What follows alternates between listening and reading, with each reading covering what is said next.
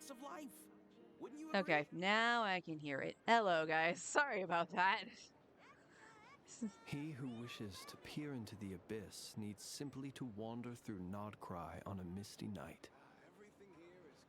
The march of the wild hunt will be sure to drag him What? Why? Why are you just yapping into like the that? Yeah, don't know exactly what happened. I have a guess.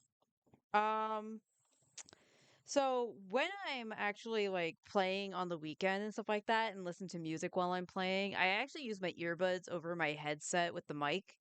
So what might have happened was that I had everything turned on and then flipped the headsets, and for whatever reason, OBS hated that.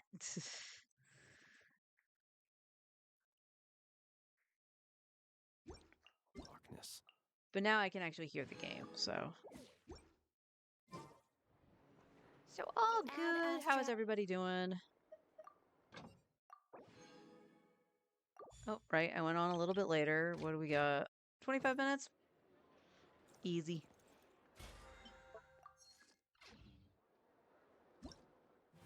All right, I'm going to be doing this over the weekend, I think. Yeah, we should have until like next Tuesday for that. So I'll just blaze through that to get the primos from that. And of course, we do have the new Spiral Abyss, which I probably won't People touch ought for not be right so now. frightened of And I ghosts. still have the theater. You too? Okay, what do I got? I have Mondstadt and Inazuma for the Traveler's Tale. Let's go to the Serenity Teapot. And then figure out what we're doing with Resin. I think the domains are still open today.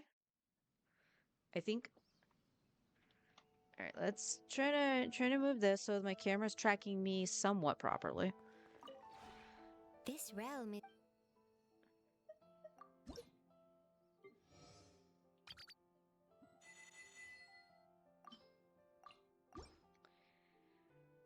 Oh. All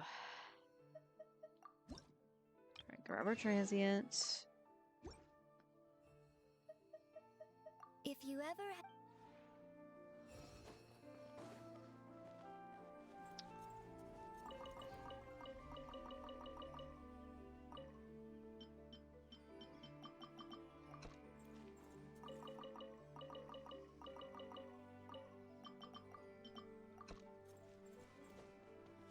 Running out of seeds.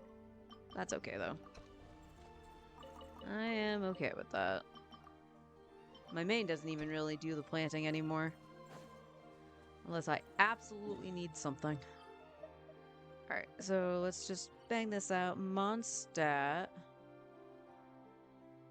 That's Mondstadt. Who's out in Mondstadt?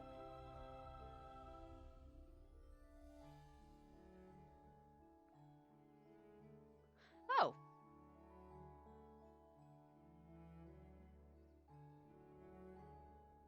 I'm trying to remember if I ever talked to Sucrose on my main. I must have, but I don't remember it.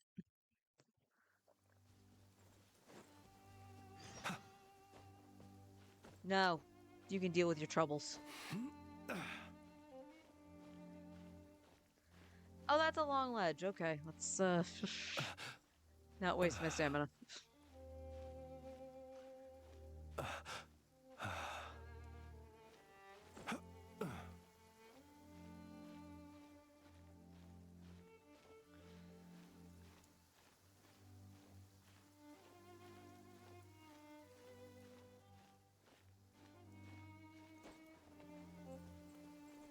Sucrose was over here.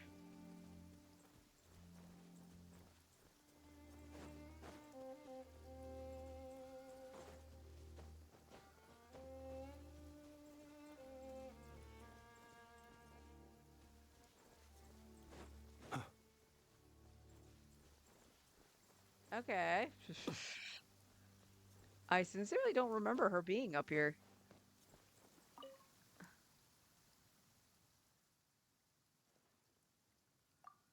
I'm going to say I've done it, only for the fact that it's not voiced. It's Pretty sure I plowed through them all on my main.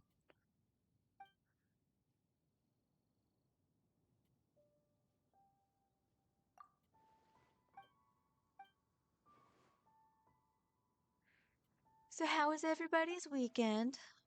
Mine was pretty chill. Mine was pretty chill.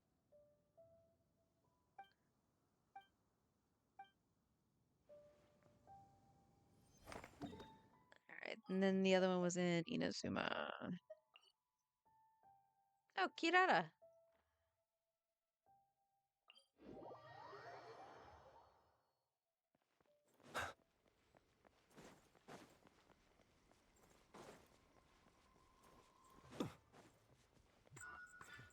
No, we're not playing with you, stupid Tanuki.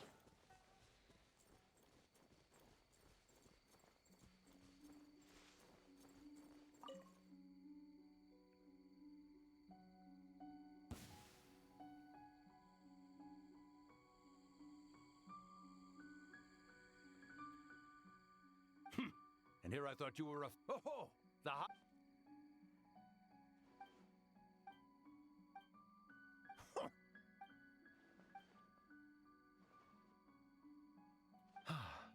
Yobu Koban has the... Yes! Ha! Still...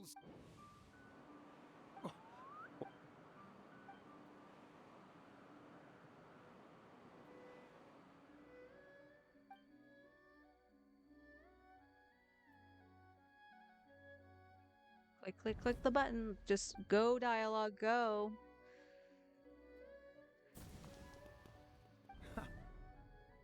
Yeah! You... Come back! Yobu Koban...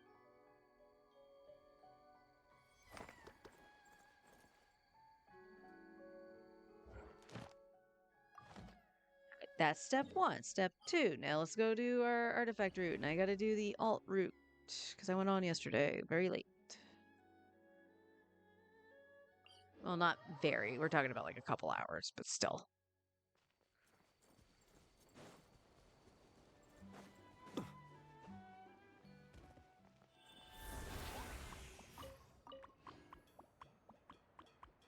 And then I'll figure out what I'm doing. As I said, I think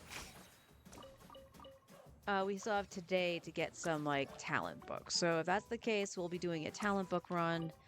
Otherwise, we're going to be doing some ley lines. So we'll go back to that original plan.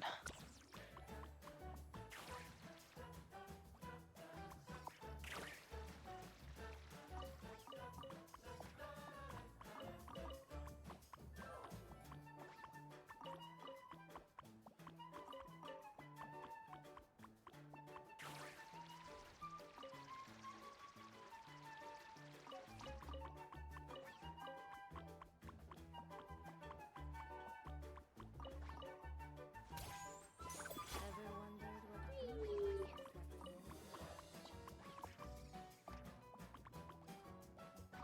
Thank you, Ashes. Oopsies. I missed.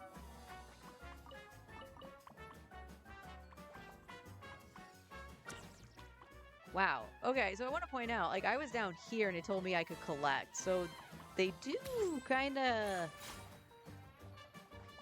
What's the word I want? They're kind of sensitive to it. Like, I wasn't even near that one and I could grab it.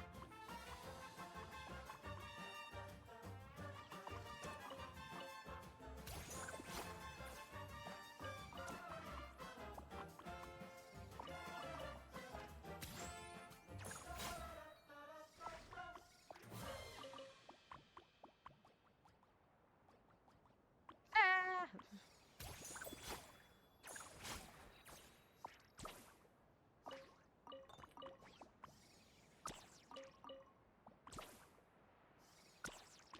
Wiggle, wiggle, wiggle.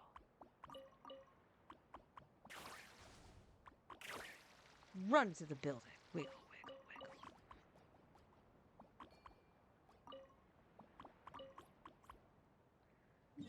Yeah, that's kind of nuts how far. Like, you can be very far away and still hit it. That's kind of disorienting, if I'm being honest.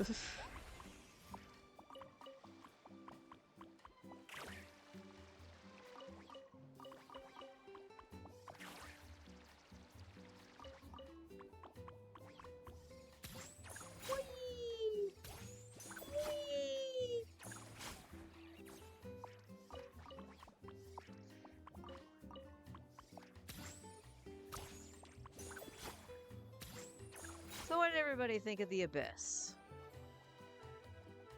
I still hate that crab. So I did the Abyss on my main. I knew the crab was there. I did the exact same thing I did the last time, which was take the Flynn's team in, but replace Sucrose with Nahida.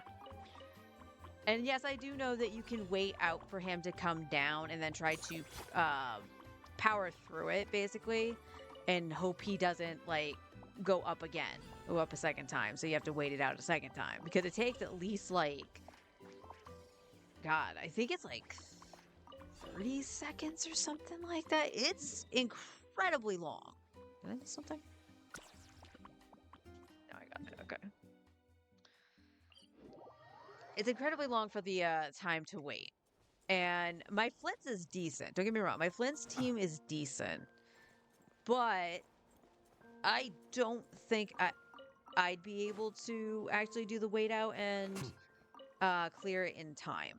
As it was, like, Nahida was fine, but it did take like a minute and a half to actually get through that side. And Arlecchino could take care of the second side, no problem. Colorful clips need more color. So that was a thing. The Hera was fine, but it was funny with the Hera was while I was fighting, I was like, everything was fine. I flipped to Enefa, put up the shield, flipped to Sucrose, like my normal rotation, right? To swirl and give Flynn's Thrilling Tales. The next thing I know, Flynn's is almost dead. So I'm not sure when, how, or why that happened. I can assume one of two things, because the Hera is the second floor. That it happened while I was fighting the crab, and I didn't notice. So that's possible. Or it literally happened in the rotation with putting up the shield going to Sucrose, like I did. And basically, I just took a massive hit on the shield. So not only did it break the shield, it took Flynn's health. Again, I'm not quite sure how or why. I just noticed it going into the second half, which had me go, I think I'm going to need to heal Flynn's on the third floor if the card is available. Thankfully, it was available. So I didn't have to go, well, I'm going to have to do all this all over again. My cards weren't great either, by the way. I think I got a crit one on the not the third floor, the second floor? I think I got one crit card. And then, like, the rest of the time when you're looking at it, it was the sprint one.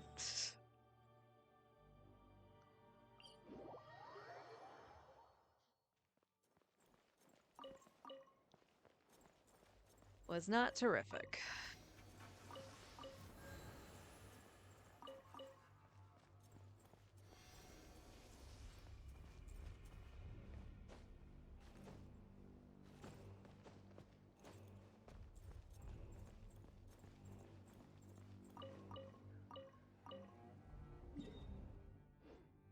Oops, this is the one where I need to fly. So I'm not sure how I'm going to do the Abyss for this account. So your card sucked for the Abyss. Also worst moon ever. Am I right?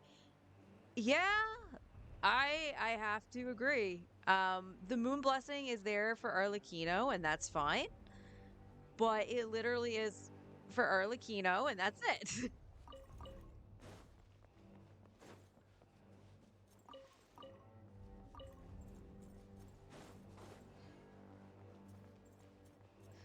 So I will say, and maybe it's a blessing in disguise, I guess. Like, I still hate the crab. I will forever say I hate that crab. I don't care if I'm repeating myself. I fucking hate that thing.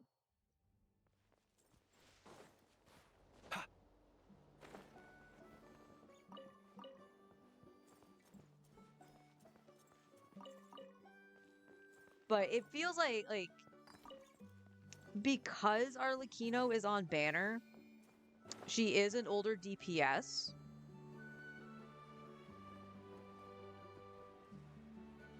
I almost missed my turn.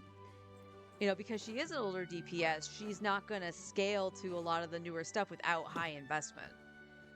So it's like it felt like they dumbed down the Abyss a little bit. That's what it felt like. So that if you pulled Arlecchino, you'd have a chance of actually doing the Abyss. That's what it felt like. There was only a couple times, and I said this while I was running around on Arlie. My Arlie team hasn't changed since I flipped to using Xingqiu. My gear hasn't changed. Can't get me. Can't touch me. Simmer.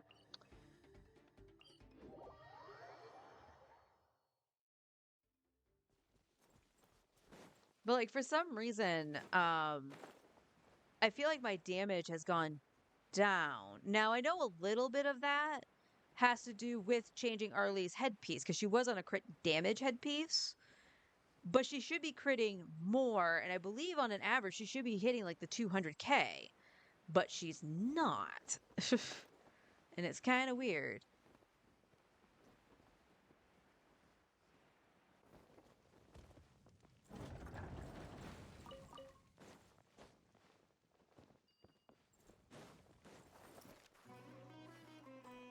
I mean, the fact that I aggroed nothing in that room is impressive.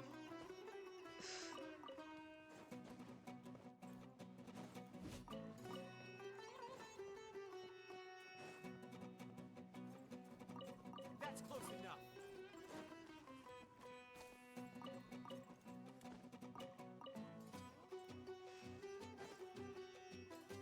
That's close enough.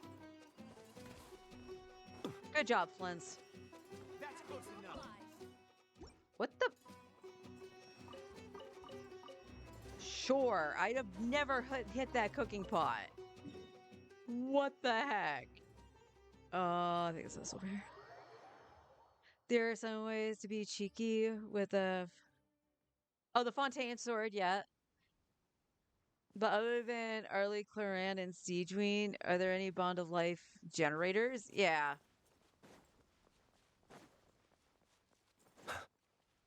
It's so... I don't know. It's just so weird.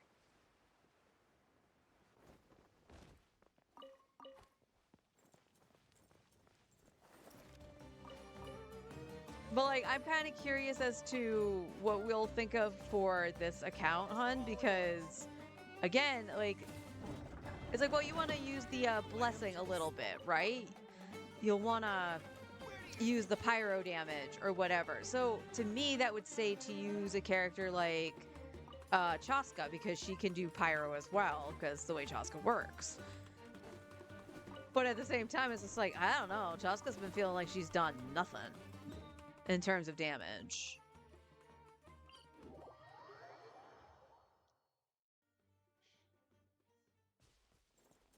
No, we want to go this way.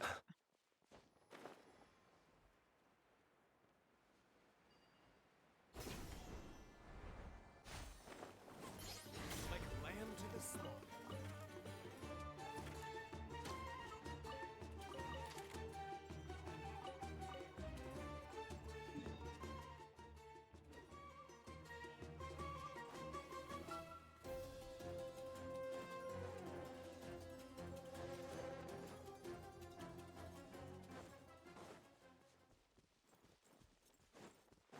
I think I missed the side. Yeah, I did. That's alright. Like the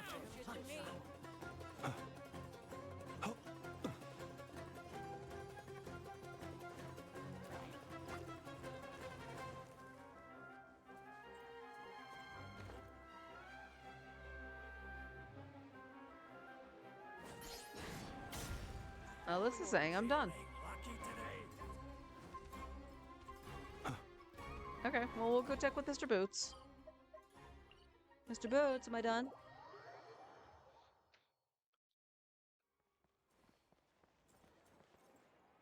D-Luke, I guess. D-Luke on y'all. Mr. Boots, am I done? Oh, I'm done. Okay, Mr. Boots. That seems very quick. That seems extremely quick. We'll check it on my main. I'll do an extra spot on my main that I don't do here because I don't have it open. All right, let me see. I was getting stuff, or it was Charlotte yesterday. We might have enough for Charlotte to get her to 9, actually, or close to it. All right, we're gonna have to spend a little money just so I can see. We actively use Charlotte, so that's fine. All right, we need 3 more. We can't craft any, so we will have to do this at least a couple times. That's fine. And then, like I said, we'll start doing more ley lines this week as well. This account definitely needed to take advantage of the talent domains being open. Although, I will say, my talents were pretty good for the characters I use.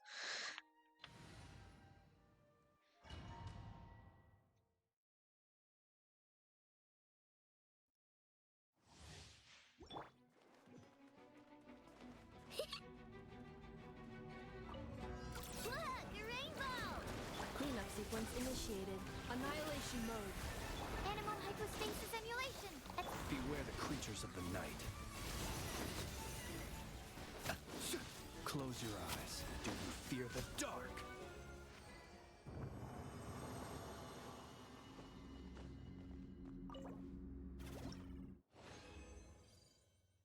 Okay, there's 1, and I have, so that's 10.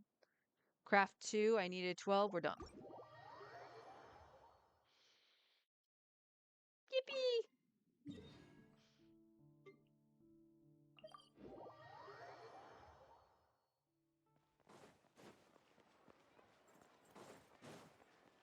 Oops, that's Mr. Boots. We want the crafting bench, not Mr. Boots. Sorry, Mr. Boots.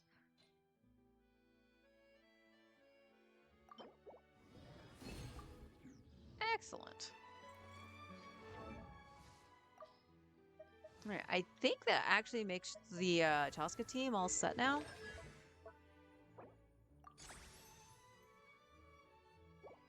Excellent. Not again. Support, other than Farina, I'll leave at 9 for a little bit because I want to use my crowns on DPSs.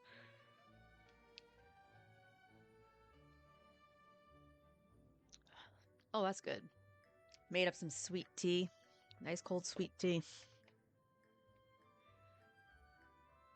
All right, let's take a look. She's at 9. Sucrose was the one that we were like, we don't necessarily have to use materials on her to level anything up. I kind of want to at least get them to 8, but that's just me, my little OCD-ness just sitting there. Ino is kind of the same way. I mean, I leveled talents on Ino, and then it was like, yeah, you don't really need to, but I had already done it, so I'm like, I think I only leveled them to 8. So I feel like that's kind of where I'm sitting at with these two. They might not be necessary, but why not? Kind of situation. Flynn's will get crowned once we get Mora. Obviously, I believe I farmed for him already. Yeah, he's got this stuff. We can craft some of these. Do need to fight that thing. I'm not looking forward to that.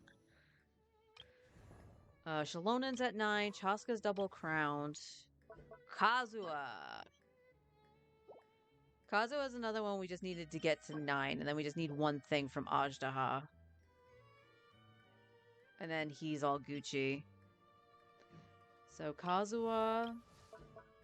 Baressa we farmed for. We were going to get this to 9.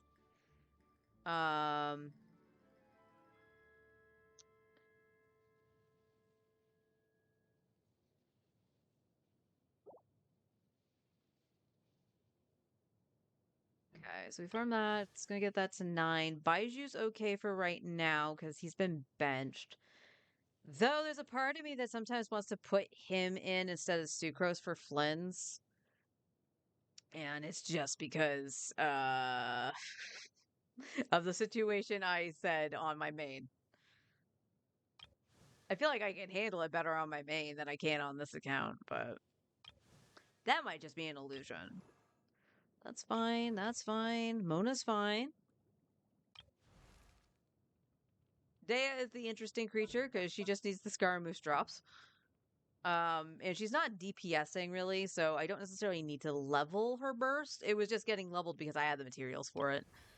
Okay, we fixed Charlotte.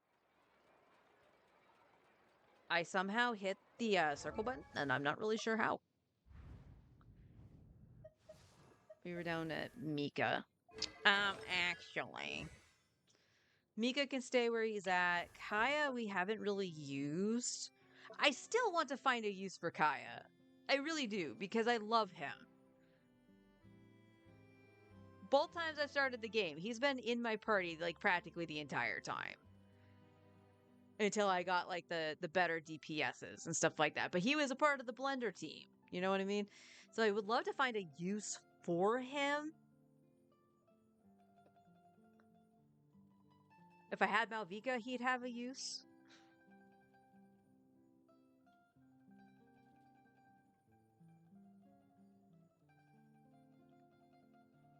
Right, your talents. Glacial Waltz is at 9. You should be at 9-9, right?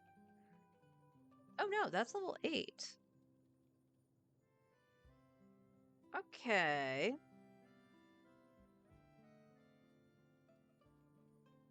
Alright, so he needs Ballad. So Kaya needs a little something. You're at 9-10.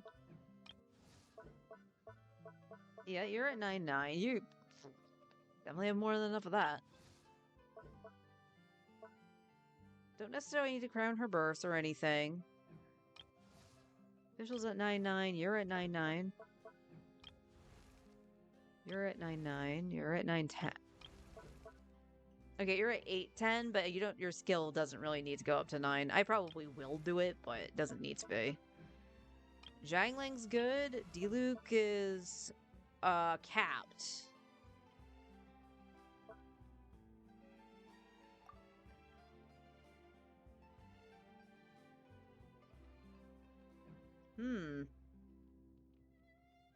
Okay. The Nun's been at 8-8.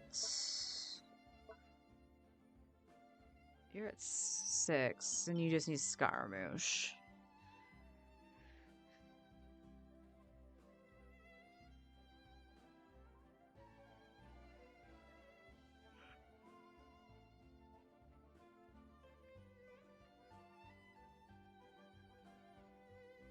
You know, it's been so long, I don't remember who I was using to fight Scaramouche with.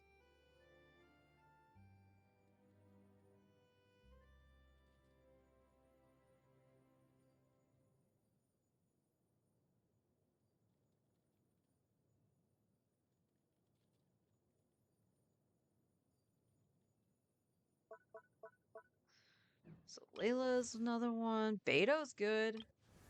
So any character I actually really had at level 80 has talents up to at least level 8.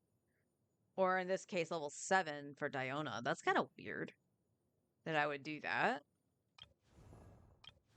And then we're at the characters I do not have leveled at all. Huh. That's really not bad. I learned my lesson, apparently. I learned my lesson.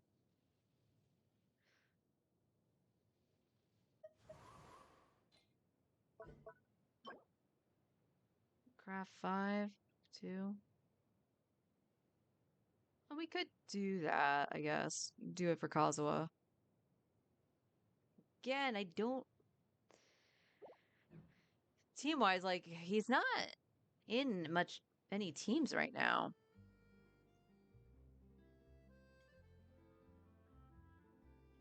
But I do feel better if I do this. So let's go and do this.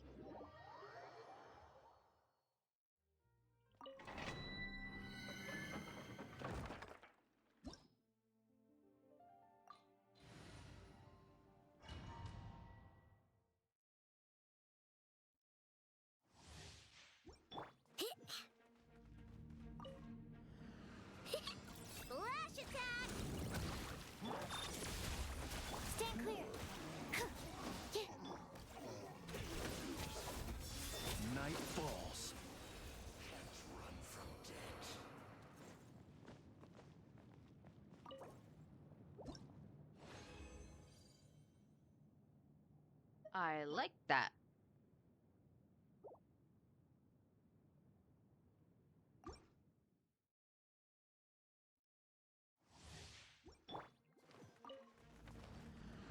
Ding dong water bomb. Kerplunk. Defensive mode engaged. Swirl. Mark 2. Animal test 63. Observe. The long sleep beckons.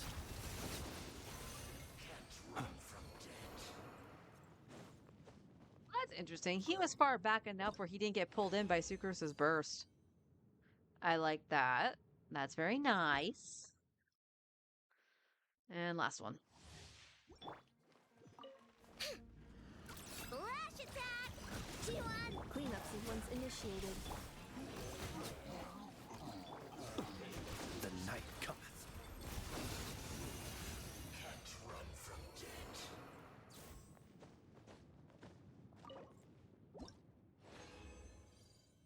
And another gold. We got a gold on every run. So we have enough to actually make it for Kazuha. That's cool.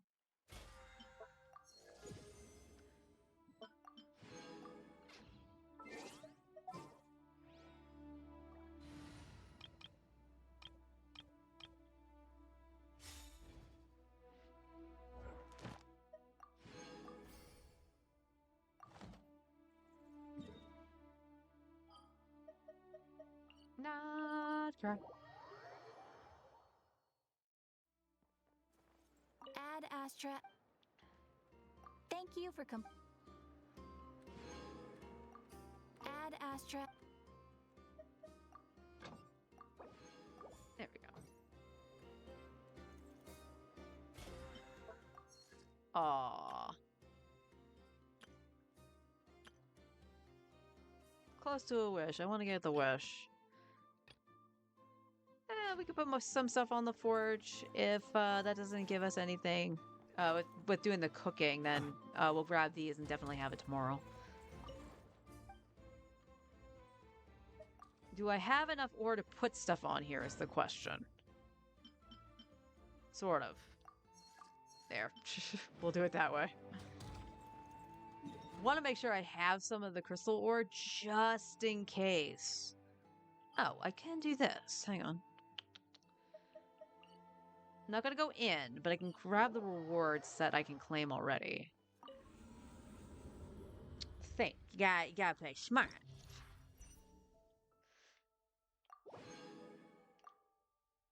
Yeah.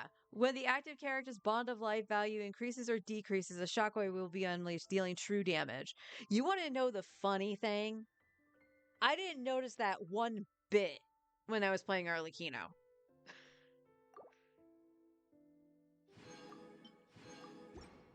Awesome. Money. Money.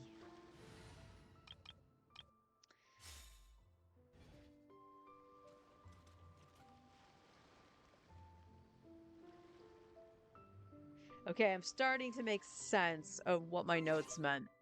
So, my title, as you all can see. Where'd that wind come from? I hate how I can't leave it paused like that now because Paimon is a pile of shit. I don't like that they did that. Is it a funny little Easter egg? Yes, the first time it happens. But when you have to enunciate, it treats it like it's peeking the mic and that it's, being loud. And she's just like, ah!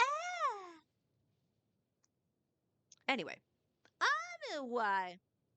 So as my title says, it's like, I love it when my notes when I make notes and then months later, they don't make any sense. Because the page that's in front of me right now, because I'm on my free-to-play account, said alt account characters to level to 80 with level 8 talents. Now, thankfully, I had been doing something similar on my main, and knowing that this was technically for the Imaginarium Theater. But nowhere on here does it say that.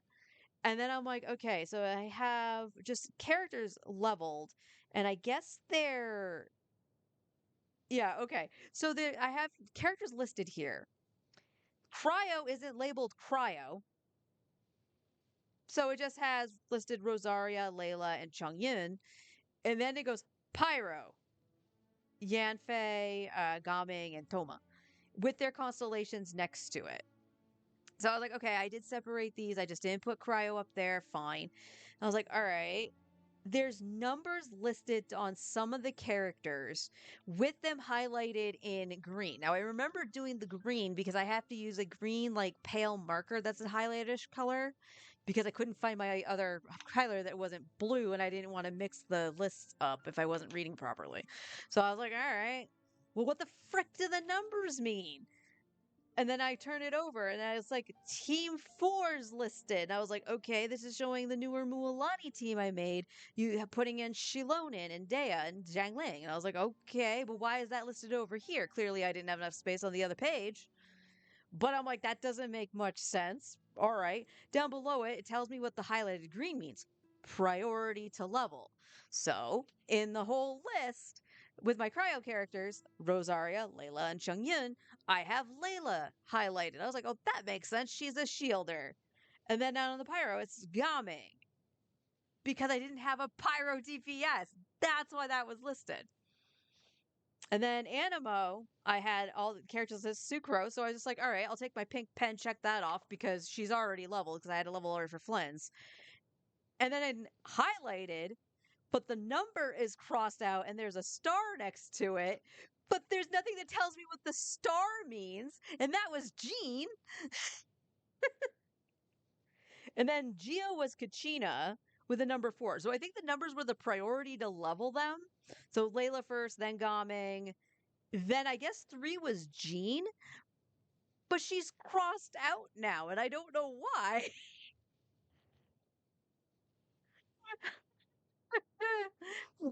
Hey, Pink, how you doing? So it was funny looking at this because I remember just taking it out. I took this out purposely for my main list because the main list is like right after it, and it got grease all over it. Holy crap. I can see my finger through the page.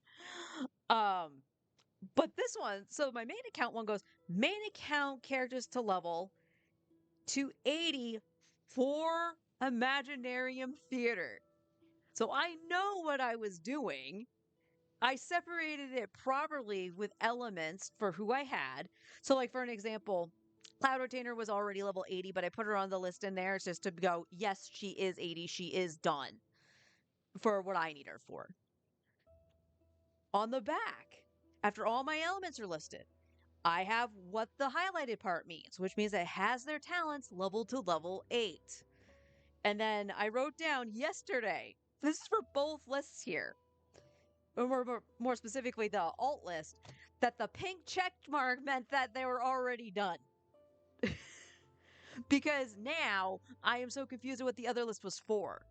And if it was technically for prioritizing just leveling characters that I might have needed somewhere on this account, like Layla made sense because they released 2 bosses, 1 world boss, 1 weekly boss, that needed cryo. So it made sense that I would level Layla. So now I'm probably going to have to redo the list for this account. So that's where I'm at here.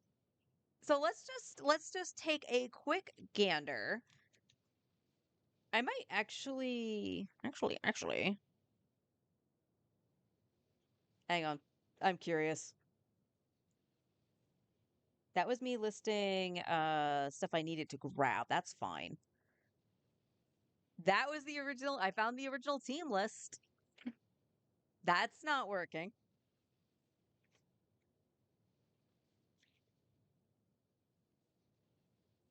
Okay, that wasn't the original team list. That was the second one. Oh, okay. To tell you how weird this is, because they all look the same. Because it says Team 1, and like my original Team 1 was the one I ran around all the time with. That was Chaska. So that was Chaska, Fiorina, originally Auroron, now we use an Effa, and Charlotte. This list shows that talent levels And it was basically that what I needed to get to level 8 originally. Level 8, not 9, 8. And then after doing this, I went, oh, I should really level them to 9 and crown the DPS. My freaking God. And this was for an old IT list for my main. That was, yeah, that's a current IT. And the way the original list worked, because I only wrote it down once for the teams I was using on my main. My main is so much more organized, I swear to God. I can get rid of this. Let's get rid of that. Nothing on the back I need? No.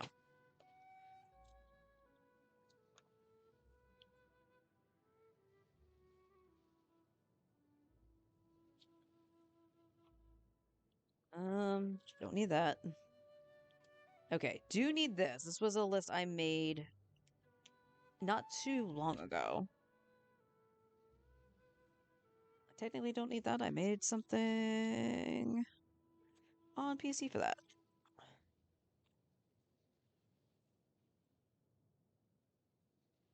Characters who need artifact upgrades on my main, and I did it for this one as well.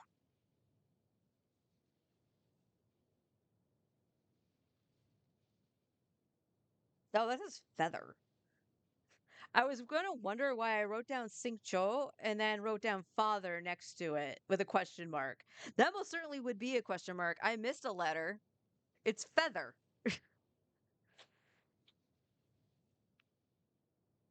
Okay, so yeah, Xingqiu needs a whole bunch of artifacts.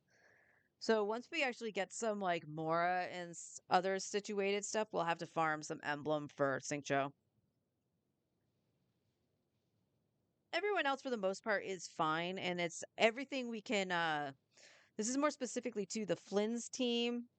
Kazuha, I'm not going to worry about too much because we're not using him on this account right now. But Xingqiu bounces in here and there and everywhere. But his build was so bad. And in case you guys missed it when I discovered this last week, I was just going through, just checking stuff. And where's Xingqiu? Where is Xingqiu? There he is. And I was like, okay, he's on R4 sack. I don't think we can refine it. Oh, we can. But I think that was the extra one, right? Let me just double check. Oh, no. That's recent. Cool. Guess what? Xingqiu, you do get an upgrade. Come here. Bonk. Yay! R5 sack. So I was like, okay, that's good. He's on Emblem. All right. Let's go down here. I was like, his flower? Yeah, his flower's really good. That was the one I remembered having. So I was like, okay, cool. His feather needs a lot of work. I'm not going to poo-poo it just because it has a lot of ER. That's fine.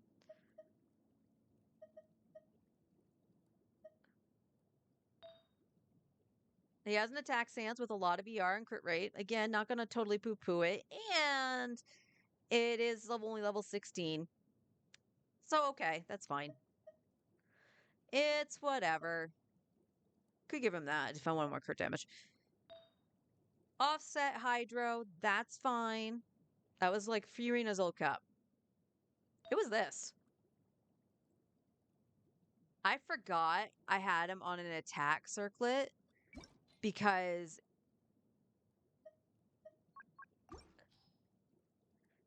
why are you showing? Oh, that was so I could find his goblet. These are all the headpieces I have: HP, Elemental Mastery, and 1 Lonely Crit Rate. So he shares this with Zhang Ling, and if I have to use both, Zhang Ling gets it. So I was like, okay, that's fine. I'll just change it later. It's fine. I don't have Hydro here. So that meant if I needed an on-set, it would be attack. And this is the 2 attack goblins I have. Kind of pooey. Only ER stands I have is on Zhang Ling. So not much I can do there. So I can't offset on the circlet. And I was like, oh my god, I'm freaking stupid. I am so freaking stupid. So those notes needed to be made. It's just unfortunate that it's a long process to try to upgrade this because, again, talents definitely are more of a priority because they are an easy source for damage increase and not relying heavily on RNG. And I can respect that. It's like Xingqiu is fine. He has 9 talents. But like my Mora is pretty dead. We have 2.7 mil. We just got back up to that because I grabbed the stuff from the Abyss. And look at our books. They're pitiful. So even if I do start to go through the upgrade process that I'm doing on my main right now for some of these characters, it's not going to happen quickly. Oh.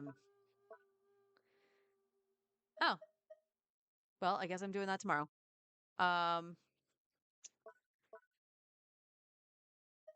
We have a transient, so we could get a little bit of extra.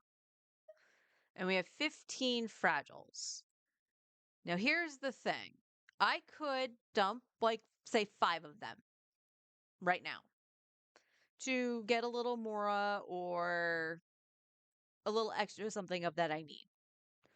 Whether that be artifacts or the ley lines, what have you. I could do that just to make sure I have it. The thing is, I want to make sure I have stuff for Durin. Potential Durin.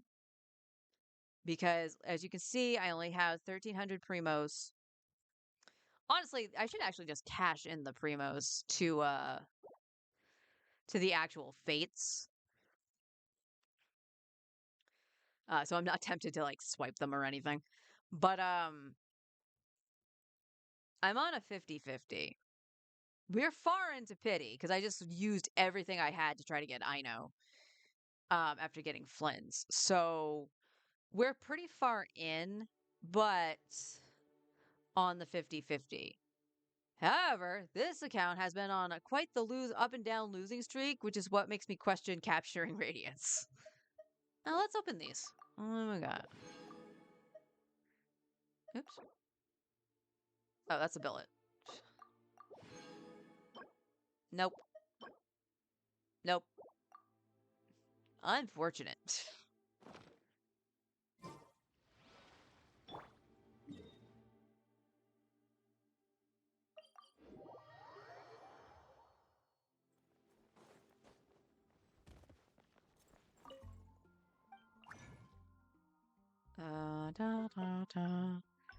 And Emblem of Severed Fates. Oh, look at that. We can do one. Let's do one. And sadly, flower is not what we needed.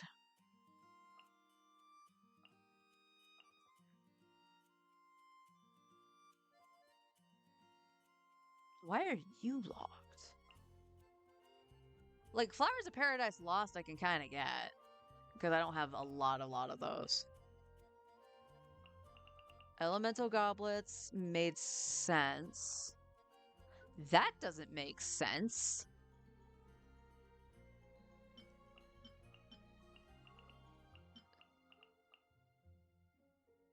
No. Oh my god, did I not go through these? Like, this makes sense. This one actually does make sense. Because it would be for, like, I almost said Charlotte. That would be wrong. Like, Baiju. Because I would throw Baiju on, Fab. So giving him a little bit of crit rate to try to proc the Fab would be helpful. Crit rate damage. That's fine. Damage. I don't know why I said damage. What? I think I was copiuming a lot. Damn. HP, ER, crit rate. So again, that's another thing for like Baiju. Geo double. All right, I see you. No. Oh my. Chat. I think I realized what's happened. So I did this on my main. After the update, I went through all my artifacts that hadn't been rolled into the 4th line. Going, nope, nope, nope, not crit, nope, nope. I never did that on this account. That's what this is. That explains why some of these are locked, and it's like, was I really copiuming hard for some of this stuff? Like, again, the elemental damage goblets, I'm going to give a free pass.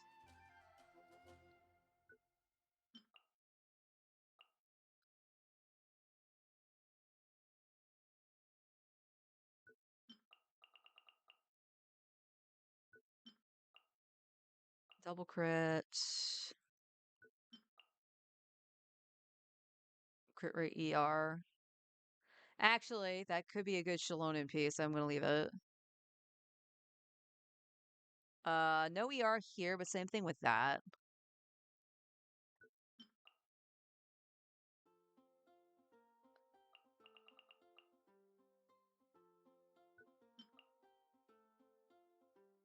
Yep, that's exactly what that is. Healing bonus. Oh, we'll leave that. HP and attack. It just missed DR, unfortunate. Actually, no, it doesn't have ER in it. We're not gonna. Otherwise, that'd be really good. But defense percent, ER, crit rate, yeah, we'll leave that. Is that better than this one?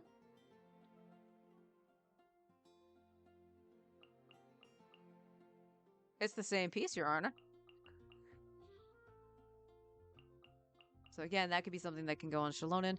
HP, double crit, crit rate. It's a 4-liner, which is probably why I still have it. But it has ER on it, so can't complain. Crit rate, crit damage. Or crit damage, crit rate, I should say. Elemental Mastery with this crit rate. And crit damage. And ER. Game. Now, granted, I know it only has the ER substat. Can you give this to me on my main so I can just pump it into the ER and give it to Sitlali so she can go back on an EM Sans? Game. You. Not crit rate. Alright, we'll pump one more in here. Crappy Anemo damage one. Okay.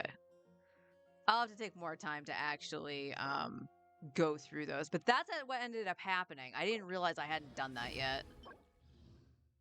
Damn. Boo. Okay. I see you.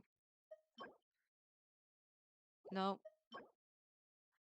Oh, crit rate with no crit damage. No. Oh, saddies. Also attack sans, no ER, no double crit. Well, you know what, chat? Let's do it. I will hold on to this for copium's sake, but... Alright, we were down here. We were starting to go through here. Double crit HP. Again, we're going to hold on to... okay. I mean, I wish I had the crits, the other crit, but I'm not going to complain. Double crit flower.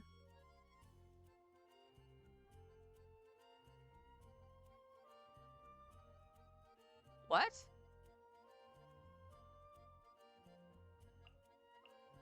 What the hell was that?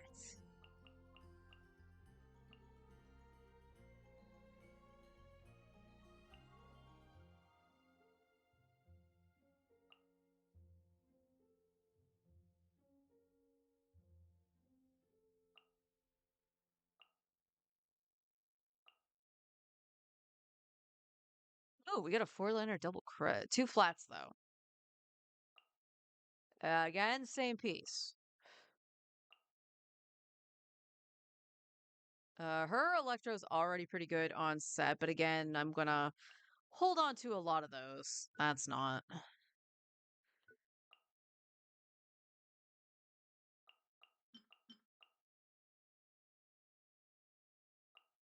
crit attack, double crit attack.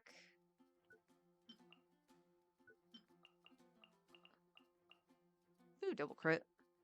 Ooh, double crit. Ooh, double crit. Ooh, piece of candy.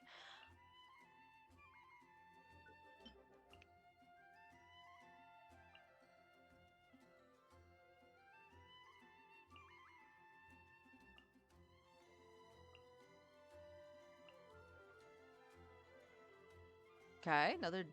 I got a lot of double attack crit circlets or goblets.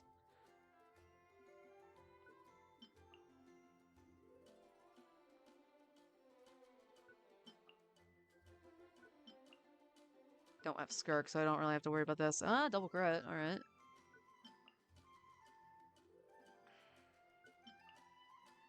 Nice. Crit rate, crit damage. We'll leave the EM. It does have ER. Crit damage, crit rate. Crit rate, no crit damage. Crit damage with crit rate.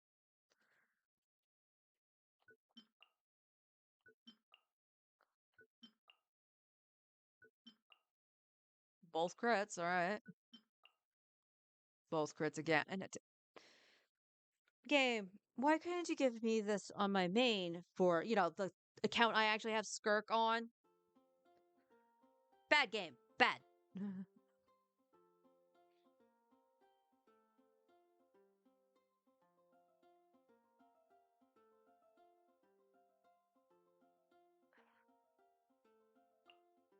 Double crit. Double crit. Double crit.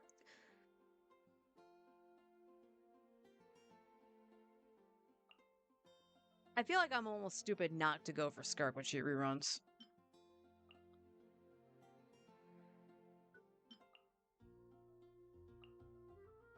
Double crit defense, double crit HP, double crit ER.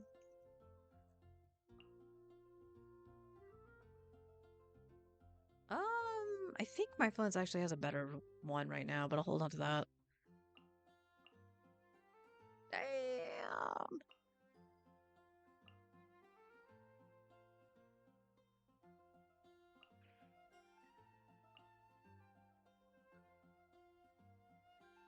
Yeah, a lot of these are pretty hopium.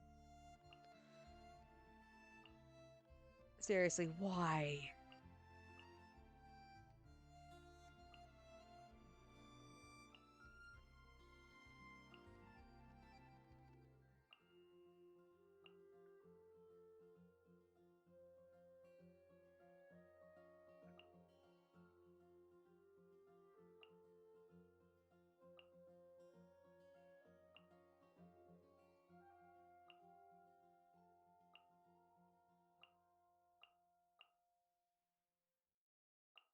Okay, all of these I know were kind of, well, that's not.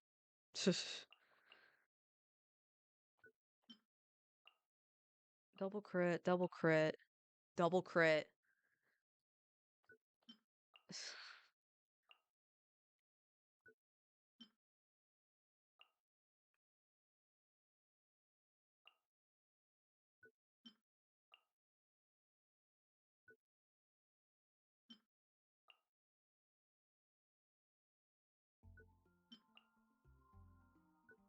Oh, no, that's double crit. Never mind.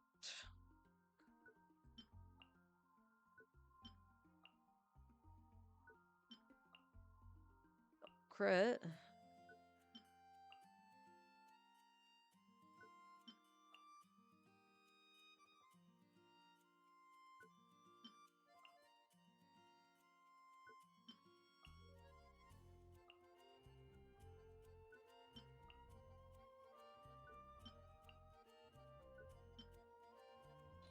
All right, that's cap. So we'll get through a good chunk of this. Those are just peer pressure from some a-hole who doesn't exist anymore. Hi, Onward, how you doing?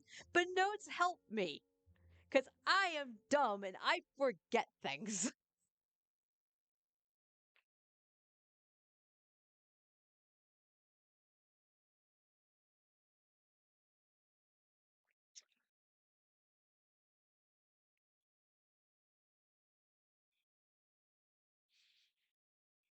New day, new me. I ain't know whoever wrote that.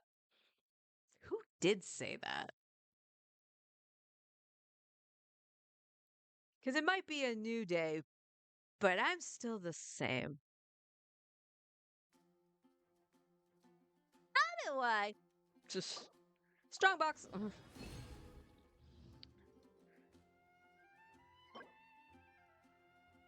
And not.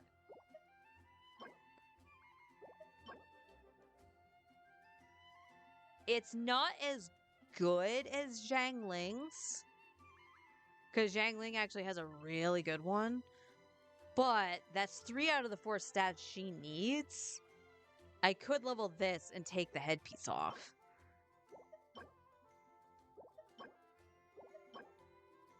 No.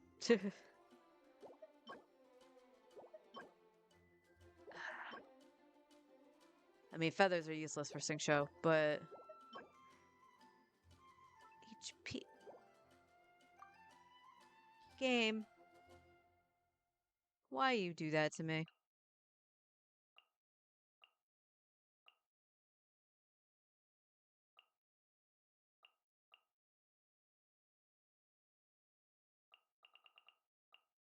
Okay.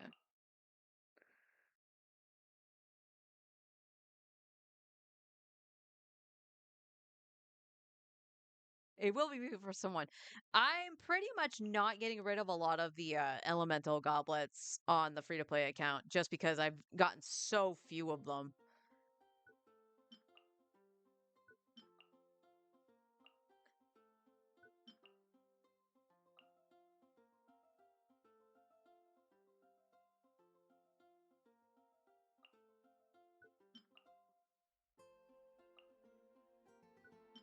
No, nope, can't do that.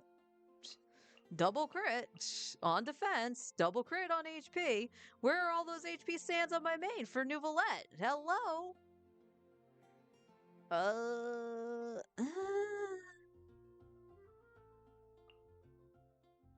And of course, I always get the physical with the double crits. Crit rate ER is fine. I'm not gonna poo-poo getting ER on Viridescent.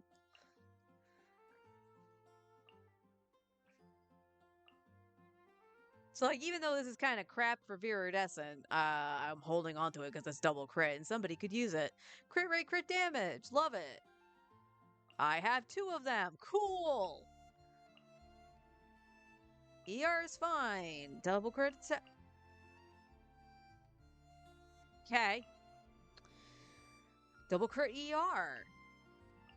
Dang. Sheesh. All right. We can go double crit. EM Sands, we're gonna leave it. HP, double crit, HP, double crit. Did I make the food funny enough? Yes, I did. I ate that for breakfast this morning. Also, by the way, I did manage to get the Aglaya wheelchair to work. And my god, is it broken. So, like, I tried it on stream.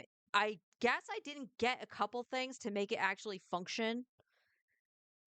So I was like, all right. Then my husband was like, all right, next day, I'm going to try it. He gets it to function. And he was like, holy shit, she's broken. I go in the next day, managed to actually get her early so I could make it work.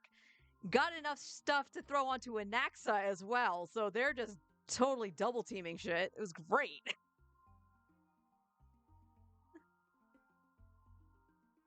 Yep. Yep.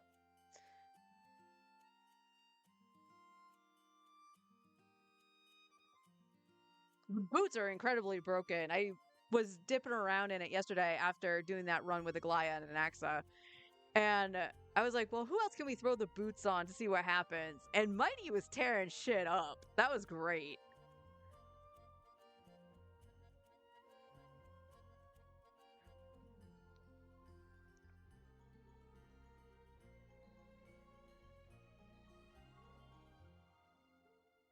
Yeah, they just seem to be broken on any of the back row characters.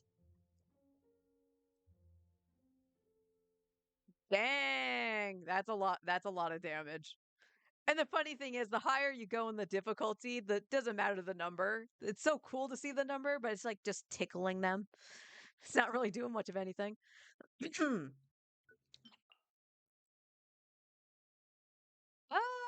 Okay, I'll keep that. I'll keep that one. That's definitely more of a support piece.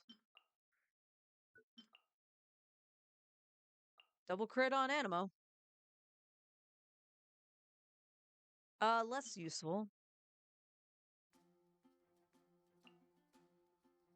Double crit HP, double crit attack. Who knew? Uh, it's funny. I never see the double crit on like an actual element other than Animo.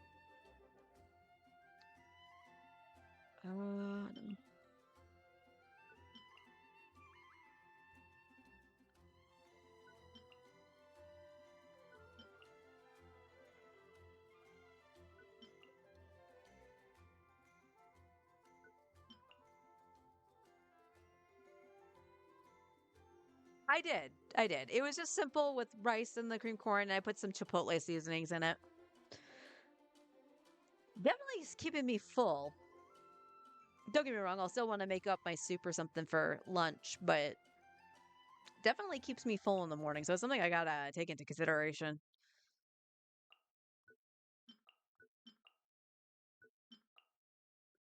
Double crit.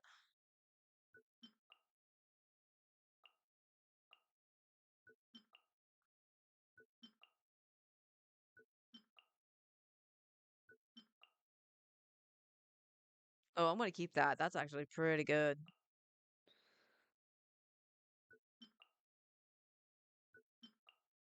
Double crit, double crit, doo doo, the double crit, double crit.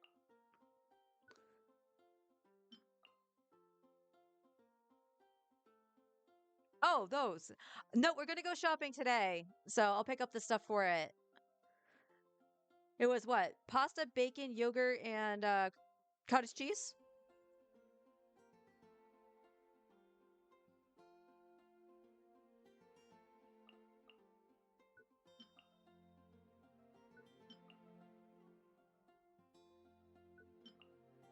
Oh, double crit, double crit. That's crit rate on it. Sour cream. Okay, sour cream is the one we have.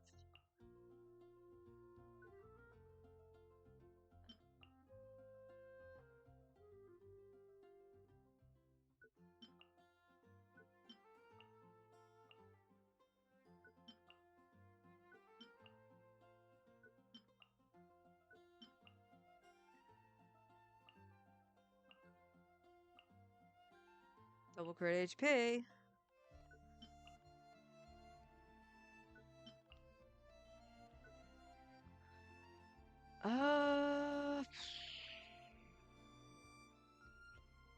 I mean, technically that wouldn't be bad on Charlotte. I'll hold on to it. It might be an upgrade for Charlotte. Double crit.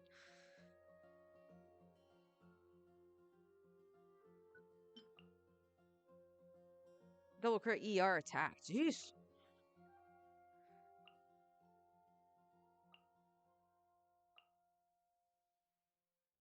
Crit rate with crit damage. Did I? I'm gonna have to check D-Luke's stuff.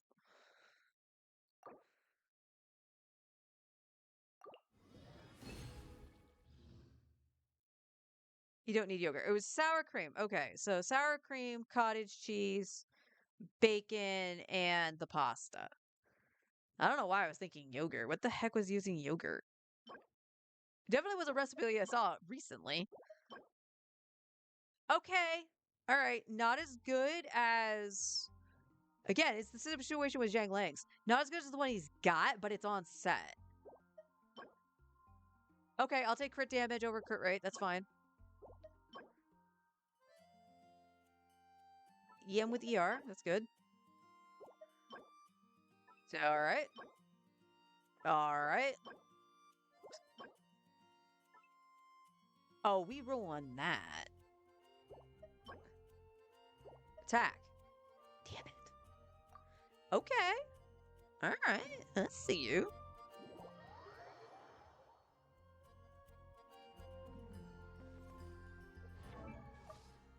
What's on your DD? What's on your D-Luke? Speaking of which, D-Luke, why don't we do this so I can see your stats?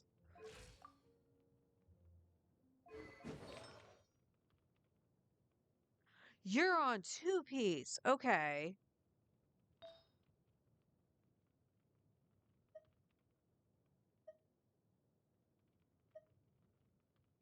I have 3. One is a 4-liner for crit rate, crit damage. That's insane. Crit rate, crit damage with attack. Crit rate, crit damage or with elemental mastery. That's fine. Crit rate, crit damage with elemental mastery. Crit rate, crit damage with ER.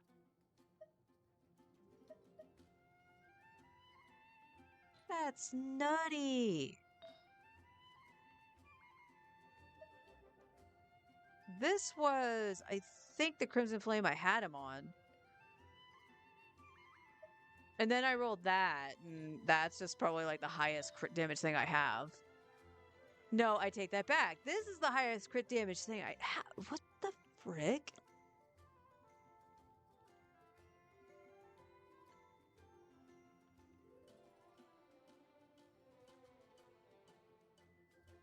I am absolutely like gobsmacked here.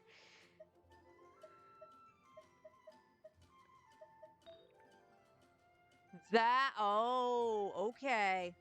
That was why. That's why he's on 2-piece and not the 4-piece Crimson.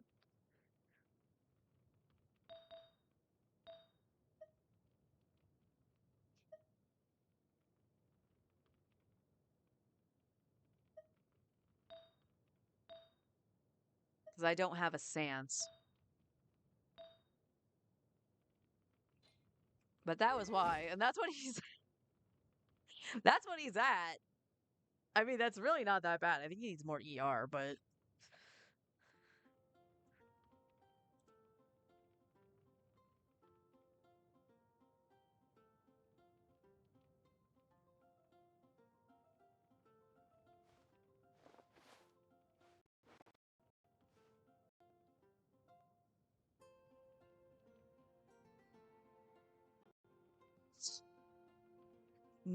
basically a 99% crit rate. That's insane.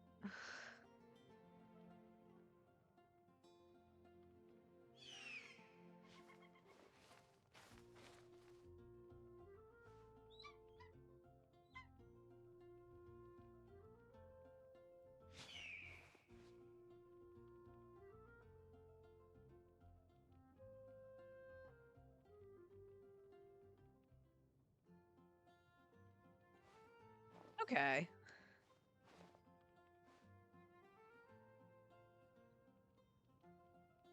Yep, I see that. Very nice.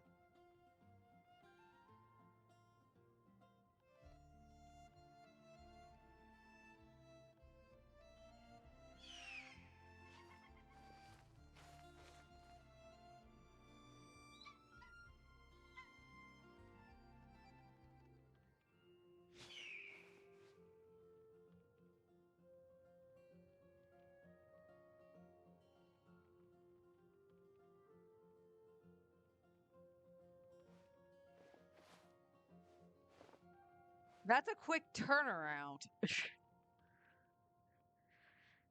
All right, we gotta figure something out about D-Luke. Other than the fact that he needs to get ascended at some point. It's so sad, okay? I don't have like Arlecchino or Malvika on this account, and I again don't really want to pull for Arlecchino just for the sake of having a pyro DPS. So it's like, well, D-Luke should be fine. He's not. I do know like I said, he needs some fixing because, yeah. Though the separate pieces he has are pretty freaking good, but those could go on to other characters too. All right, Xingqiu. Xingqiu. That's Kaeya. That's not Xingqiu. There we go. All right. So like I said, this was Fiorina's old one. This only has this. Feather. Feather we did not get to fix. Well, there's a double crit here, but it's not great.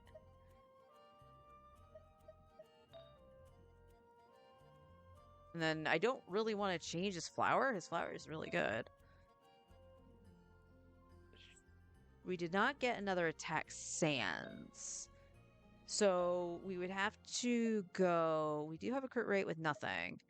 But we have crit damage here. With crit rate on it. Oh god, this is going to be like my main account all over again, isn't it?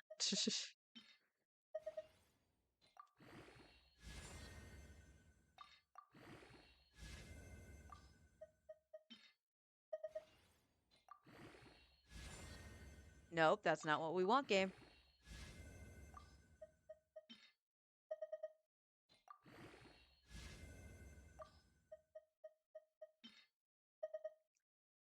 Great, please. I'll take ER.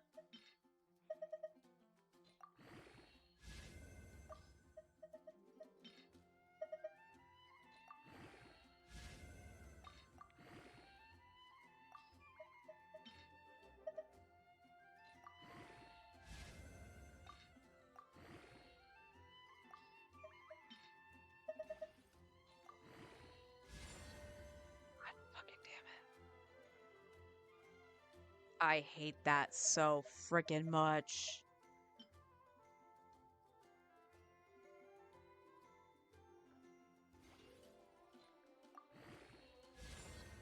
NER. That is shit. Making ML pieces to fix finish my supports that use them. Tired of the domain, right?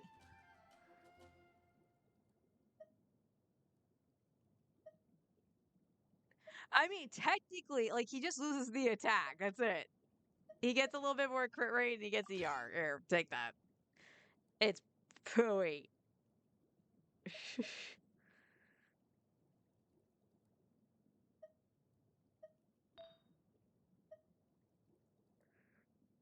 So, if this can actually roll fairly well.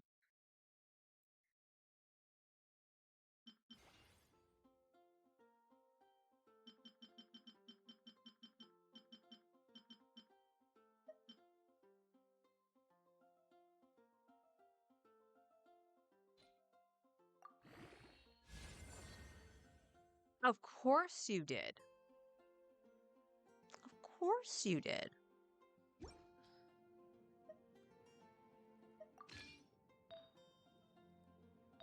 Alright. What is the worst offender?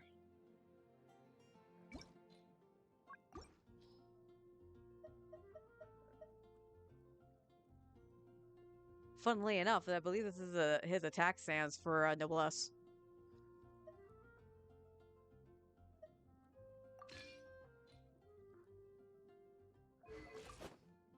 Now he can't crit at all!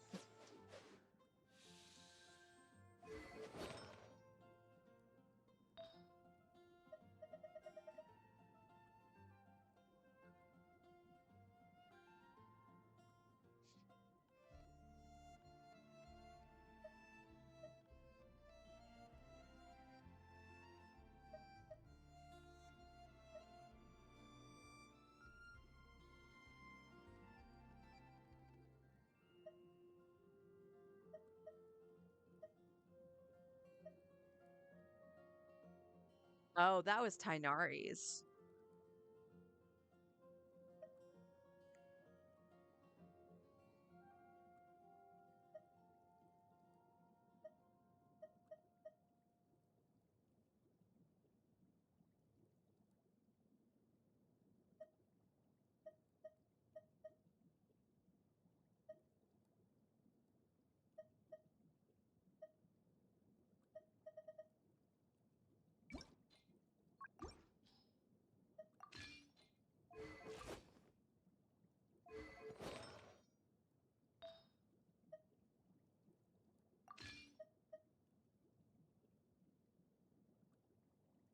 Man, Xiangling's piece actually rolled like crap.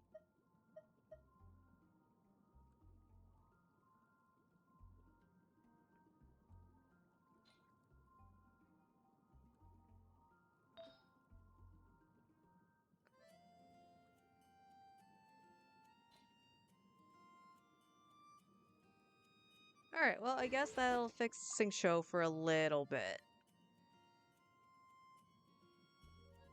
Would like it with higher crit rate, so a crit rate headpiece would be better.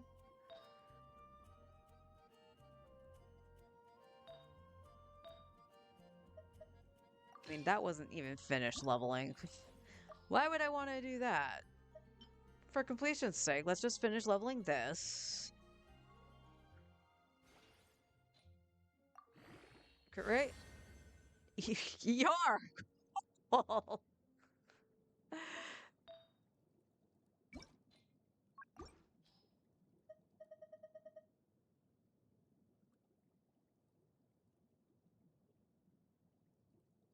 When the heck did I roll this?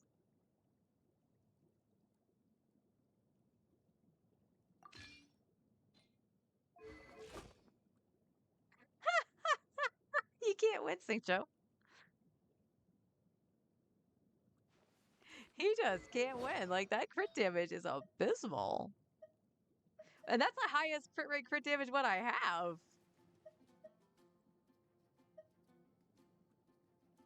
Like, I know why he wants other shit. Don't get me wrong.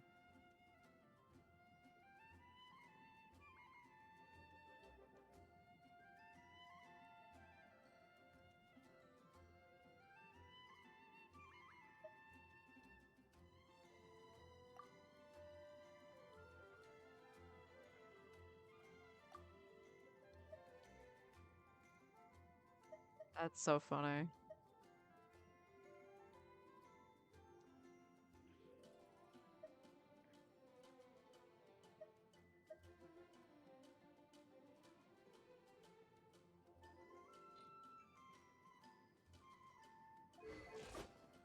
$231.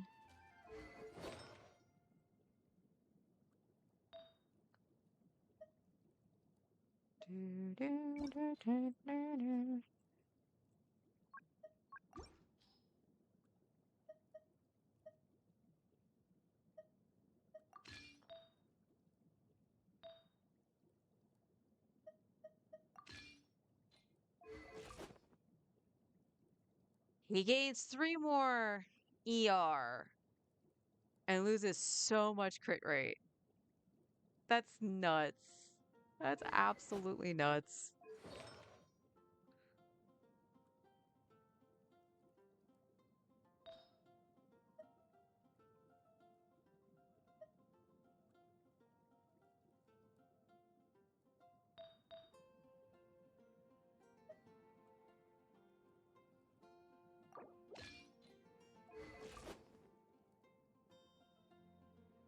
Huh.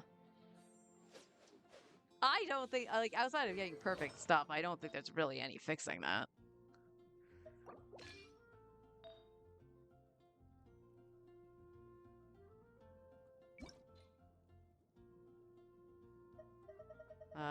Gladiator was that one.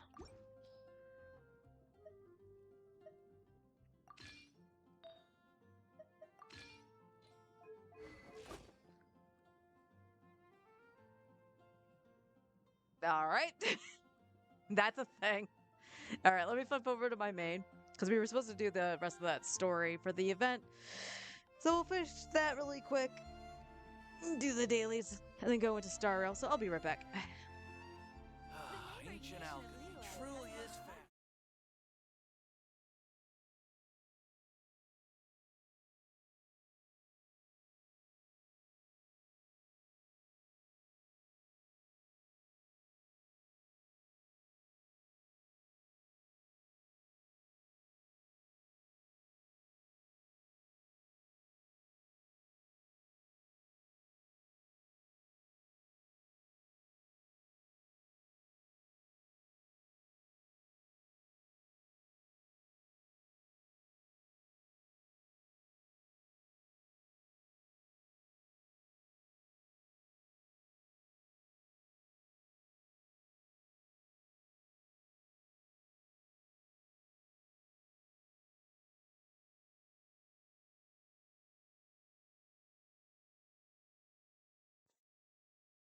Ow.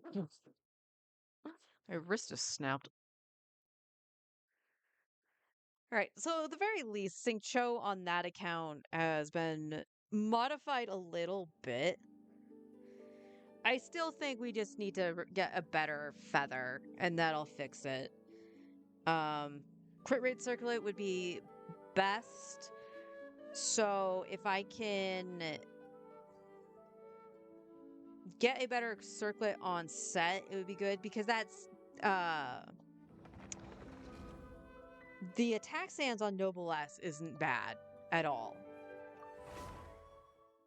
So Xingqiu still needs some work, but at the very least there's an attempt made. And what's that? You said you still need to go and farm Mora? Yeah, and I just spent a chunk of Mora. It's reflecting real life. Money just goes away.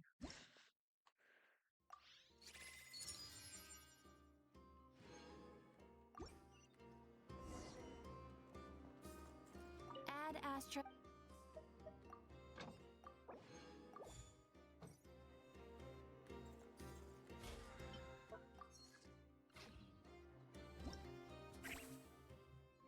Oh, new event. Alright, I will do that later. I really wish it would stop telling me about this because I already claimed. You can't reclaim it. So this should be, like, gone for me and not just be there. That's in my opinion. Alright, what we got? Alright, I know what I was doing for present. So let's just go and do this super, super fast.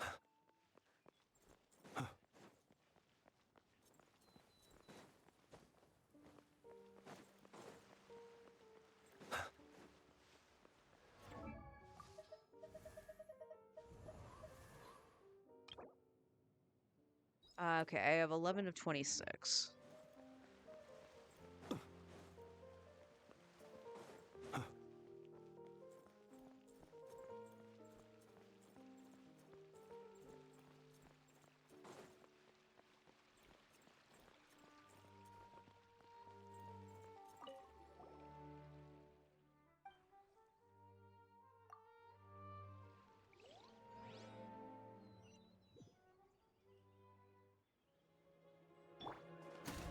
Flash attack! Ultimatum protocol. Animal test 6308. Absorption test. The long sleep beckons. Well, I think you just killed that faster than Arlecchino.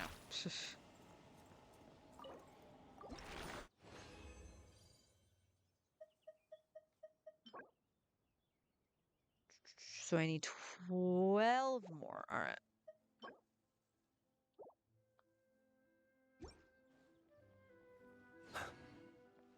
The more data samples, the better. I ain't losing a fight to anyone. Not even one of these mechanical gizmo things around here.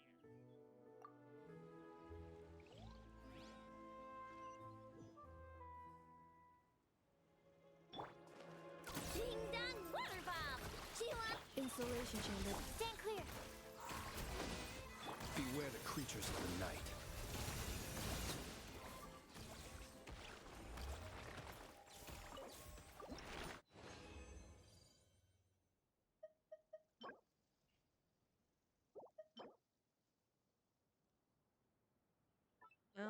I'll hold on to that. Why is it always like all right, we'll hold on to as many of those as we can, but I think I got enough for 2 more. The more data samples, the better.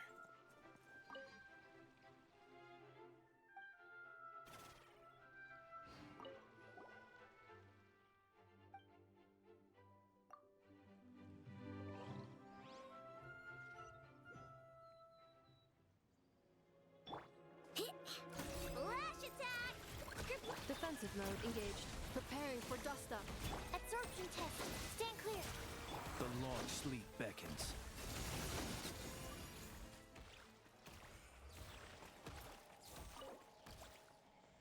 I can do one more.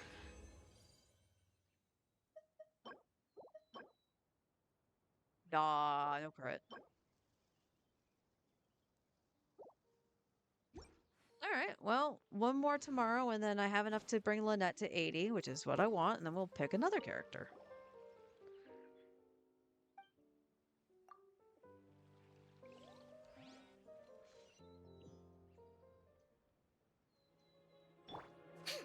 Ding dong water bomb. Cleanup sequence in Animal test 6308. Stand clear. The night cometh.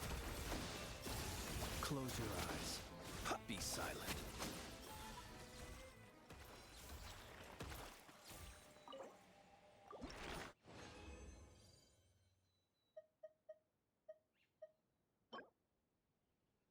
Yep, just one more run, and then I'll have that. That's cool. Yay.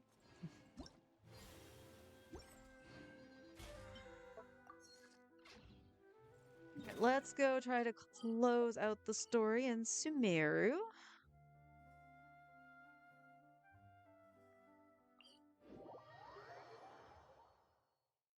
An orange snow dances in the air? So this is the fabled desert.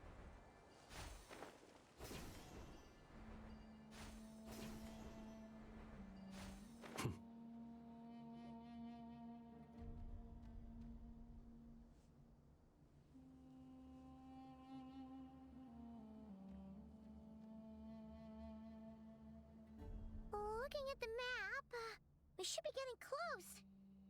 Speaking of which, the closer we get, the more Paimon's heart feels like it's beating out of her chest. Excitement. Yeah, sure, that's it. Oh look, it's Tainari and the others.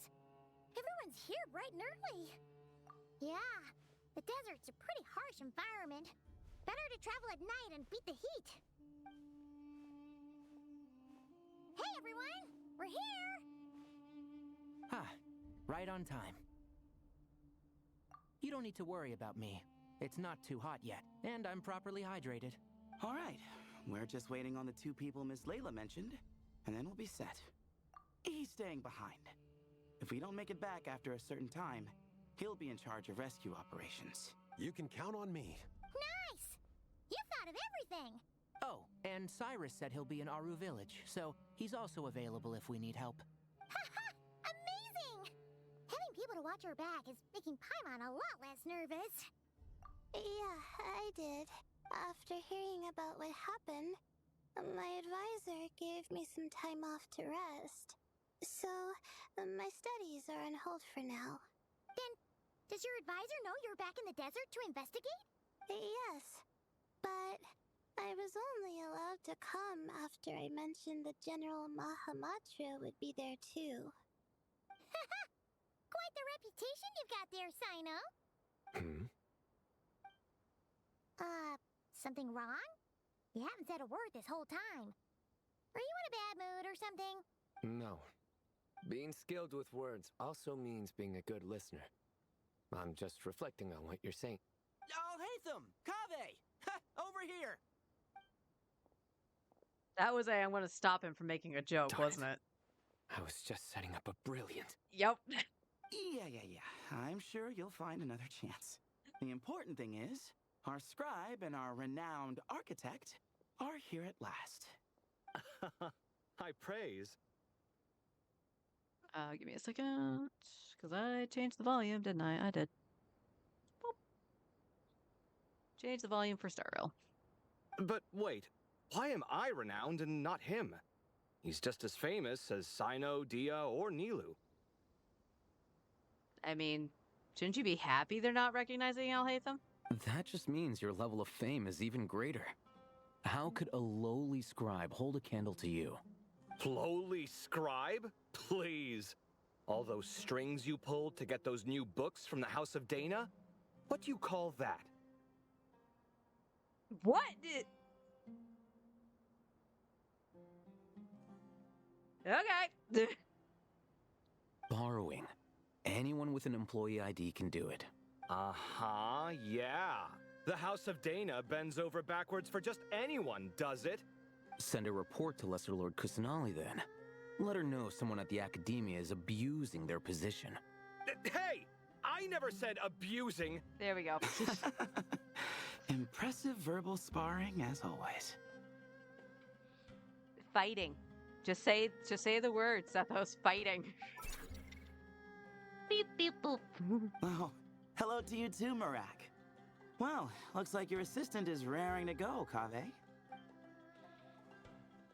Oh, there he goes.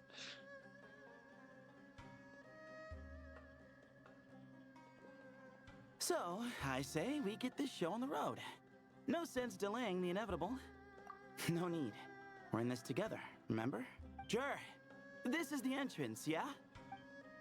Yes. Perfect. Then, if we're all set, let's get moving.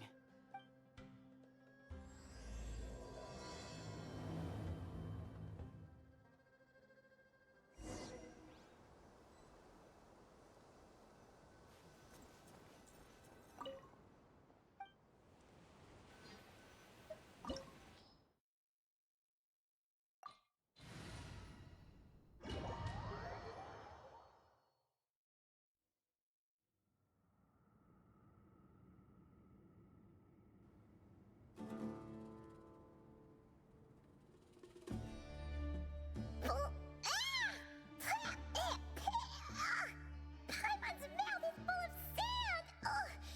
So that's what falling into quicksand feels like? If this was quicksand, we would have struggled to breathe. No. I think this was regular sand, and we didn't sink into it. We fell through it. Into this place. Agreed. In other words, sounds like a you problem, Paimon. Ha, very funny. No, wait, Paimon's the only one. Okay. See? What? I'm the only one with sand in my shoes? Yeah, right.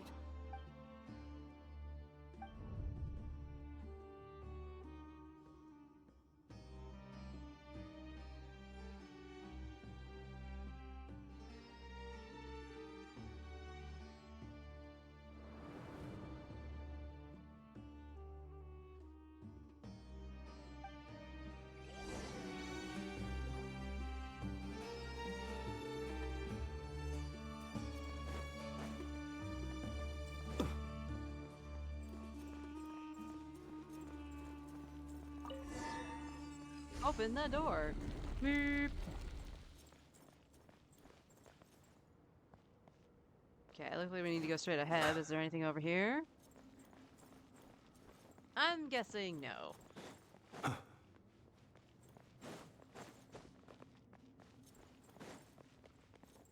Yep.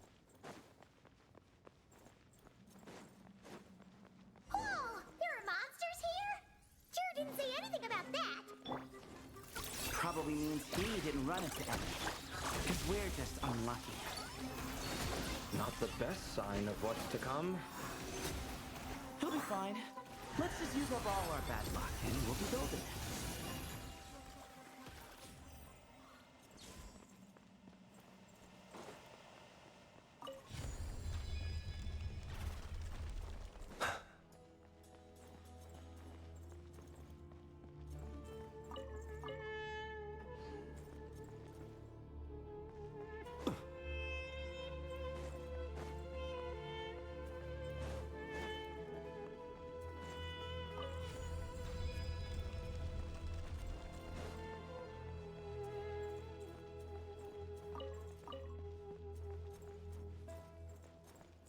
Okay.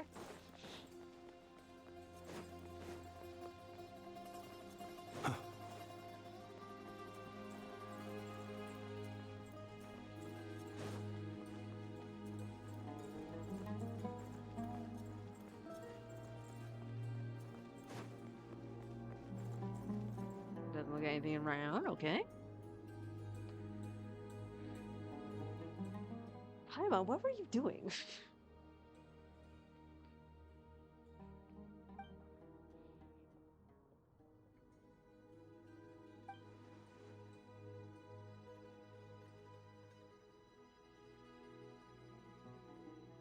Well, that goes without saying.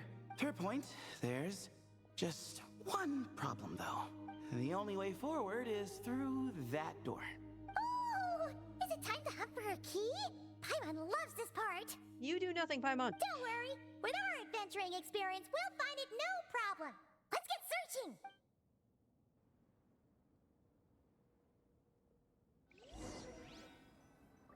Marak, wait!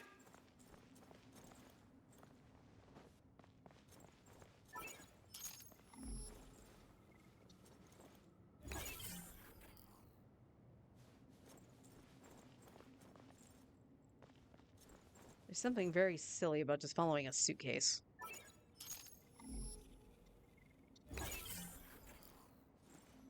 Marak seems interested in these jars. Go smash them. Ah, well, we would hate for you to... Marak, this isn't really your old home, is it? No idea what that means, but Marak does sound pretty happy. So, mechanical life forms do have the capacity to miss home. A novel discovery. Well, with Marak leading the way, we should be safe, right?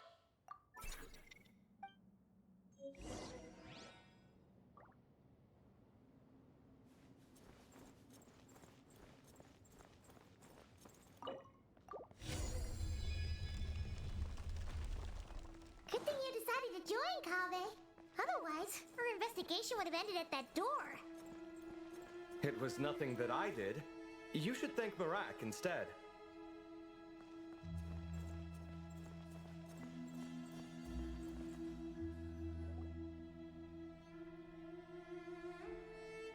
Hold on. At this rate, Paimon's gonna lose her title as best guide to a mechanical suitcase.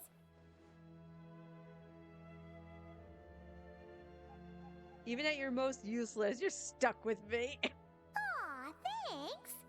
Hey, wait. What do you mean, useless? Well, no weird mental symptoms so far. I'll take that as a win. That said...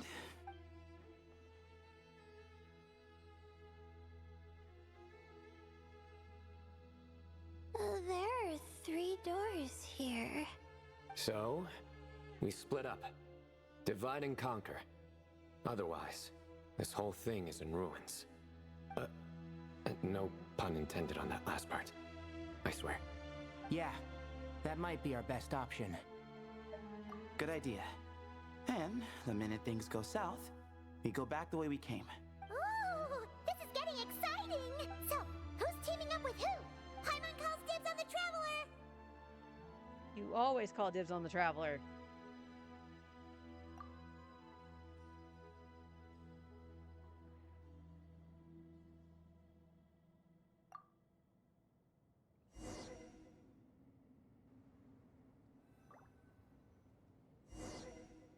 Oh, all right. We got aggravate going on. All right. Huh.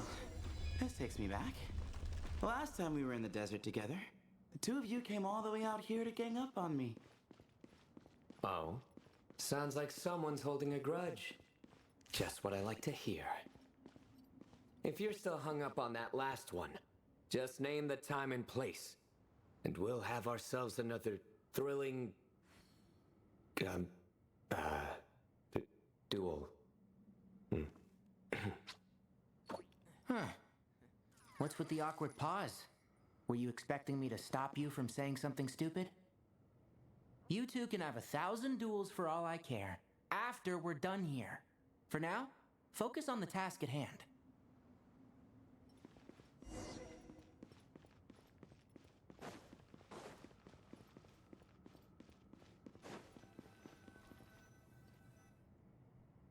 This chamber is huge. I can't even imagine what it's used for. Oh. What's wrong? I seem to have stepped on some kind of stone slab. Huh. There's a pattern on this, but it's hard to make out with all the dust. Huh? Look! The shape seems to match the markings on the ground over there. Let's slot it in and see.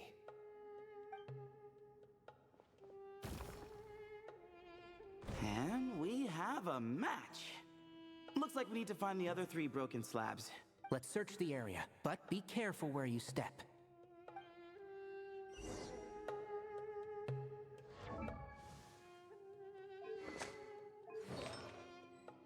Okay, you can't check artifacts in there. Sleep 3. Yeah, that makes sense. No, they actually gave him the battle pass weapon. And he's on Golden Troop. Wanderer's Troop, Golden Troop.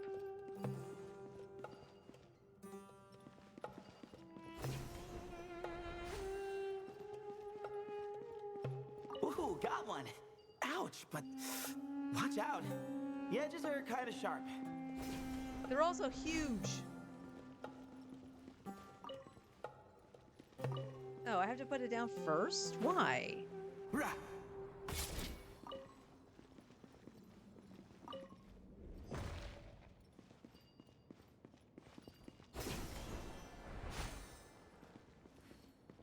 Got the third piece.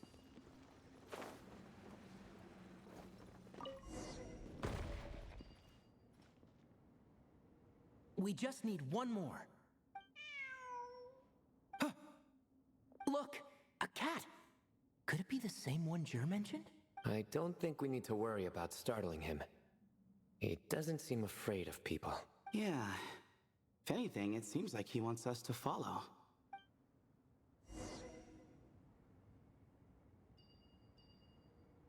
Oh, there's the cat. Anytime you want to move, Kit. Okay.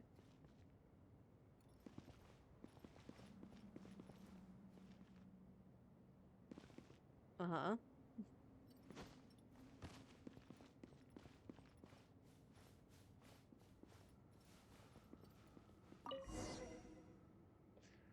Oh, he led us to the last piece. Who's a good kitty? That's right, you are.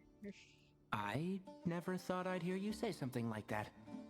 You've clearly never heard how the professor talks to his tomatoes, then. I'd be concerned if he talks to tomatoes All right. like that. Well, that's that. Now, we need to figure out how to get rid of all this dust. Behold, the great Vayu Viastra. Be honest. You've been waiting to say that for how long now? Just activate the mechanism.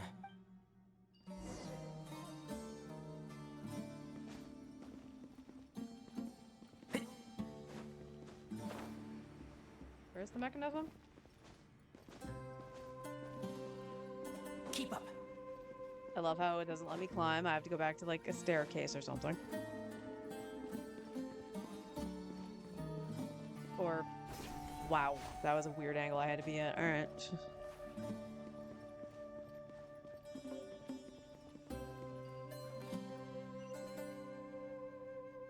Oh, by attacking it. Okay.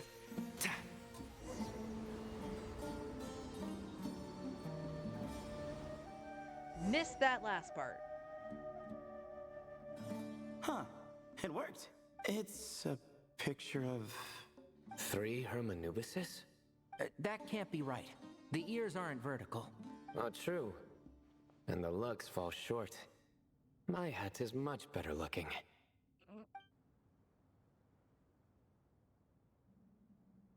A goat, an ibis, and a crocodile. Oh, wow. Our botanist knows more than just plants. Riveting observation. I was just thinking. These 3 figures look a lot like the 7 pillars of King Deshret. That's right. These are our colleagues. Our what now? You sure about that? Just kidding. But what I meant by that is these were Hermanubis' colleagues back then. The middle one is the Goat King Harashef, Minister of Ministers, the god Amun's most trusted chancellor. Records say he was the deputy king of the Desert Sands, chief among the 7 pillars.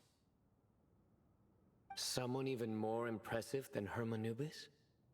I wonder if that ever got his goat.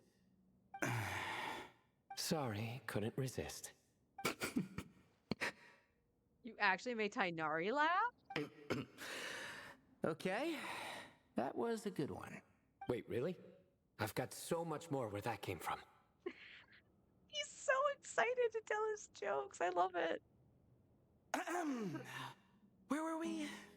This is Sobek, the Crocodile King, captain of captains. As the name suggests, he was a valiant commander and had dominion over all weapons of war. And finally, this is the Ibis King Thoth, scribe of scribes. Your memory's pretty impressive. I bet you're almost as good as me at memorizing cards. A scribe? Did he manage archives then? Like Alhaitham? Wait, that's all Alhaitham does? I never knew being an academia scribe was such a cushy job. Well, that's how his friend put it, anyway. But it does seem like he has a lot of free time. Well, I don't know much about the academia, but I'm sure the Ibis King had more responsibilities than that. The temple's records say he represented the wisest aspects of King Deshret, inventing the desert script and arcane arts at his king's command. He must have been quite the impressive man then. Or creature, depending on how you look at it. Still, why are these three the only ones represented here? What about the other pillars of King Deshret? Maybe because the three of them were extra close? Huh. Kinda like us. Oh yeah! Maybe we should have someone inscribe us on a commemorative stone slab too. Or we could just take a picture. It would serve the same purpose. Anyway, no more distractions. Huh. Doesn't it look like there's writing carved into the corner? Huh. There is. And it's in the ancient desert script too. Looks like the Ibis King left you some homework. Give me a sec. I'll try and translate it. The ministers are unvirtuous. The scribes unwise. The captains unworthy. My end is not humanity's end. Hereby bestow upon you all the far side of eternity. Wait, so they went to Aru? It doesn't sound like it was their idea. The far side of eternity is said to be the final land of dreams for all desert dwellers. But if such a place did exist, wouldn't it also be an inescapable prison? Yes, and based on the writing here, it's clear King Deshret wasn't pleased with these three. This gift he bestowed upon them seems more like a punishment. Such is the power of a king, I suppose. Which means the goat's the one who got in the end. Huh. Yep, not as good the second time.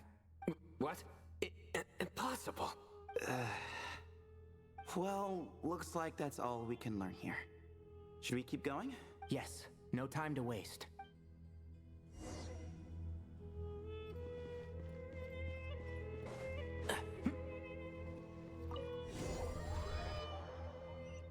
In a different part of the ruins.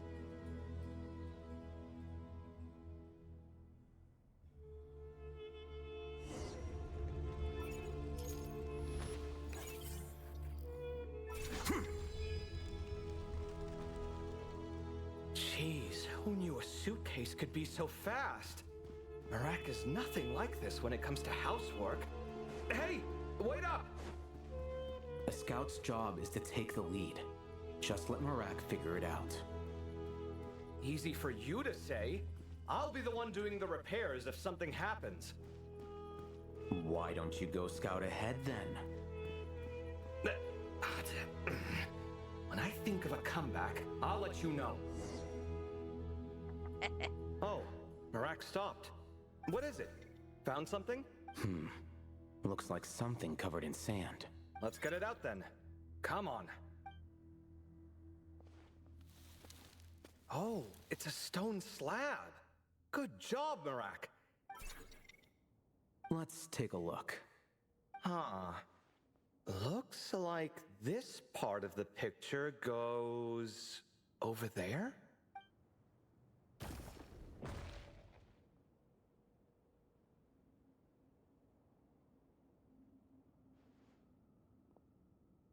In that case, there must be other pieces. All right, and let's look around. Hey! Why are you sitting down? I thought Marak was helping. Oh, so you do know what that word means. Great. Are we supposed to just sit back while Marak does all the work? Well, you'd be helping lift the pieces, right? No. I doubt you could do that. Exactly. But I can. You... See? It's all coming back to me. How insufferable it is to work with this no-good, do-nothing... We could be more efficient, I agree. I'll work on this piece. You take care of the rest.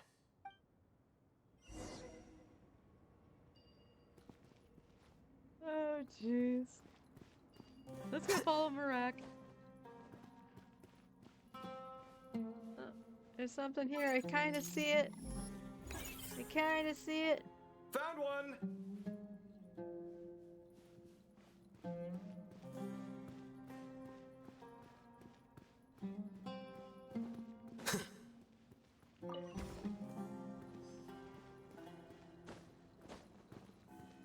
Good teamwork. Okay. Thank you.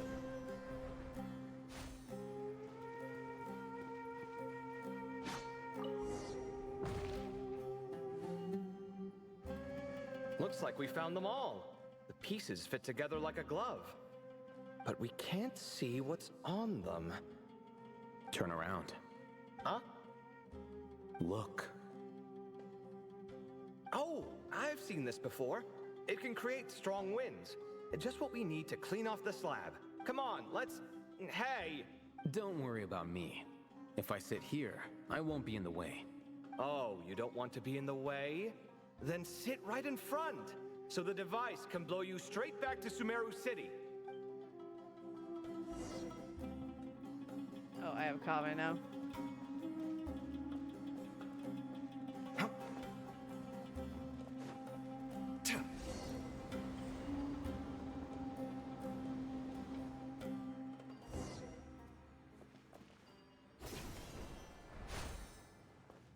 Oh, they gave him the craftable Sumeru weapon.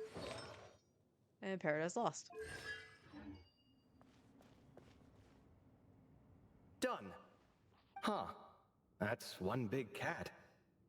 And there's a shattered crown. I think it's depicting some kind of story. Look, there's writing too. The Ibis King answered the young noble, granting him the wisdom he sought. But the fragile crown was shattered by lies in the end. Here I leave the name.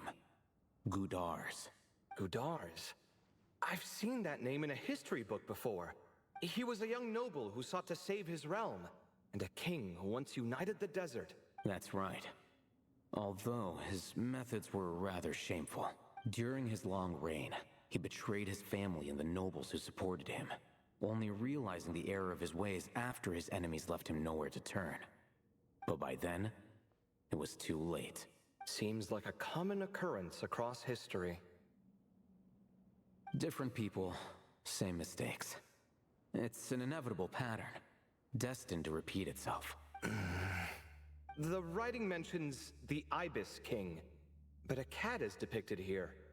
Does that mean... So far, what's depicted on the slab seems true to history.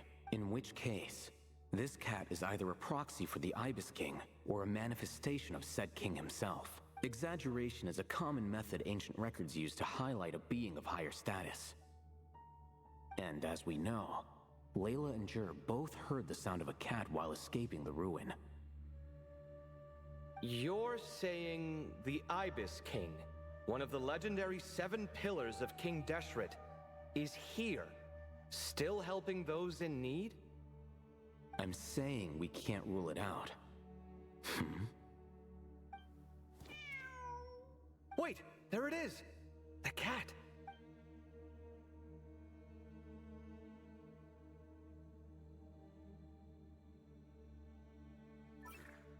Ah! Marak went after him! The cat's showing us the way forward. Come, let's follow. Okay.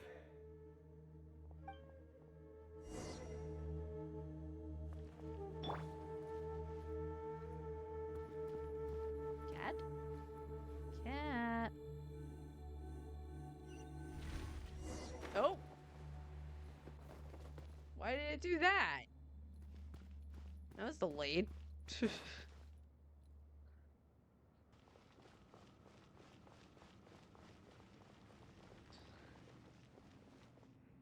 Huh. The cat's gone. Yes, but look where he led us. Oh. Another slab. It looks similar to the last one.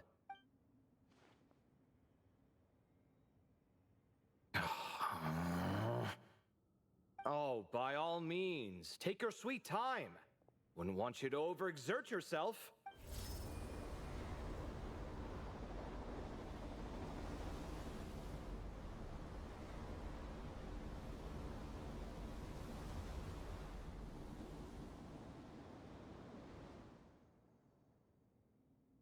Huh. The scene depicted here seems to be a different tale. The Ibis King answered the Jinn-blooded dancing girl, granting her the wisdom she sought, but enemies plotted to kill her close kin. Snake venom was her self-chosen end. Here I leave the name. Makaira. The Temptress of Woe? You've heard of her? Of course. I don't just sit around doodling all day. She's mentioned in tons of papers about the desert. As I recall, she was given as a gift to the Tyrant King of Gurabad, and later seized the opportunity to kill him. After getting her vengeance, she reigned as queen for many years, until her enemies attempted a coup, and she took her own life. That's more or less the version I've read as well. It seems this queen also had dealings with the Ibis King. Yeah, I'm starting to find this whole granting wisdom business a bit concerning. I mean, considering how Gudars and Makaira ended up, it might not have been a good thing. But, at the same time, if the cat guiding us is linked to the Ibis King, then he doesn't seem like a villain either. People are complicated. And the same is true of the servants of the gods, no matter their wisdom or power. Let's reserve judgment for now, and keep moving.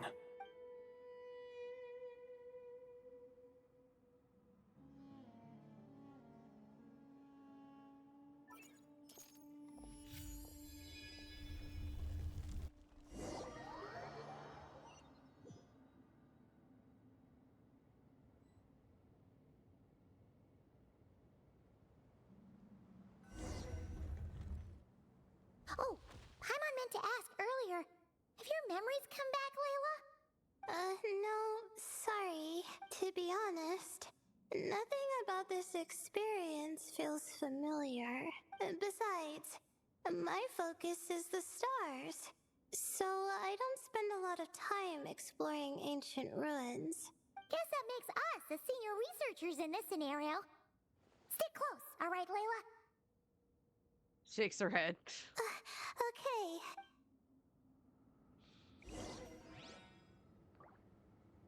Okay, they put us on Dendro Traveler. Kind of curious. She's got a fave. And she's on Blizzard Strayer. Okay.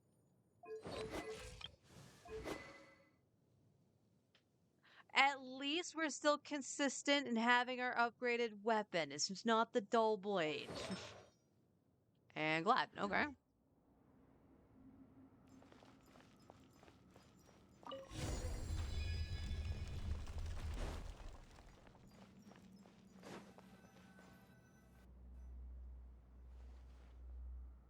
Wow. What a tall ceiling. Yeah. But for such a big place, it's so empty. Like no one ever lived here. Sure must have been boring to live in ancient times, staring at ceilings all day. Now that you mention it, I've heard some people used to draw star maps on their vaulted ceilings.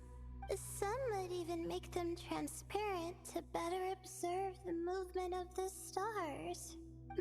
It sounds so nice. Stargazing from the comfort of your own home. Wait a second. I think I see something up there. Is it artifacts? Huh? How is Paimon supposed to do that? Oh, right. Flying. Duh. Alright. Sit tight, everyone. Adventurer Paimon will be right back.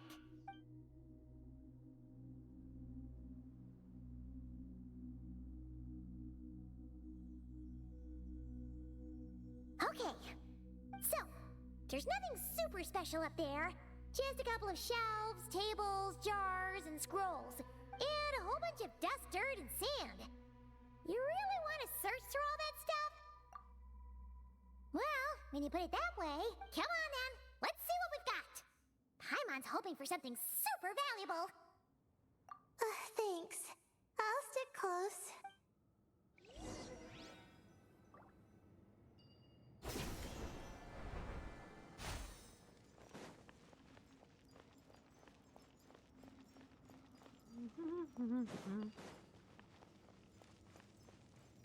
Oh, I went to the wrong side.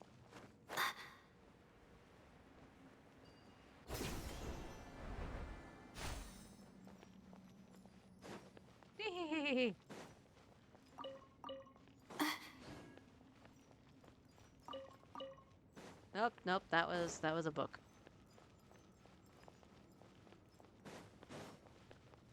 I'll get what little artifacts I can today.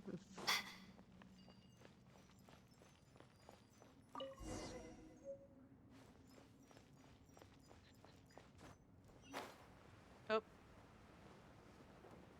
I should know better. I should know better.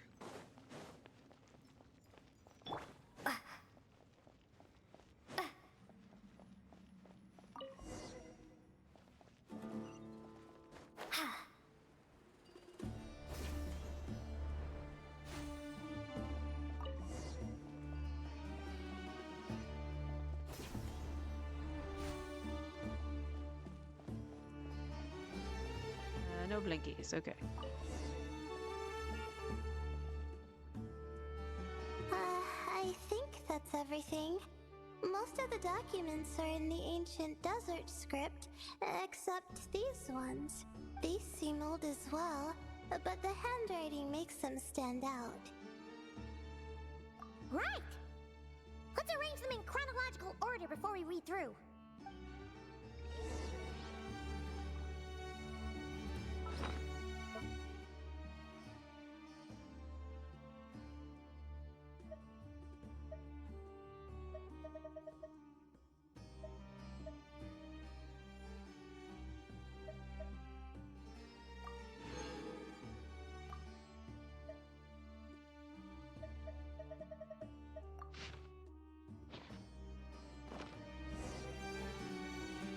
Okay, now let's take a look. Alright, I don't really care.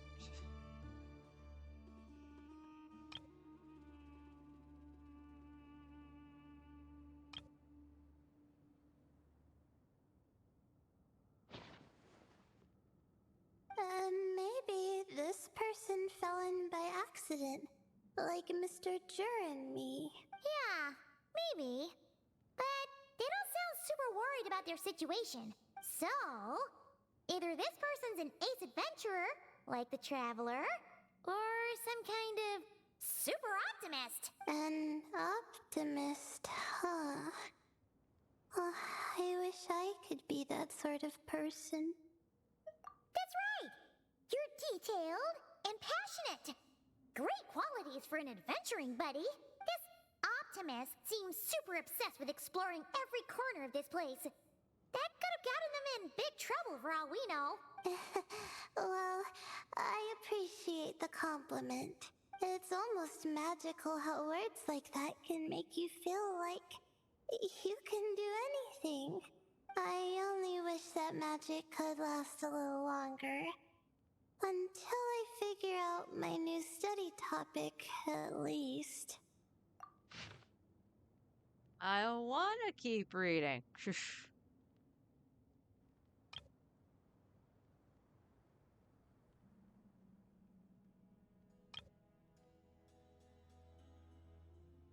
Oh, looks like you were spot on, Paimon. See? Told ya! That's what happens when you don't think things through. And all this talk about seniors and juniors, he was a student just like you, Layla. Whew, he sure talks a big talk for a student, though. You'd think he was some kind of old scholar instead. Huh. What is it? Did Paimon say something wrong? No, not at all. I was just thinking,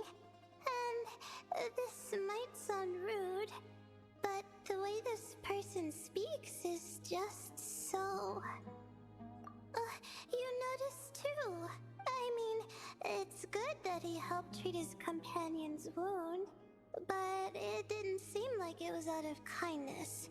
More like he was looking out for his own self-interest, or thought he could get something out of it. I don't know. Maybe I'm reading too much into it. Yeah. If you're both in this dangerous situation together, wouldn't you mention them at least once? If it were Paimon, she would write down the name of every single person she was with. No one would be able to get away. Actually, I find Paimon's approach quite sensible. It makes sense from a safety perspective, too. That way, if anyone came to the rescue, the notes would be able to tell them everything they needed to know. Whoa! That's genius-level thinking! Well, I learned that from Madame Farazan, actually. I'm not speaking from personal experience or anything. Oh, no! I'm just a student. It's fine! You taught us something, so you're our teacher. Simple as that. Anyway, from the looks of things, the student who left these notes behind was pretty weird. Let's keep reading. Your section is boring.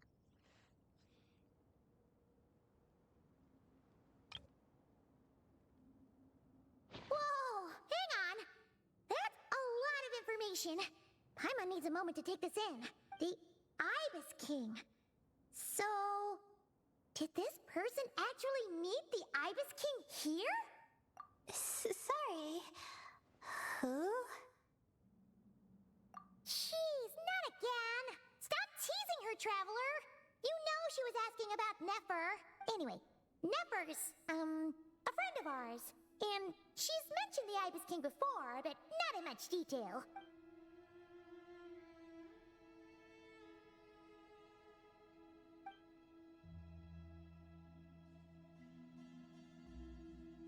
Oh, I see. Well, that's not too surprising. Most people in Sumeru know about King Deshret, and most in the academia have at least some knowledge on the Seven Pillars. Legend has it, King Deshret ruled the desert at the head of several wise retainers, guiding their people to pursue the limits of wisdom. He also left behind treasures for future generations, which continue to be relevant in nearly every research discipline. And now, this message indicates this student and his senior were rescued by the Ibis King. But to think it's possible to meet him in a place like this, we don't know when these notes were written. But didn't the Seven Pillars disappear a long time ago?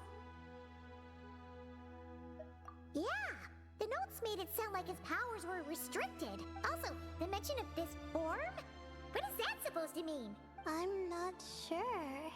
Let's keep reading. Oh! This is the last page! There's even a signature at the end. Well, sounds like they made it out. Guess it was a happy ending after all. Wait. But it says, the Ibis King cannot be trusted. Huh. Our friend said something similar. That the Ibis King was a liar. And the notes did make it seem like something wasn't quite right with him.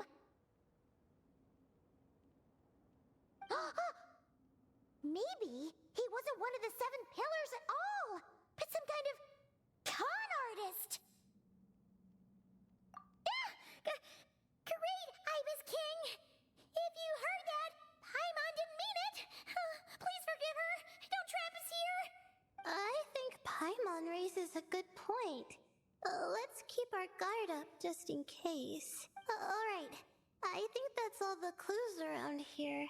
How about we... Marak! Oh, it's Marak! That means Kaveh and the others should be around here, right? Hello? Anyone up there? Can you hear us? Yeah, we can!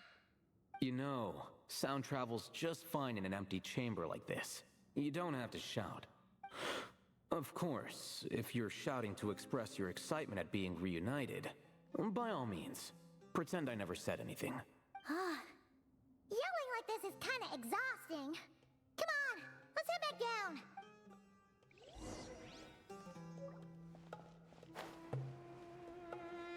Yeah.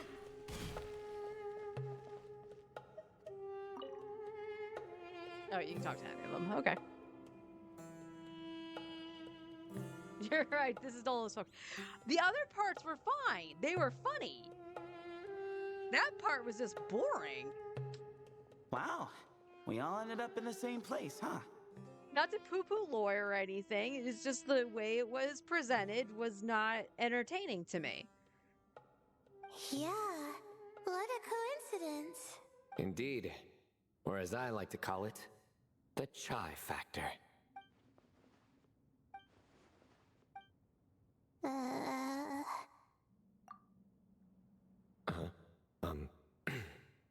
No reply?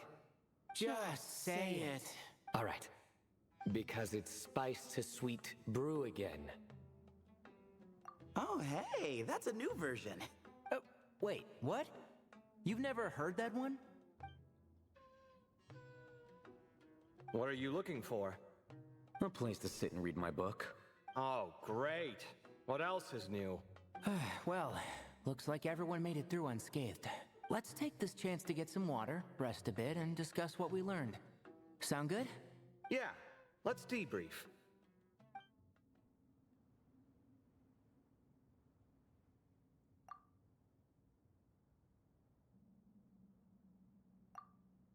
Okay, so we all learned a lot, but it feels like we ended up with even more questions. Yeah, but one thing's for sure.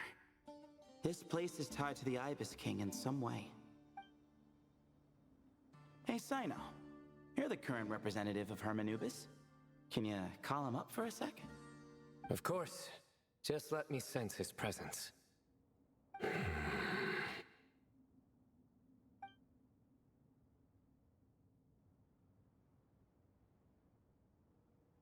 Just kidding. I can't sense him at all. Jeez, Sethos. Did you set him up for that one? What are you, a two-man act? Sorry, Hermanubis isn't like the Ibis King. He can possess me, but I can't talk to him whenever I want. Oh, truly? Does that mean he's gone? I would have liked to reminisce about old times with him. Ah, the cat! Cat! That cat can talk! It speaks! Close enough, Kaveh! Of course it speaks. In fact, it is not an it at all. You do me a great offense. My apologies. Esteemed cats, sir? Esteemed cat, sir. Oh, this little contraption is still here. Contraption? No, this is Marak. Which means you do his assistant a great offense. Huh? Well, I didn't mean... Well, I apologize. I wasn't referring to this Marak, but rather the thing that operates it. King Deshret was quite partial to it. I have forgotten what it was called. It must have had an official name, albeit in the old tongue. Even if I did remember, I would need to translate it into modern language. It's not important. Marak's a fine name. Even better than the original, if you ask me. Who thought of it? And the remodeling, quite well done indeed. This Marak looks much happier in its current form. Oh, and the components should have model numbers written on them. You can look them up if you're curious. This cat talks a lot. Quite the one-sided conversation. Is this what the Ibis King was like? He seems quite eloquent. I wonder if he plays cards. Alright, now I want to see Sino playing Genius Invocation with the cat. Ha! I knew Marak was a great name. Go me. Go me. Let's see, what page was I on again? Should have brought a bookmark. That all went over Paimon's head.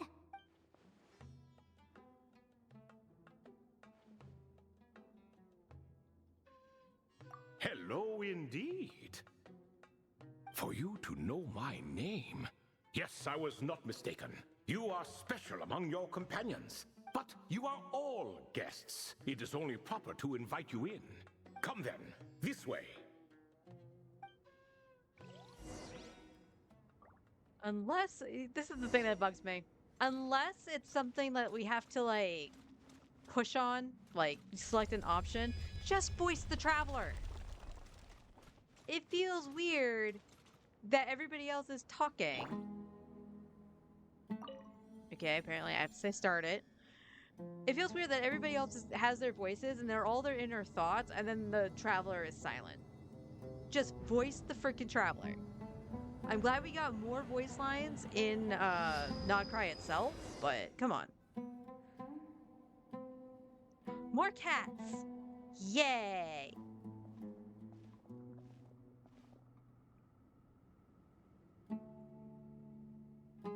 Welcome to my humble abode. Oh, your house sure is spacious, Lord Ibis King. I fear it's not quite what it used to be. In fact, it has long ceased to be my home at all. It belongs to the descendants of the cats I once raised. Such adorable creatures, aren't they? Take the one I'm borrowing here, for instance. A chubby fellow with such lovely fur. Anyway, tradition dictates that a special guest such as yourself be presented with a gift. Alas, it's a first-come, first-served basis, you see. I fear with the passage of time, none are left. What? So the treasure's gone already? Treasure, you say? Not an inaccurate description. Yes, I have the power to grant gifts inaccessible to the masses. The only requirement is answering a question. Not a bad deal, yes? Of course, my questions were given unto me by King Deshret, who in turn received them from the Mistress of Flowers. There are 3, and no more. What causes our rise and fall? What obliterates love and hate? What determines truth and falsehood? The more he talks, the less Paimon understands. I see. That must mean Gudars and Makaira managed to answer 2 of the 3. Another who understands. Oh, so that's the event those 2 slabs are depicting. Ah, priests and their records. A singular obsession, and quite boring too. After being imprisoned within Aru, I could, on occasion, take the form of a cat to converse with those around me. But I despised speaking to them. No conversational skills whatsoever. Now, humans like you who stumble in here from time to time, you are much more interesting. Hold on, we're getting off topic again. The 3 questions you just mentioned, what are they for, exactly? Ah, that is a story that begins with King Deshret. And we're in for another long one. I like how Sethos is thinking what we are thinking. Nostalgia for the past is common to us all, is it not? And our king, he was such a proud, solemn man in those days. He watched us speak of the present and the future, of the wisdom we possessed or were about to obtain. We were his proud retainers, confident in our belief that, so long as each one of us used our abilities to the fullest, progress was inevitable. Yet, King Deshret's ambition was not destined to be allowed in a closed-off world such as this. So nothing went as planned. In fact, from the beginning, there were signs an outcome of this nature was inevitable. Because although there were 7 pillars, one was forever absent. Al-Ahmar would insist the Dendro Dragon Sovereign was one of us. But the dragon herself rejected that idea. Huh. Like a card you can never seem to draw from your deck. More like a card that was never in the deck to begin with. Alas, that's just who Al-Ahmar was. There was nothing we could do about that. And I always preferred chess to cards. In the end, life grew unbearable for our king. But, of course, those who remain must continue to live on. But subjects like us were less fortunate. After all, the fate of a retainer is decided by the king, including the chance to walk away. So it was then that King Deshret had Kroko, Goti, and I locked up within Aru, where we remain to this day. Kroko. Oh, really? Lunar crystallize. What the heck would that even do? Goti? Ah, of course. You're more familiar with their full names. Sobek, the Crocodile King, and Hereshef, the Goat King. And let me tell you, when it comes to chess, Hereshef was a habitual backseat strategist, always spewing nonsense from the sidelines. Well, Sobek was all too quick to take his terrible advice, to the point where I was the one who got accused of cheating. Chess is an exercise in patience, and that man couldn't sit still to save his life. He could never excel at that game. In fact, neither of them were good at chess. Even so, we played together often, and since I was always the winner, we got along quite well. What are you laughing at? Were we not good friends? No one's laughing. Paimon would never. No, not you. It's Goti. He's laughing for no reason again. Can you not hear him? Ah, right. Of course you can't. The two of them are inside Aru, as am I, so only I can hear them. What is even going on here? Has he, started to lose it after being trapped for so long? That does happen to prisoners serving life sentences. Speaking of which, how's Azar doing these days? I doubt he's doing much of anything. Just what I wanted to hear. What is the meaning of this? You doubt my words? I have half a mind to not talk at all. Oh, no. They're not questioning you, Lord Ibis King, just discussing other things. Please, continue. In that case, where were we? Getting to the part about the 3 questions. Hopefully. Ah, yes, we're almost there. Before I entered Aru, King Deshret said I could be released from my eternal seal if I chose humans who could provide the correct answers to those 3 questions.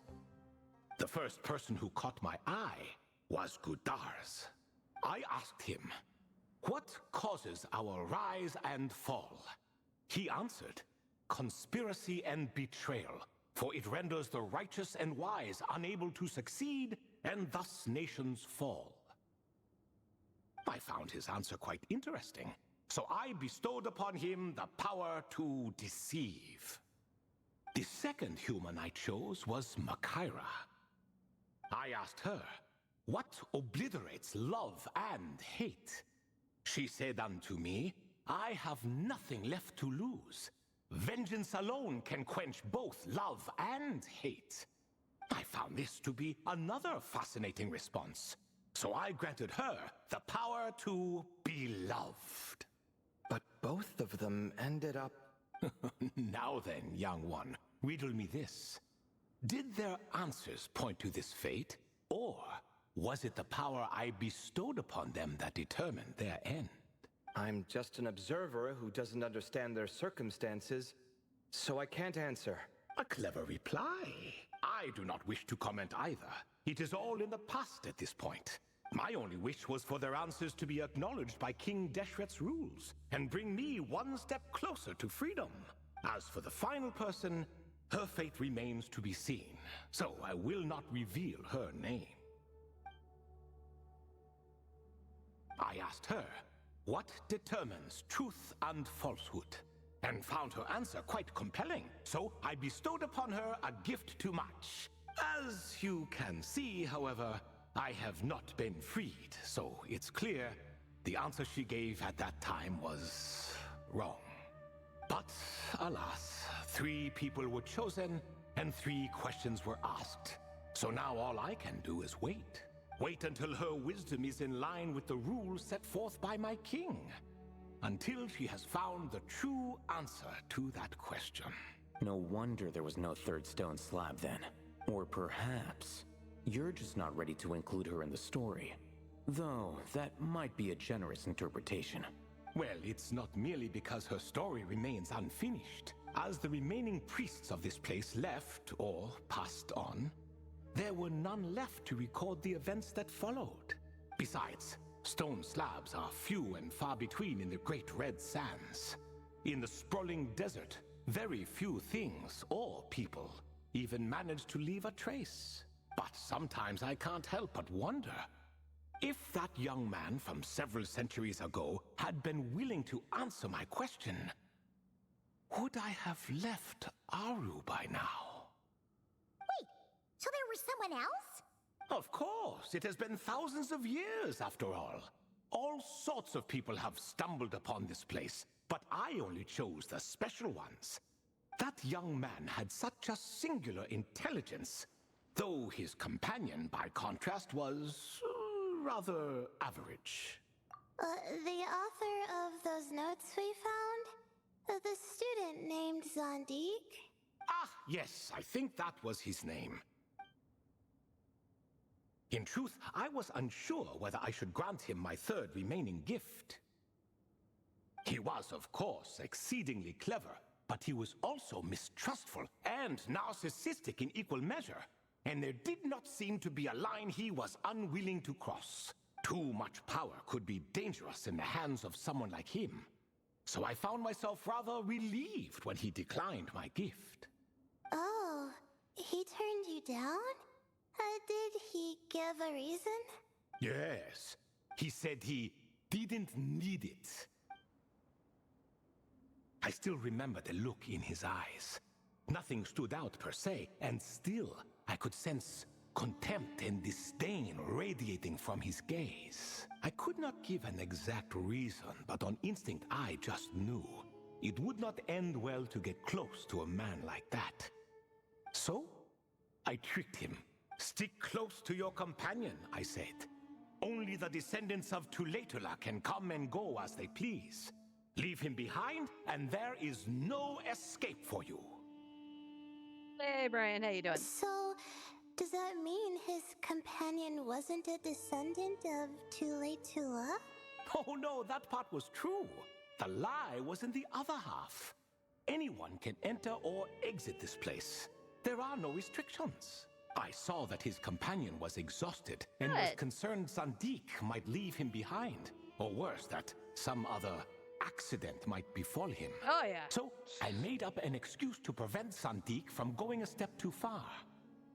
Like, I don't mind the story in of itself, but the part just before this where you're with the Traveler and Layla was like, okay, we found some scrolls, and they actually make you read the scrolls. I just skipped through it because I'm just like, why?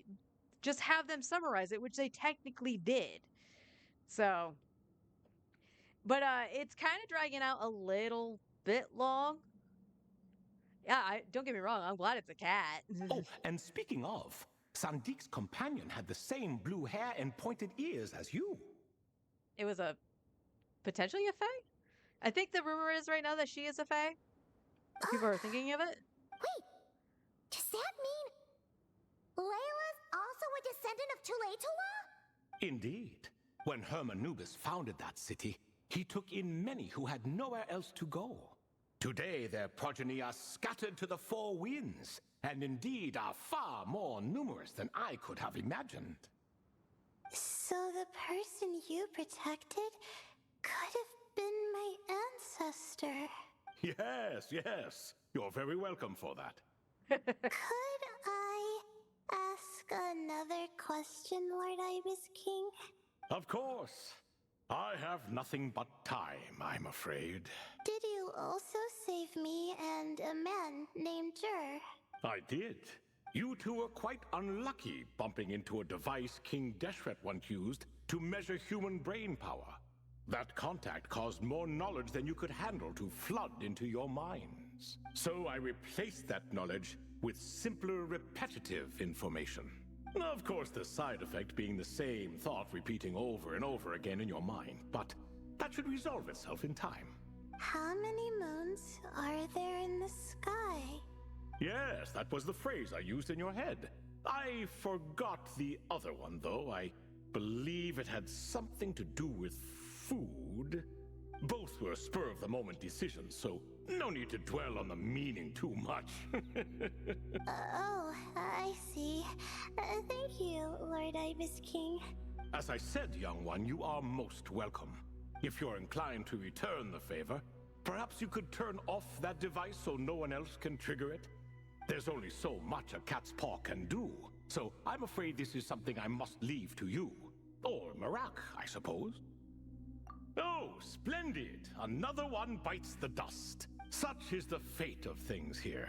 Day by day, little by little, the remnants of ages past fade into obscurity. For that reason, the gifts of bygone eras, be they tied to your blood or technological in nature, are not to be revered.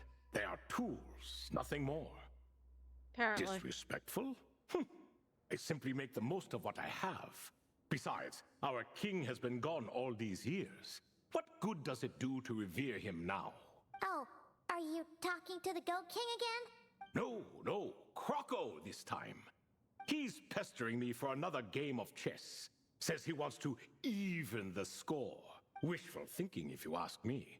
If we counted one push-up for every loss, he'd owe me 300,000 by now. Of course, that's just a rough estimate. I've never kept count. It appears that's something you like. Being someone unable to be defeated. I suppose so. All right then. Time for me to extend my winning streak, and for you all to head home.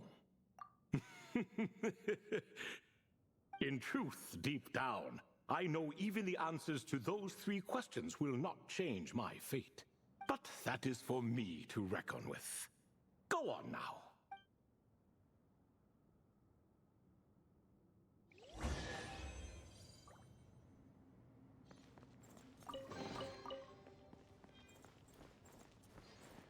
Nothing else, right? Yep. Cat. Meow.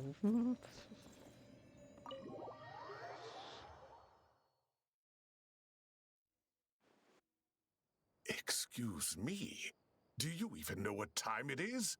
I've harvested 3 crops of tomatoes while you've been gone. You're exaggerating, Professor. I'm making a point. There's a difference. Sincerest apologies for keeping you waiting, Professor Cyrus. See, that's what I call manners. Now, are any of you hurt? Nope. It went way smoother than we expected, actually. I presume the investigation is complete then.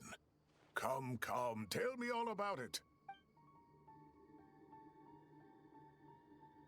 Oh my, did you look out? If you've read the work from the Vahumana Dashan, you would know that the Ibis King is, well, let's call it a mixed record. Perhaps he softened up a bit in his old age, and that's why he chose to help you. Or perhaps he just didn't have a good enough reason not to help us. See? Marak agrees. How do you even know that's what Marak meant? That could have just been a happy noise. In any case, there's a lot to be happy about. We figured out what happened to Layla and Jur, and there were some unexpected takeaways too. Yeah, I never expected to learn about my ancestry. I've always thought of myself as just an ordinary student. I never would have even considered something like that could be true. Come to think of it, our ancestors might even have been friends at some point. Huh? You're right. Maybe I should take a trip back home to see if I can find any records about that. Oh, I was just throwing that out there. I wouldn't want you to go to the trouble. It's fine. My advisor gave me a break, and I still have a few days left. Oh, wait.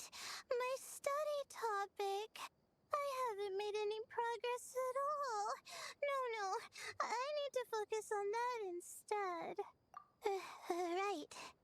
Couldn't you help her, Professor? Huh?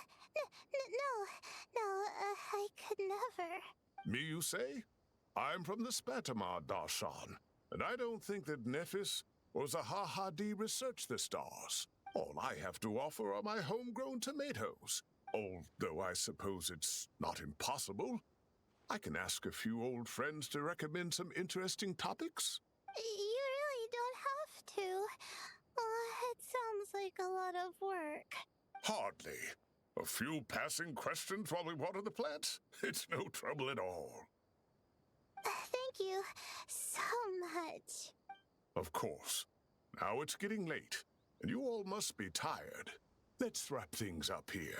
Some say desert nights are the sun taking mercy on us after the heat of the day. So, let's leave while she still feels merciful.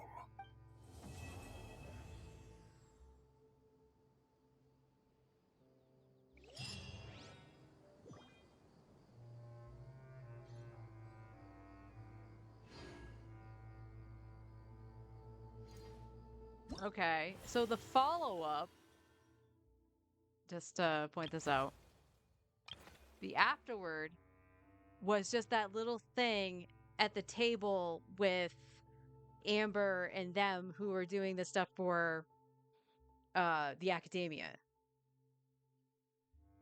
So this just kind of stops. Okay.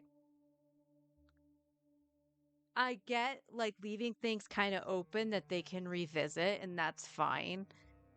I appreciated all the humorous moments, especially with Sino, because again, it's only in these events where you get to see that lighter side of Sino, and I love it. Seeing Alhaitham and Kaveh squabble is hilarious. I always enjoy it. But for the most part, it was kind of meh. In terms of the story itself, it was just kind of there. Again, it doesn't have to be like mind-blowing or anything, but if we want to compare it to something, one of the first events I ever did when I first started back in Fontaine was the event with Fremine, where you were doing like the storybook thing, like way to punch you in the feels kind of thing. The event didn't really have like a solidifying lore bits to it or anything, but it was a solid story that was being told. So I think trying to sprinkle in some lore here kind of ruined it.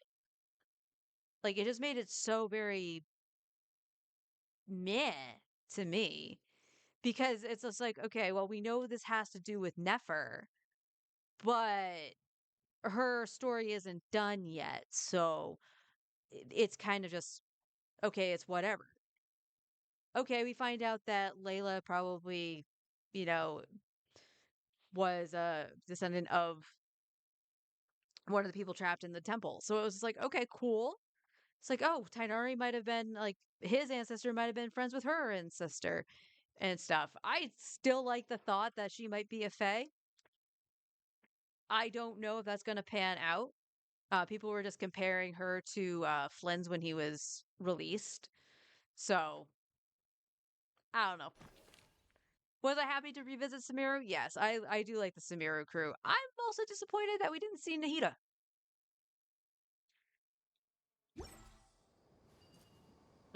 Did I hand that in?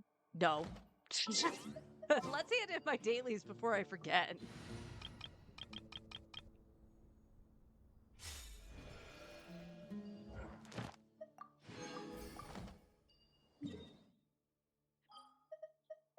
Ow.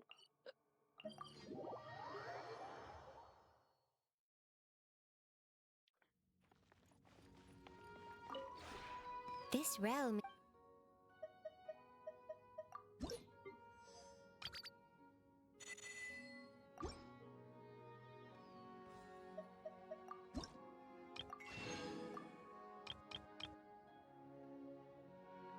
I will let that build up. Just want to make sure I grab my resin.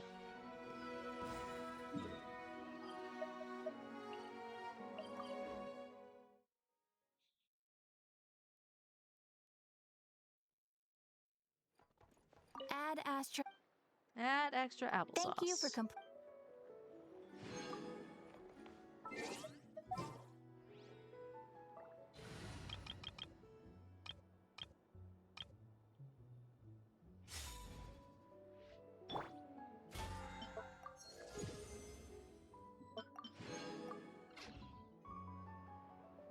I don't think I have anything here. I do not.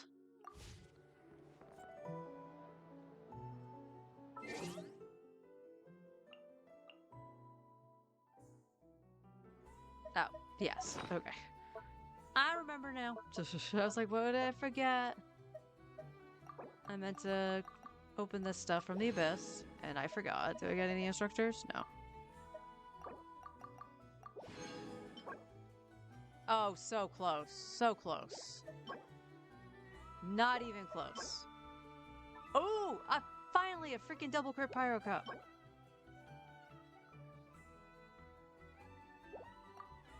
It's not, I think Arlie's is on set.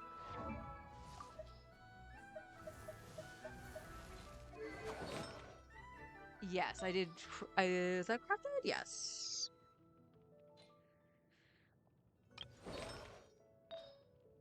Yours is on set because I used you on Golden Troop.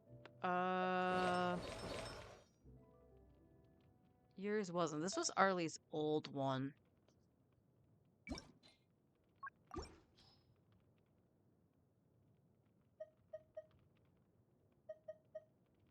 This would still probably be better for Zhanglang because it has ER. That's on set for the Pyro Traveler.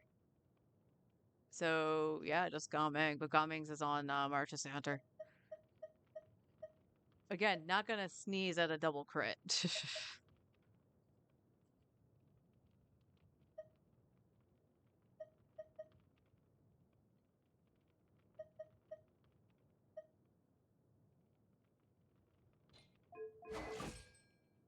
Yeah.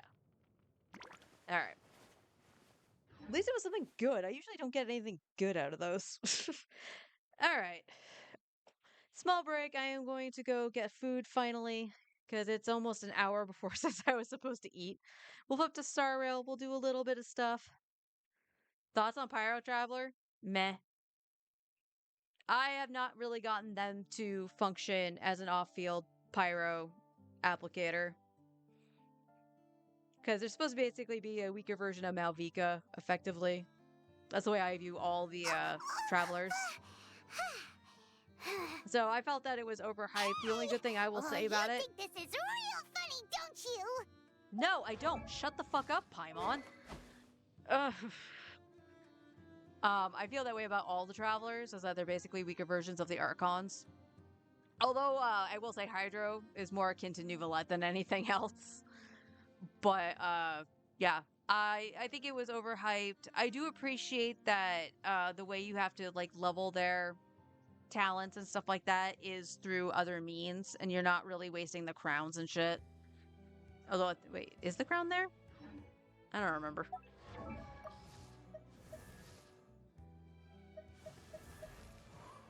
I'm on Manimo, so I can't check it anyway.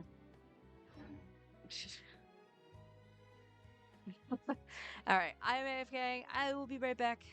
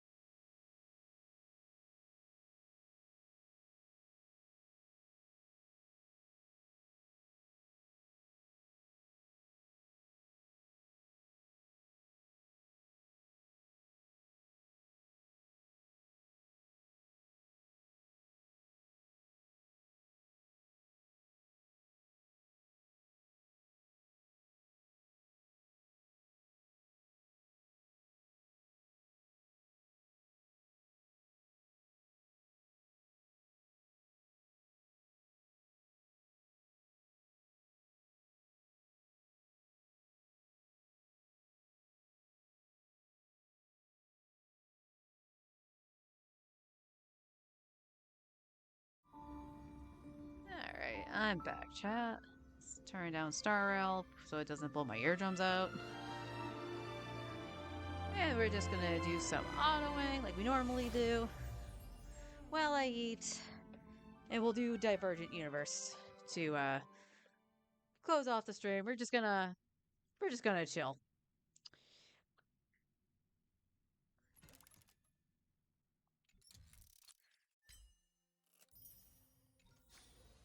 Oh, fight on.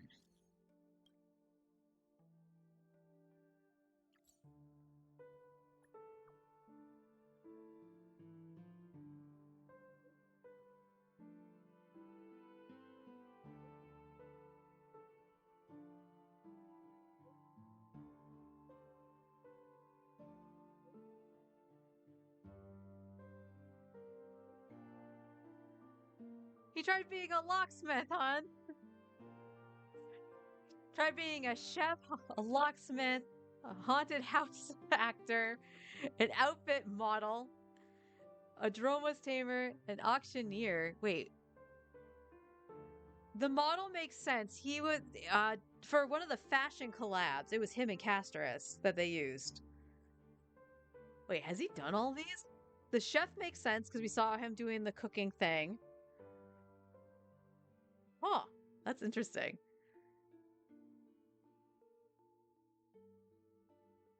Let's see, a pilot, watercolor painter, dog trainer.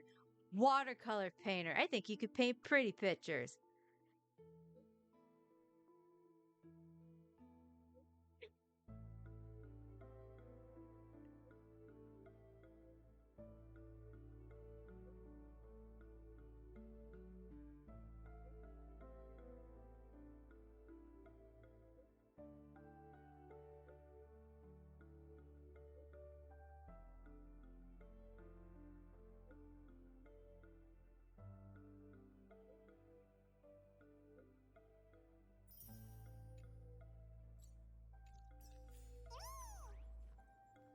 Yee.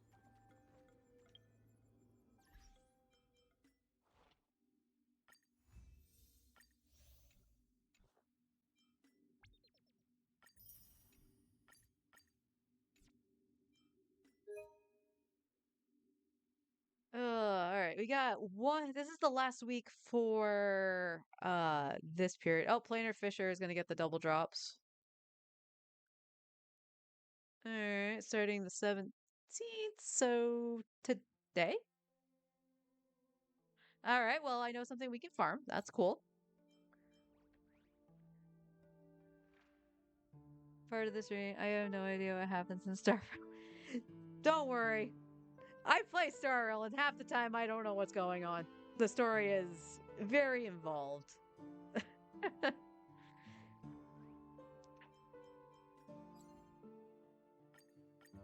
But we're just chilling on Star Rail. I usually flip to Star Rail mostly so I can eat my lunch, because I can auto it. Other than that, Herda is the best thing Oilver's ever made. The Herda is... Mwah. I love her personality. She is so good.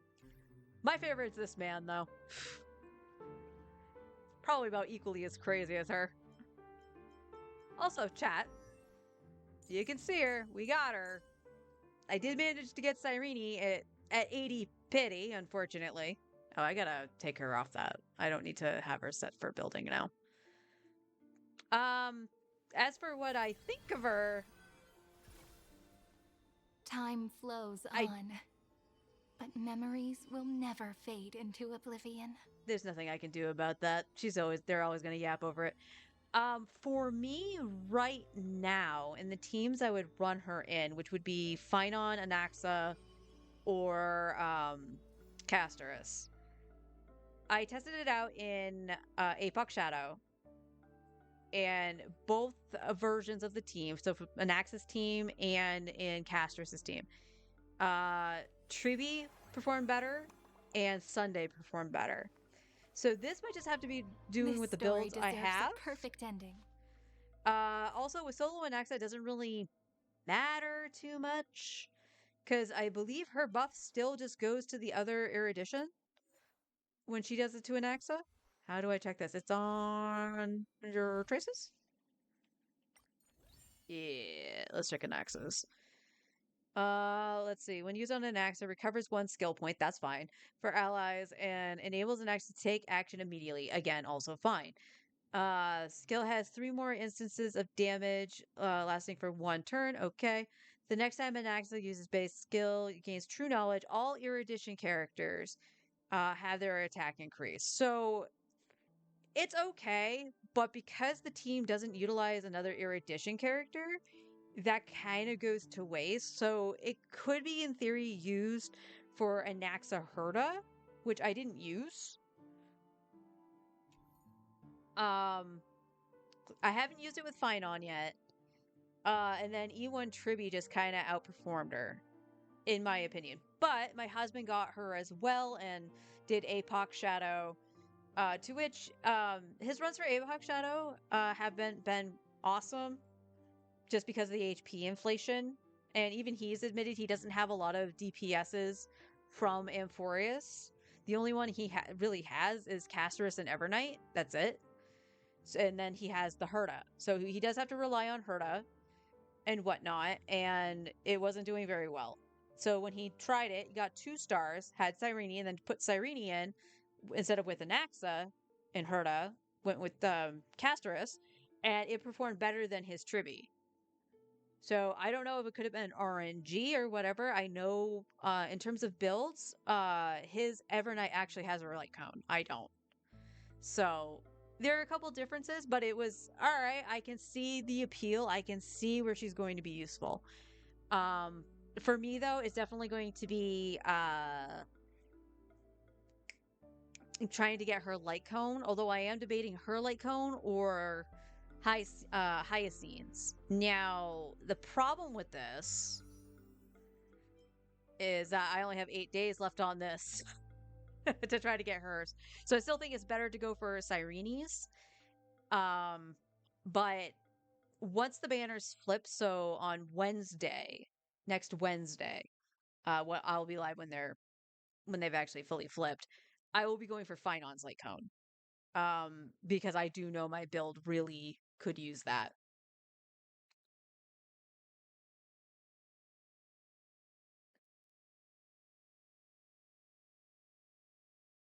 Aesthetic-wise, Cyrene's well made? Yes. I love the look of her. I'm just hoping I can utilize her. The other reason I wanted her was because I want to use Mighty.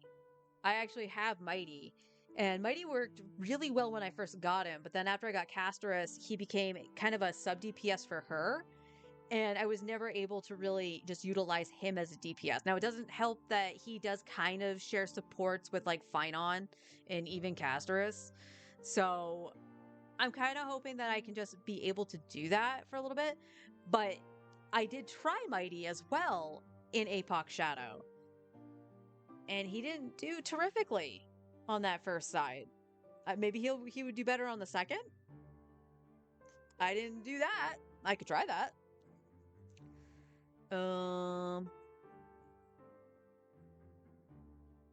I'm not gonna get a second wish. Oh, no, I am, because we're gonna do a Divergent Universe. We will. We will. But we got the doubles here. So the question is, let me take off her. Yeah, cancel that. We already built her. Who do we need stuff for? Who was I getting stuff for? Was it still just Cyrene? Or was it Finon? Was it with Cyrene? Yes, it was Cyrene, ironically.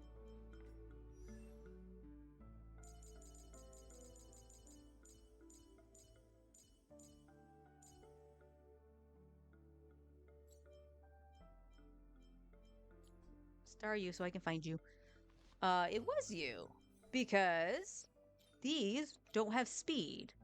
I would like the crits, but I would need you to have speed. That's what we were doing. All right.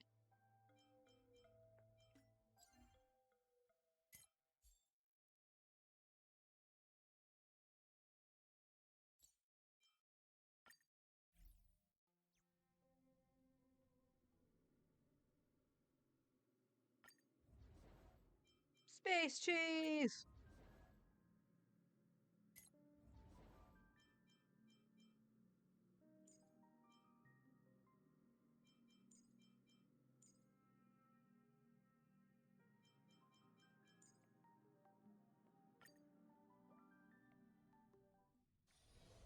I'm not built for this.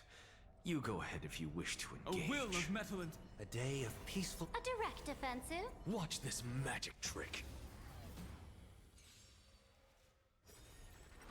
Step onto the board.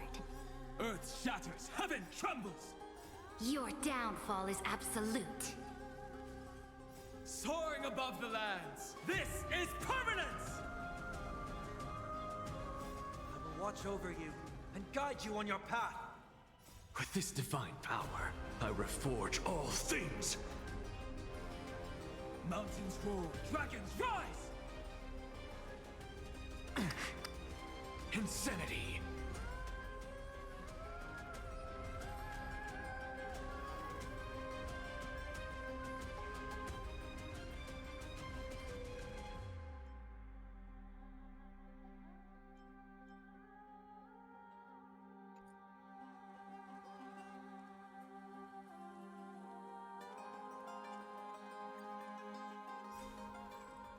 Step onto the board.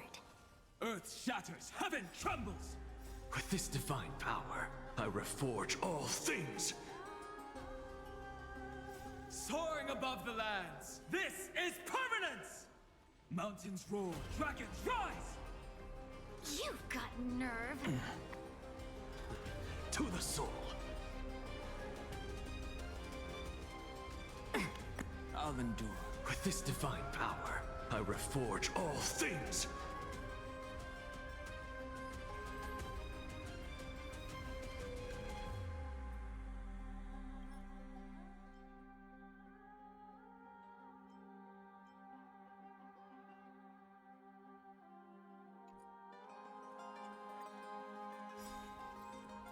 Step onto the board.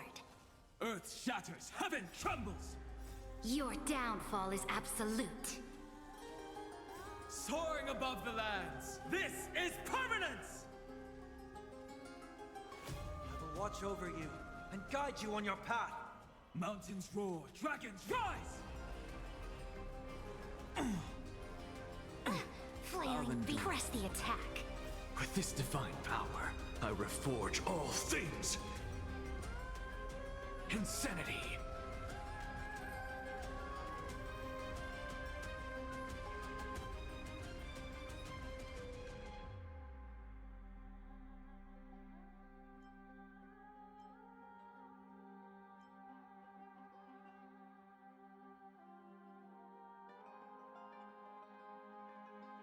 How many gachas do I play? Only Genshin and Star Rail. That's probably a good thing, if I'm being honest. Both of these games, I feel, Step onto the board. even though you can play them free to play, Heaven trembles! spending a little bit of money to like get the use Genshin terms, the battle pass and the Welkin, the equivalents of. Basically, it's what my husband and I equated it to. Your downfall is absolute. Was a sub fee, because we used to both play Final Fantasy 14, and it was $15 a month to play 14. So it was just like, yeah, we'll just think of that as a sub fee, and that's good. This divine power, Genshin is the only one I've actually actively topped up on, and the top up usually is only for the bonuses, and that's it. The exception was Nubalet, because he is my favorite and he is my main, and I want him C6. I don't overspend. I budget that shit out. Don't get me wrong. I budget that shit out. But pure free-to-play to me is like the uber hard mode, and it's just not enjoyable to bash your head against the wall to go, okay, I'm going to save for this character because they sound meta, to be able to do the content. I hate that. I'm so glad Anaxa turned out to be kind of meta, because I would be so sad if I couldn't use them properly.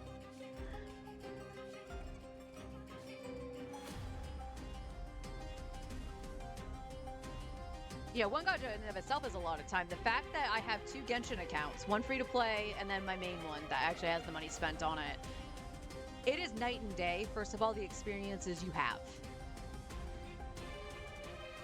But trying to maintain both, and then for me playing Star Rail, it's kind of nuts. Like, I get burnt out very quickly. And I know my husband gets burnt out because he has 2 Genshin accounts as well. He has his main account and a 4-star only account. So he's doing a 4-star challenge.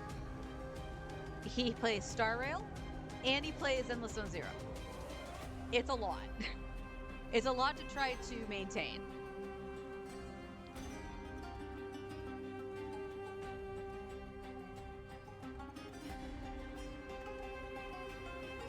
Yeah, exactly. So like, one of the biggest takeaways earlier this year when Skirk ran, I wanted Skirk and I wanted her weapon. I've been wanting Skirk since she was introduced in Fontaine. So I knew I wanted her and her weapon. I unfortunately lost my 50-50 on her, so it took extra wishes to get her. I then got an early 5-star on the weapon, but I lost to the Calamity Queller, which honestly, to lose to that wasn't bad because I have it on Emily, so it wasn't going to go to waste. But I was trying to crunch some numbers. I was hoping to save the top up until just before Natlan to have it in my reserve for Nouvellette. Or in the case that I did end up topping up for was Flynn's. I had to top up for my C1. And my husband went, go for it. We're good. Sometimes you just need to make yourself happy. This will make you happy.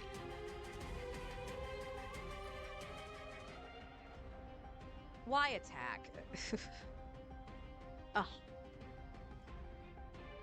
Blue earns.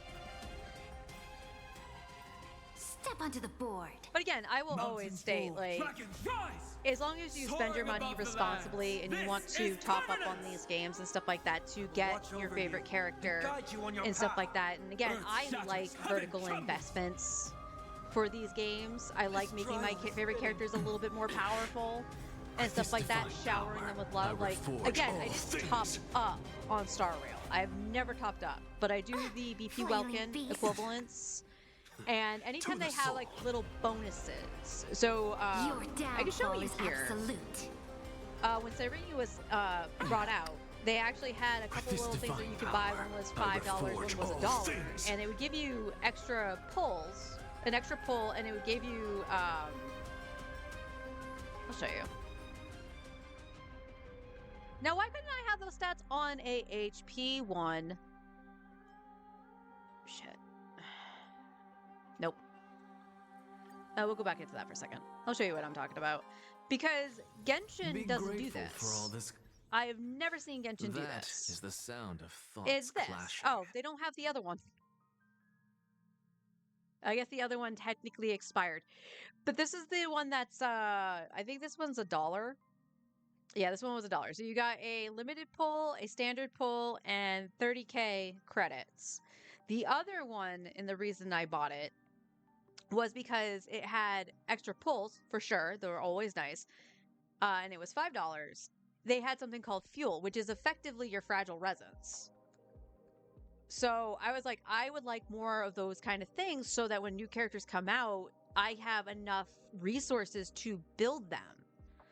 If I need to, not just their materials, but if I need to go get XP books or whatever, I can do that. So it helps out with that. But that's the most I've ever spent on Star Rail. I've never done the top-ups. But again, I still like showering my characters. And when I got an Axa, the first time he ran, I got his weapon. I was lucky enough to get his weapon. I tried for his E1 and failed. Unfortunately. No, not warp. We're not doing that yet. This thing.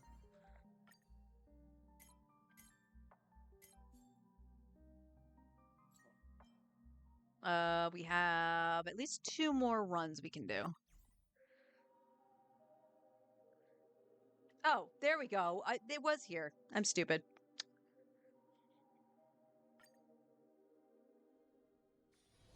I'm not built for this.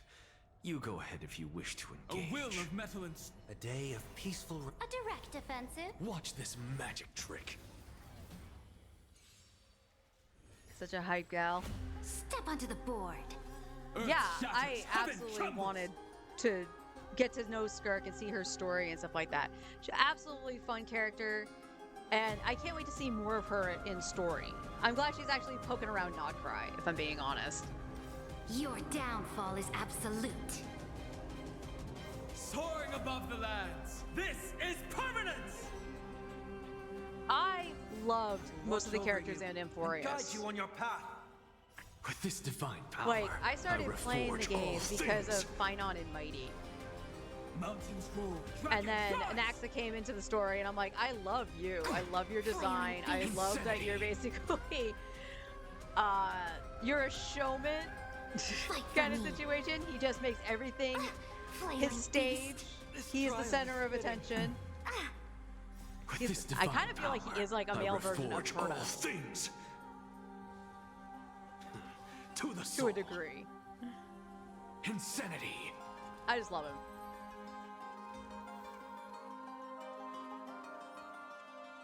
Attack, ice.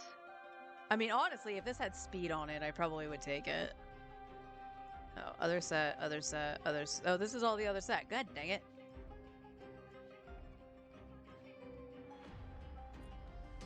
Oh, dang it. Well, we can do at least 4 more runs after Divergent. Be grateful for Yeah, all hi, this Steve. clamor. That is the sound The of battle thoughts backlash. clashing. Aglaya? I don't have Aglaya. But yeah, I really liked the Chrysos Heirs. Saredra, so mini Farina. Dun Hung was actually given out for free. So that was really nice. Serene, there's Hyacine. Casterus. Casterus was really cool. I was originally not going to pull for her and just wait for Anaxa because they ran in the same patch. And then it was just like, here's a dragon. And I'm like, well, I gotta pull for Casterus.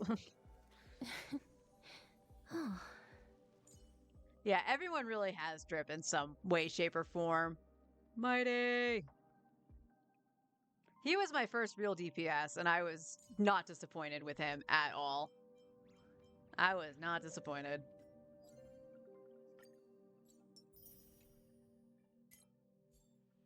Alright, Divergent Universe. It does. Dragon go burr.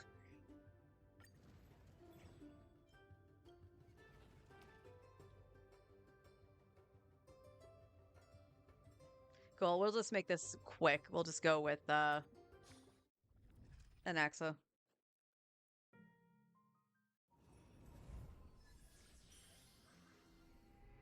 Speaking of casters. Well, that does nothing for my team. Uh-oh. Oh, okay. I thought my screen looked funny, and I was like, oh no, do I have to change my things? No, this was just over far enough. Great. Absolutely useless to me. Gee, I wonder who they wanted me to use. Oh my god. Why? I should have just thrown in Cyrene.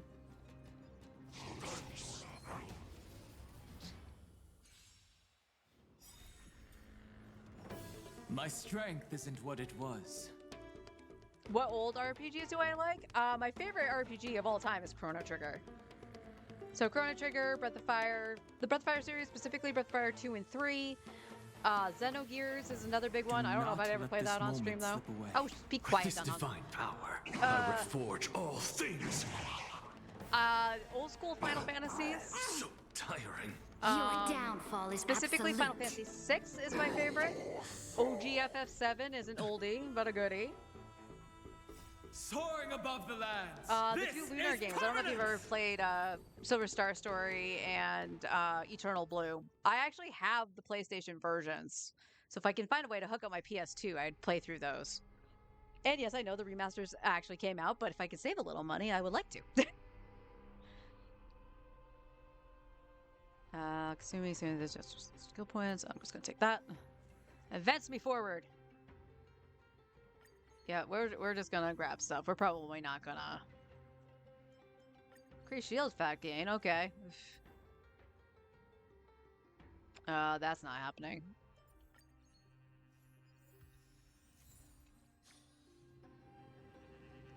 Ooh, wealth. We like wealth. Because we get to Gamba. Final Fantasy was a given. I suppose I can just ignore this. Yeah!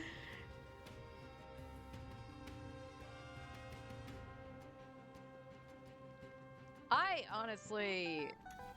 I miss the old days of RPGs. Chrono Trigger was my first JRPG ever. So it set the bar very high for me. And I have so many memories of playing the game, and specifically my mom.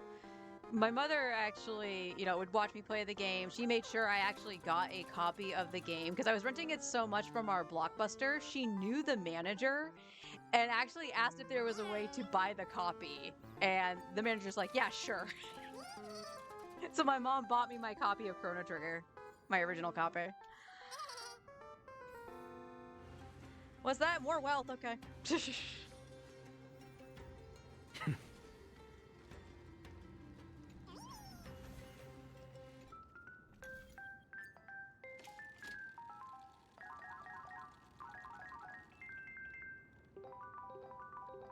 She was. Also in 6th grade, no, 7th grade. 7th grade, I had an art project where we had to make like paper mache dolls. Also grateful to my mom for this, because for some reason we had to supply the wire for the armature, which I was like, yeah, bring in a wired hanger and it will make the armature. It's like, why did we have to supply that?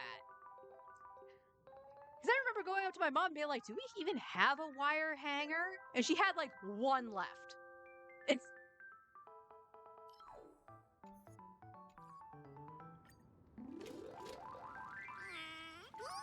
So I was like, oh yeah, I know exactly what I'm going to do for my project. And my brother had given me a duplicate Nintendo Power because it's the first issue he got from his subscription, but he had already bought it from the store. You go ahead if you wish. So he gave me the extra copy because it had an article for Chrono Trigger in it. So it had all the art and stuff. Hang on a second. Memo spray. I don't need that. Yeah, okay.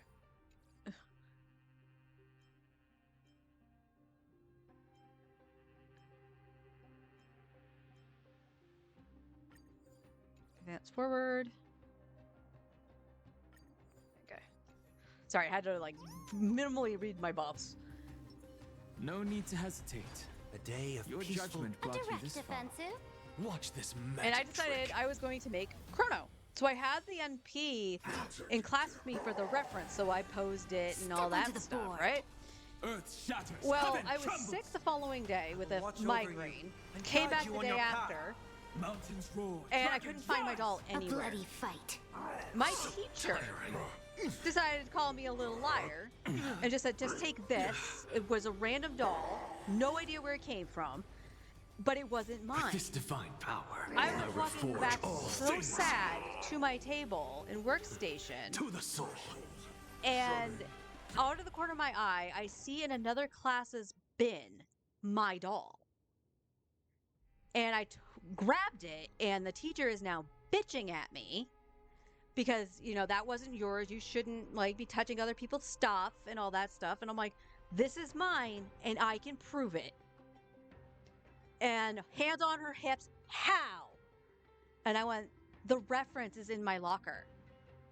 Go get it. So I went to my locker, and I'm crying, by the way, because I am being treated very poorly by a teacher. Come back with the NP, open it, there's Chrono front and center. I stood the doll up, held a pencil in my hand, and went, pretend this is his katana, and held it against the hand that was stretched out. The look on my teacher's face, all pale, like, oh shit, what have I done? When you are telling the truth, this is yours. So this now meant she had to grill at all the other classes she had to figure out why mine was taken and whatever. And I went, I don't feel like making the doll here. Can I take it home? And not missing a beat, the teacher went, yes, because I don't know why it was taken from you. And I don't want it taken from you again. So I came home and my mom was home from work, asked how school was, you know, typical mom stuff. And I told her what happened. And I was like, not even thinking of it. Back then, like now I would have no problem doing it myself and having materials to actually do the project. But back then we didn't have much in the way of crafting supplies. And my mom was like, oh no, don't tell me this is due tomorrow. And I was like, oh no, we have time for it. But it was just because of the situation that the teacher even agreed to let me work on it at home. And my mom goes, give me a day. She had the day off the following day. So I was like, all right. I come home from school. My mom had Chrono dressed. She sewed the tunic, the pants, and the boots out of scrap materials she had. And she was like, we can continue looking through some other stuff. And she's like, I found this kind of stuff. We could use it for like the undershirt that he has that's green. And I was like, oh, that would be a cool idea. And she was like, I found some red felt. And I was like, okay, cool. We got his hair. We can make the wristbands and everything. And she was like, we can just do like the sword out of tinfoil. And I drew the face. My mom literally did all the work while I was at school. And I'm like, okay. So I finished it, brought it back to school.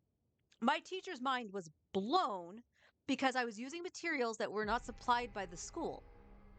So I had a completely different project than everybody else. But I had to tell her my mother did like 90% of the work because A, I don't know how to sew, and B, my mom did it while I was at school, so I had no idea she did it. And teacher went, I don't care. This looks amazing. So when you have different supplies, it's a big, big, big difference of it. That's the reason Chrono Trigger means so much to me, is because of my mom and her doing that erudition.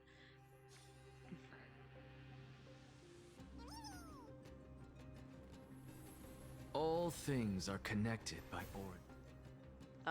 Store. Let's see if we can find Space G's.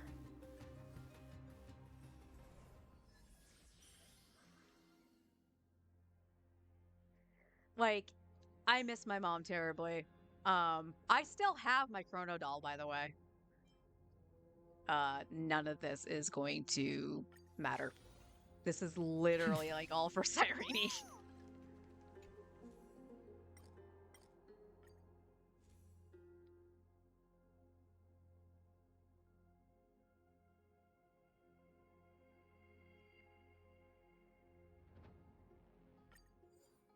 Not that I feel like I'm gonna die.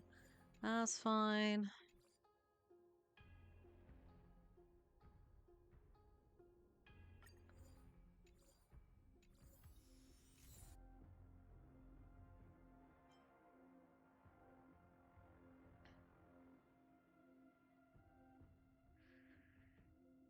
Currently on the field. Easy. Yeah, sure. I mean, it doesn't really matter because of an AXA, but.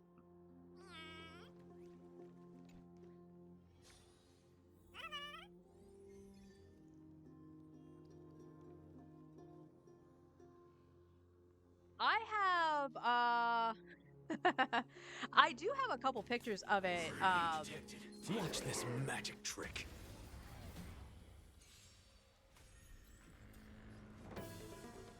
Trying to think of how I can show you, because my setup is now vastly different. Dragons rise! Hold on a second. This is permanence! Step onto the board. Your downfall is absolute. Earth shatters, heaven trembles! Serenity is before me. Insanity! With this divine power, I reforge all things!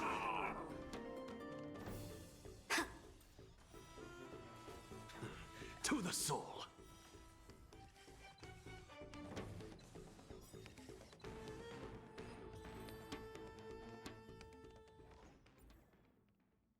One second.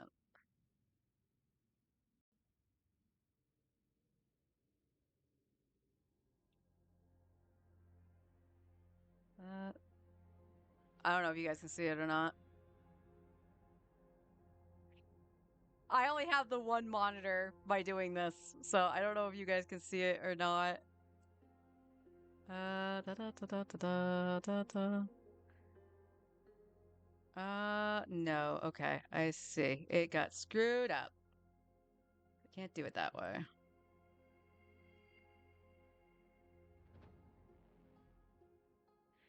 So it would have to be over Mia? Over Mia?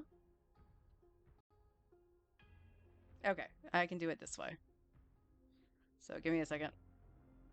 You're gonna see a lot of stuff.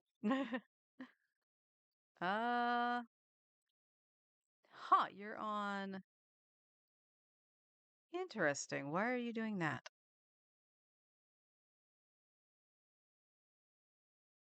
That's PNG, just chatting. Okay, that's this. Okay. Let's turn that off. There we go. I can see now. I can see now. All right. Should be able to. It's not what I wanted to minimize.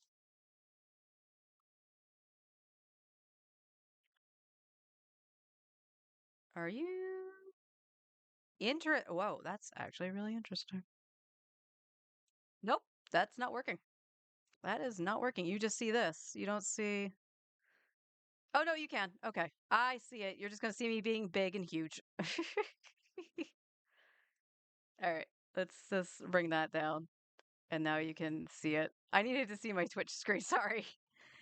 But yeah, this is the Chrono Doll. He's withstood the test of time.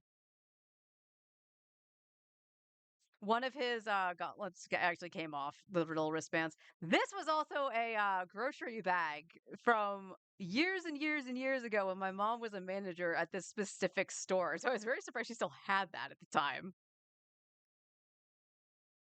But yeah, that's Chrono.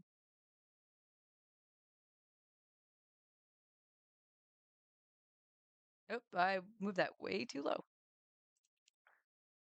There we go. Turn that display off. There we go. There we go. Sorry about that. That was clunky as fuck.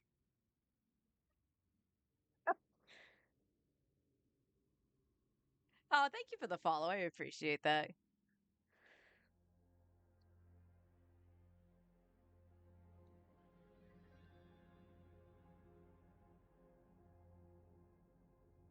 It's surprising. Like, this was the project in 7th grade I was looking forward to, because my brother did it twice.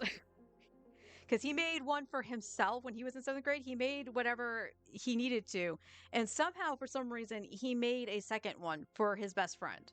So when he did the project, he made Spider-Man for himself, including hanging from a string so he could web swing. And then he made the pink Mighty Morphin Power Ranger for his best friend. And she was actually in that kneeling pose with the bow. And the teacher for him actually helped him bend the bow into a wooden piece to actually make the bow and string. It was actually really cool. I'm more impressed that my mom actually had all the stuff to actually make him, without us having to go to like Joann's or something. No, none of this is good. I can't refresh. Okay. More wealth.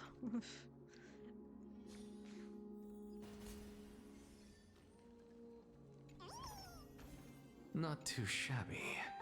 Useful for alchemy. It was my favorite project. It was the one I was looking forward to the most.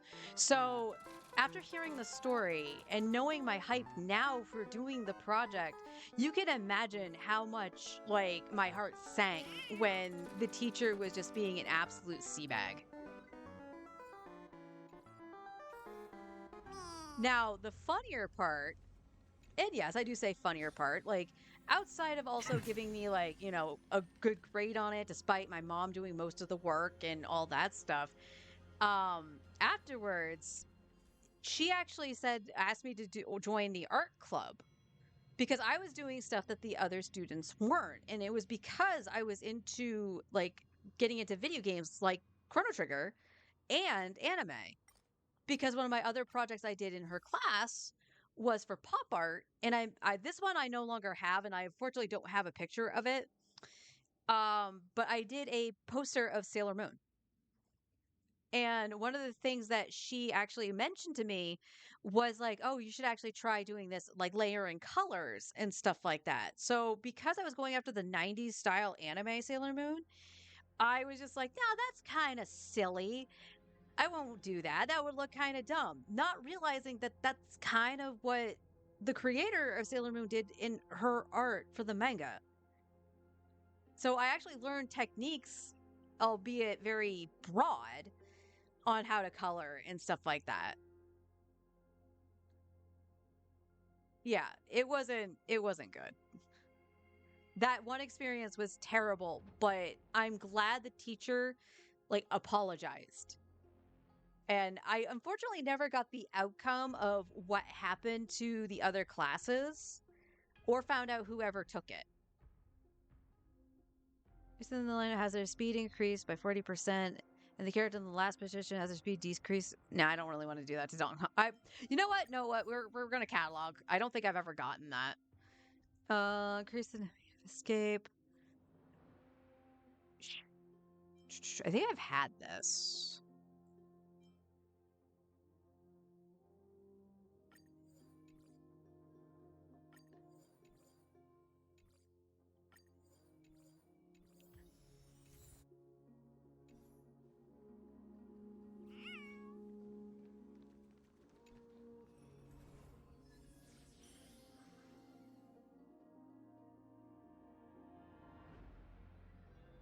I mean, even looking back on it, I'm kind of impressed because school was not good to me at all.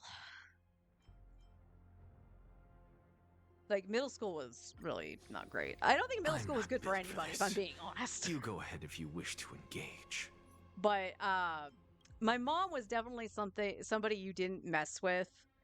Like, you messed with her kids, like, she would get to the bottom of what happened, and if it proved that the kids were telling the truth, your ass was grass. Like, that was kind of her mentality.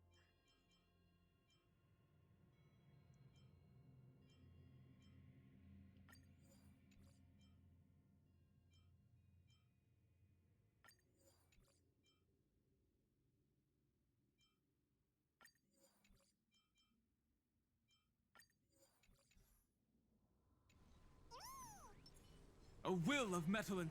A day of peaceful... A direct offensive. Watch this magic trick. So, there's a couple stories of my mom Mountains roar, that I will just never really forget. I reforge So when all Xenosaga things. 2 was being released, soaring above the lands. so this was for like my 21st or 22nd birthday. It was somewhere around there.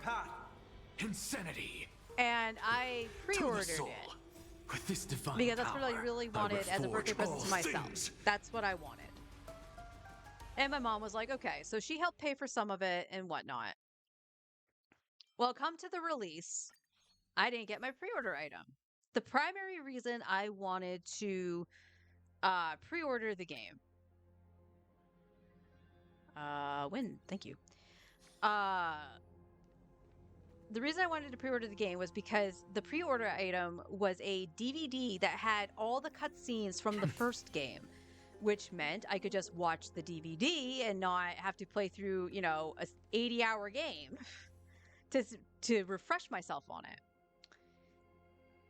GameStop decided to go, no, there was never such thing. It doesn't exist, blah, blah, blah. And I was sad. I was actually really devastated because, again, I was once again called a liar. Don't do that to people. So, because it was supposed to be for my birthday, my mom asked my brother, did she misunderstand? And my brother goes, no. Like, he had, like, an article or something that talked about the pre-order because it was something that had never been done. And it was just like, no, it's supposed to be there. So what does my mom do? She called the American branch of Bandai Namco to try to get me a copy of the disc. And they understood the situation. They were like, that's not okay. But unfortunately, it wasn't their promotion. It was GameStop's. So they were like, well, we might not be able to help you, but you can call GameStop's corporate. So they gave the number to corporate to my mom. And my mom called GameStop corporate and told them what happened, the store location, all of that. And they went, oh, hell no. Because they're supposed to have X amount of pre-order items going to that store. And I wasn't the only one that pre-ordered that game. So none of us got that disc. So it's just like, they specifically sent that disc for me to have.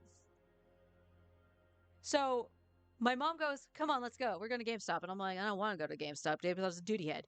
And they're like, she's like, no, come on. So me and my mom and my brother went to GameStop.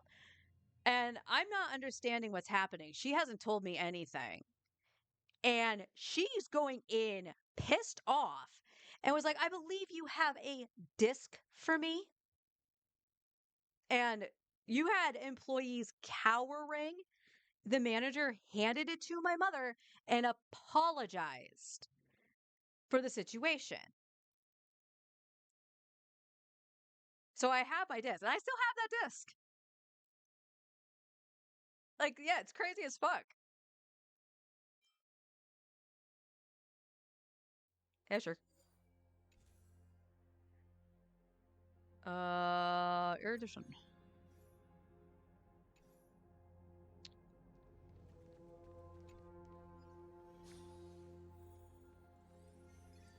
Like, again, my mom.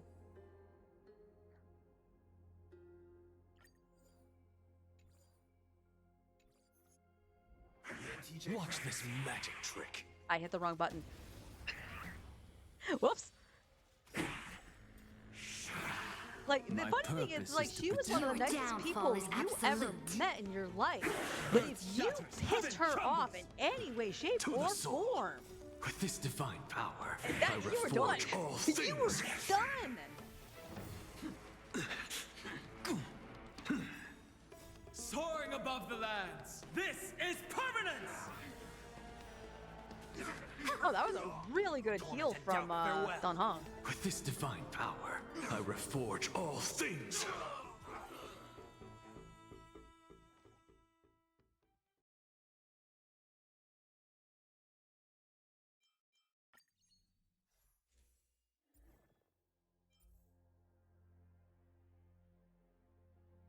Let's do effects resistance.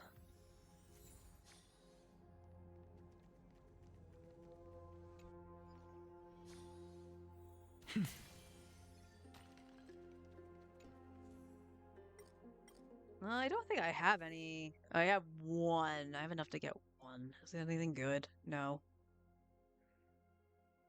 Every time an enemy is attacked by a different ally.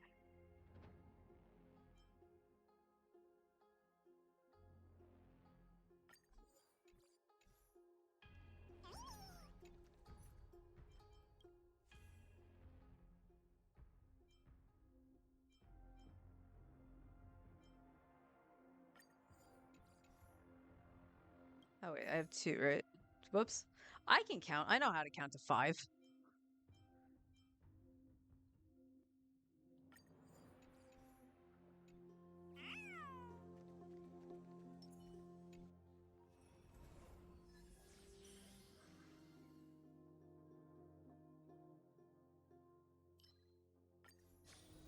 No need to hesitate. Your judgment brought you this far. A day of peaceful... A direct offensive? Watch this magic trick. Step onto the board. Mountains roar, dragons rise! I will watch over you and guide you on your path. With this divine power, I reforge all things. Your downfall is absolute. Soaring above the lands, this is permanence! Insanity. To the soul.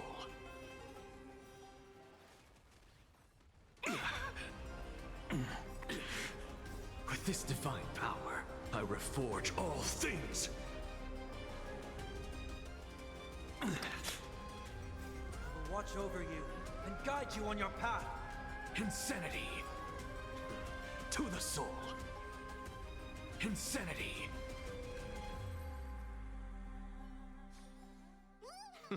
An undisputed victory.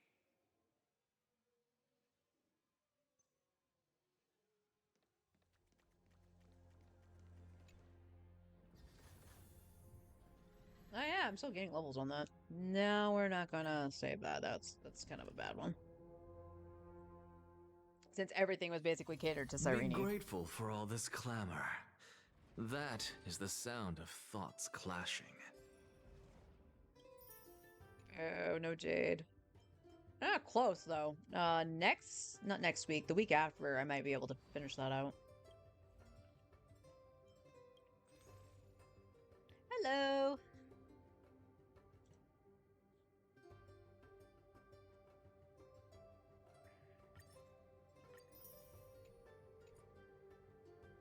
Okay, so I at least got one new one that I knew I didn't have. I gotta eventually just catalog things and not worry about completing the run. I'm doing alright, just slowly eating my lunch, reminiscing about my mom. She'll be gone 3 years in January. Oh, I got another one. So yeah, I'll definitely finish that the next time it updates.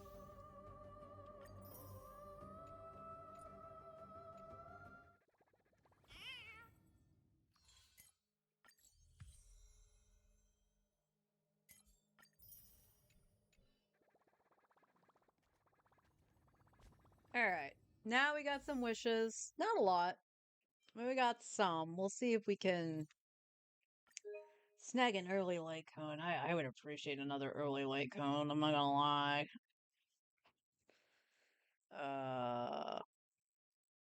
Did I? Yeah, I guess it was Pela. I think I got confused because Pela's actually on the banner. Okay, we're at 10. So, it's not looking good right now.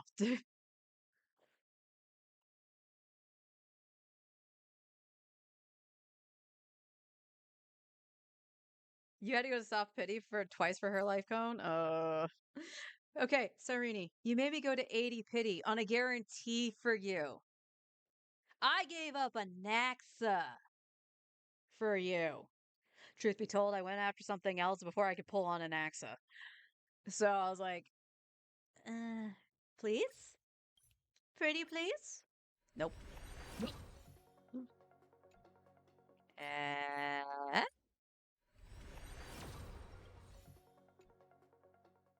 Don't you want to tell me a story? I just told a bunch of stories. I think you'd like them. Damn it! An early 4-star. Is that enough to give me another? Oh, it is. It is enough to give me one. I don't know why I talked like Mickey Mouse. Damn it! Oh, just don't do what friggin' Dan Heng's light cone did to me. Oh my god.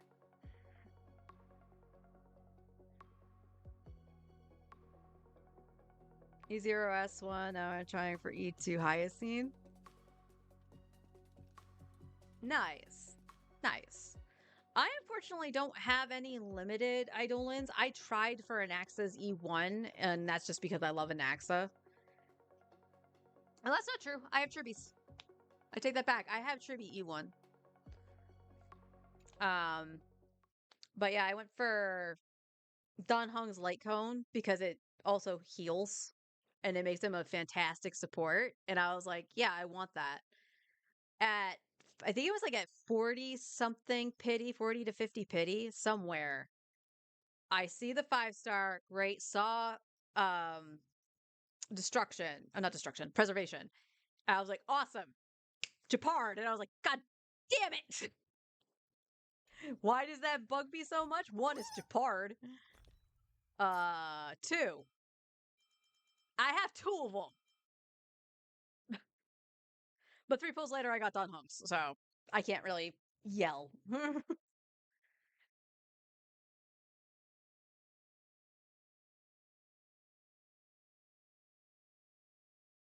Damn, that's some speed. Yeah, I can see why Eidolons matter on Cyrene. I really do. My issue here is because Hyacine, I got her, but I didn't get her light cone because I was like, oh, you can use the one from the Herta shop. It's fine. I wasn't expecting the Herta shop one to also be able to use on Cyrene. So it's now picking between Cyrene and her light cone and Hyacine's light cone. With only 8 days remaining, I'm sticking with Cyrene's. Trying for it. Otherwise, she has to stay on this 4-star light cone because I'm not wrecking my Cyrene or Hyacine's build. So many different same syllables, just different. Yeah, you can't get mad when you get a 3-pull 5-star. Like when Anaxa came out, and there's a clip of this. What's funny about it is that I did the web event because this was the anniversary. I did the web event. And you watch them go on the roller coaster and stuff like that. And at the end of it, it said, thank you, Bailu. Because Bailu was the one that I used like in every team comp. Because it was like the only healer I had. Let me just go to Lycon. It was the only healer I had. So it was like, thank you, Bailu. And the first 10 pull I had, there was a 5-star. And I was like, oh, hold it. And it was Bailu. So the first thing I said was, fuck you, Bailu. Now, it's a short video on the YouTube channel, on the VOD channel, that I spliced together because I had my husband save the recording from the PlayStation because he just primarily plays on the PlayStation in the living room, so I can't record it or anything with my stuff. So he saves it because in his first 10 pull for Anaxa, he gets a 5-star. And it's freaking Bailu. The pulls were almost identical. It was crazy. But I also want to point out that honestly, with me like going to pity and stuff like that, it sucks, especially when you're just doing the singles because you're like really, really hoping because you do all that work to get a 5-star, get all the jade or whatever, and you get nothing for it. It just is like, aww. This game has been really lucky for me. It's been good to me for the most part. I started the game at the end of the Herta's banner when she came out. I did like a 10 pull, didn't get anything. And then I flipped to the reruns. And I went for Robin. I got her in a total of 30 pulls at the start of the game. So I was extremely lucky with that. Unfortunately, when I went after Tribby, I did lose her. I lost the 50-50. And it did the fake out again. Saw Harmony. Got Bronya. Wasn't mad though. I wanted Bronya. I really liked the stuff with Belobog. And really liked Bronya. So I was like, yes, I'm happy with that. I can't remember how long it took me to get Tribby after. But I know I got her. And then I went after Mighty. And I won at Soft Pity, I believe it was Mighty. So I won my 50-50 there. I got Casterus at 40 pity. I got Anaxa at 70-something. For some reason, all my favorite characters like to come home late. Don't get me wrong. I don't know why. Nuvolite always comes home at like 80 pity. Except for once.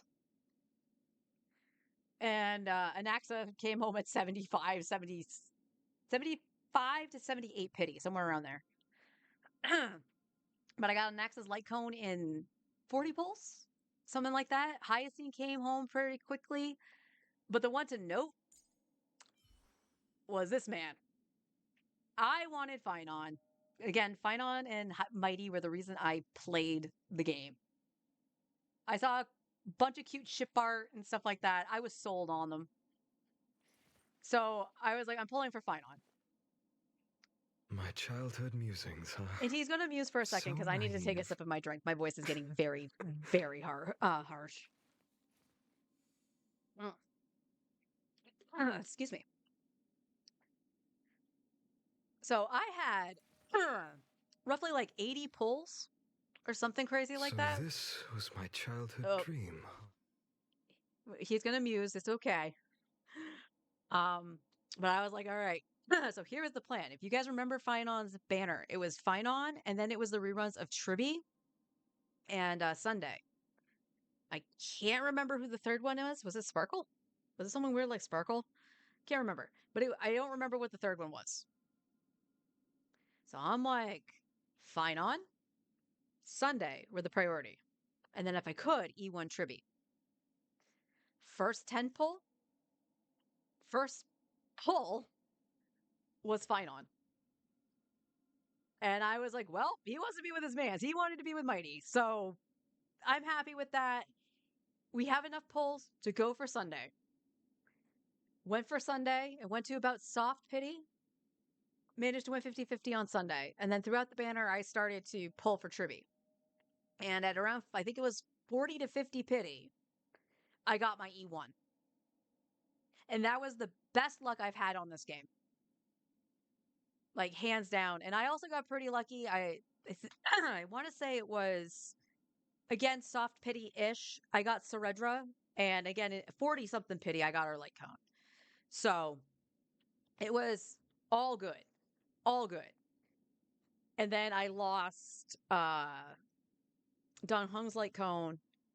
I lost Evernight as well. I lost on Evernight. To E1 Bronya? Is that what I got, Bronya? One of my losses was E1 Bronya, and I want to say it was Evernight. Yeah, it was, because I got Welt when I got Cyrene. So, Seredra was the last, like, good luck. The rest of it's now been basically, here's the law of averages. And we're going to make it so you kind of lose your 50-50s a little bit more going to hard Pity. We know you like that. Genshin starts doing that now, too. Unfortunately. Highly unfortunate, but again, I can't really complain. I have some solid teams. And I primarily play the game in auto. I like testing my builds that way. I also like seeing hilariously what the auto is going to do, because it's just like, why the heck did you do that? The amount of times I've watched my husband's account, like having him Sparkle just like run up and kick something when she easily can skill is hilarious. There's always ZZZ. No. I like Jufufu. I think she's adorable. I mean, the men in that game are pretty hot too, but I ain't playing ZZZ. I do need to take more bites of my soup. One sec.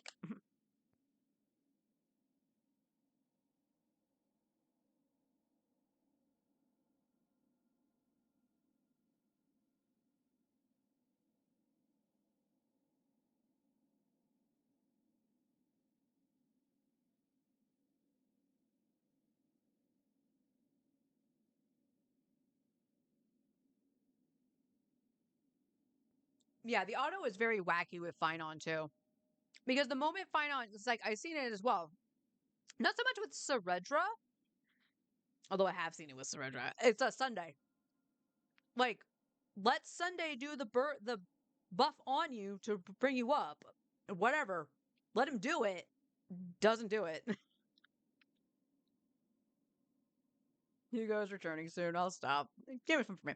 Yeah, I know you've been really digging ZZZ, hon. By the way, for those new in chat, Forrest is my husband. I know you've been digging it. The combat is just way too fast for me. And I just don't know what's going on. Like, I watch you play and it's just like, okay, I know you're parrying, but I don't know how you're switching. I don't know when to switch. I don't know when to use the ultimates or anything like that. It's just so out there. You're saving your guarantee in ZZZ?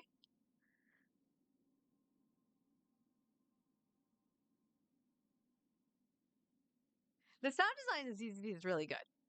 So here's the thing. ZZZ's character designs are hit or miss for me. And that's the first thing I would gravitate towards is the character designs. Now, I gotta preface this. I ain't no furry. But Lycon?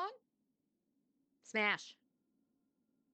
Like, he was the character I was like, damn, like, this is bringing me back to my, 90s kids roots where all the, anthropomorphic characters were about because you can't sexualize people. And yes, I do find that funny from the 80s and 90s. That's basically your origin of furries right there.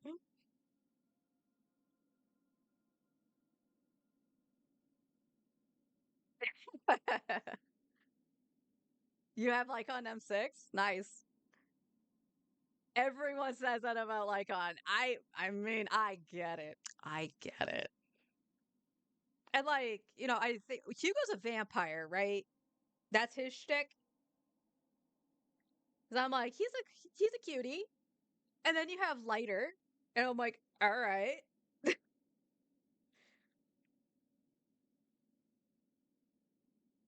He is quite the gentleman. He is. The reason I like him so much is because I know he's like a butler, and I am a big fan of Black Butler. So he definitely gives me the Sebastian Michaelis vibes.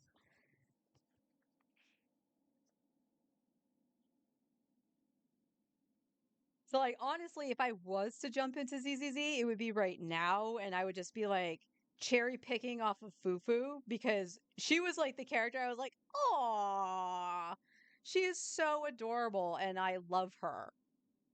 To the point where every morning if Forrest is playing ZZZ, I will just walk by and go, "Just the fur." No reason why I do it that way either, but it makes him laugh every time.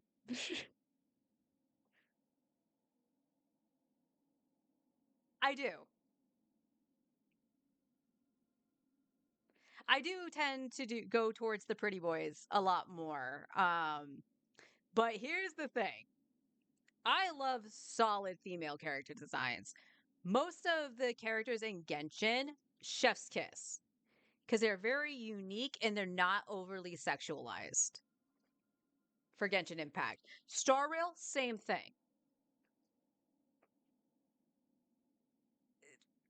ZZZ, we see you, ZZZ. We see you. We know what you're doing.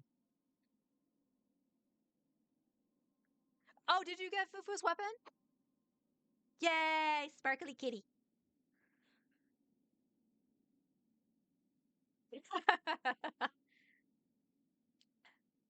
Yeah, Jade's pretty much wearing lingerie. Let's see. Can I see everybody in the character archive, or is just somebody I have?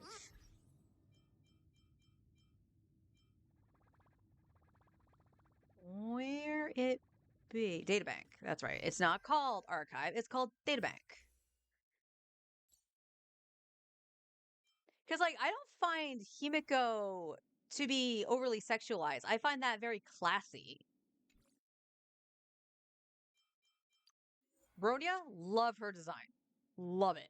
I think her earrings are a little impractical, but I love it. Robin, same thing.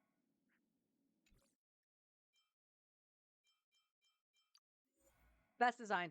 I'm sorry. Like, she has the best female design. I love this look. So when Millie Astro Wonderland came out and they showed the limited skin, I immediately thought of Herta when I saw the female skin for the mannequin. And I was like, I want this. And then it's a paywall. And I'm like, fuck you, I can't be Herta. I'm not spending money on that. ZZG goes wild. It does. And even if like, what's her name? What was the name of the robot chick? The one that has the giant robot. She's basically a walking foot fetish. And they know it. I'm not gonna like rag on the character or anything like that, but they know exactly what they're doing.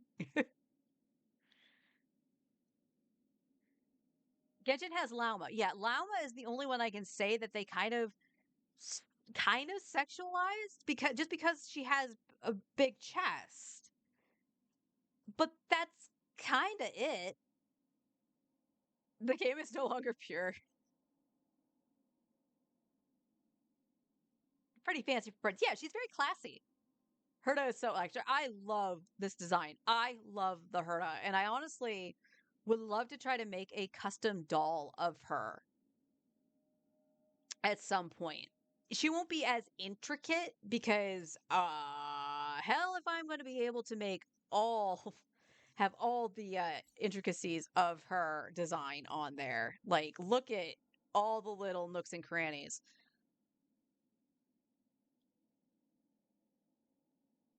But I love it. I absolutely love it. And I also like the asymmetry too with her legs. So you have the one tall, like knee-high boot, and then you get the small ankled one with the thigh band. I like that. Seed, that's her name, yeah. Skip Seed because of that, to be honest. Thinking I hated the zoom in. Yeah, yeah. Like, it literally was like the quote-unquote selling point of her, it felt like. Because even after somebody pulled her, that's what it would zoom in on. And I'm like, it's very uncomfortable. For me, it's very uncomfortable. If that's your thing, that's fine. I ain't gonna judge you. But for me, that don't like it.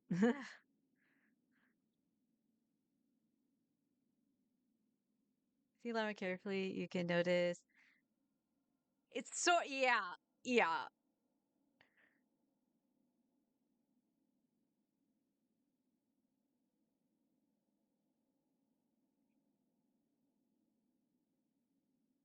Yeah, the feet thing is again they knew what they were doing.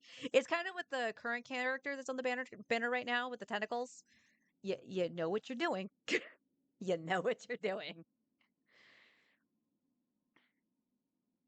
But yeah, so the funny thing about Lauma's design is like you can notice how she is not really wearing anything underneath. She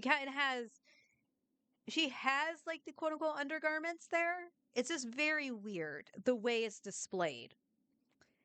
And if you want to look at this from like a constructions point of view from like a cosplayer, I had actually seen somebody online post a picture of their Lauma cosplay.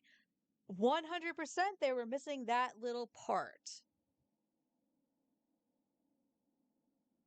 Probably because it didn't make any sense. You want to know what it actually reminded me of? The design for Lauma at that point was Nina from Breath of Fire 2. So my favorite character in Breath of Fire 2 is Nina. And I love the character design. But I remember in 6th grade, so I'm like 12, 13-ish. And I remember playing multiple times through Breath of Fire.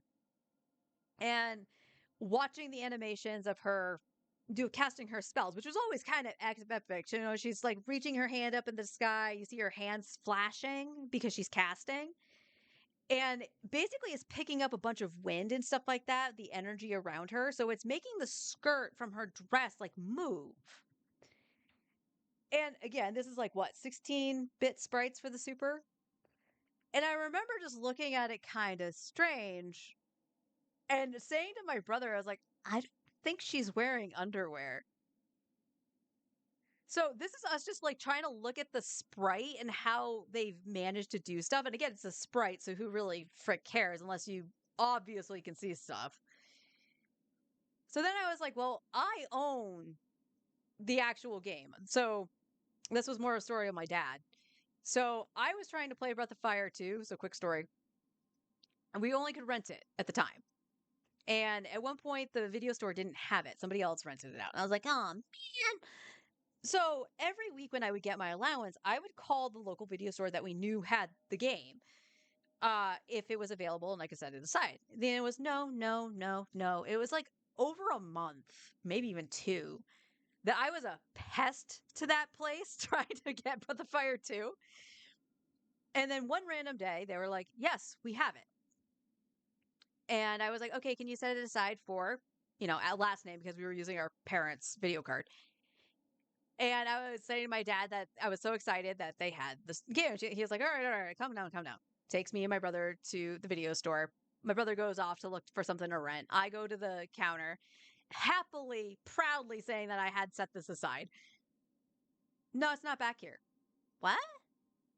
So I was like, well, what the heck? I did everything right, found it on the shelf, grabbed it, brought it back up. The two managers, when it came up, and they were like, you can't rent that. Now, I have to point out, my dad actually knew the two managers because they lived in the building he was managing at the time. So I don't know if my dad said something to them to do this or if they did something as a thank you.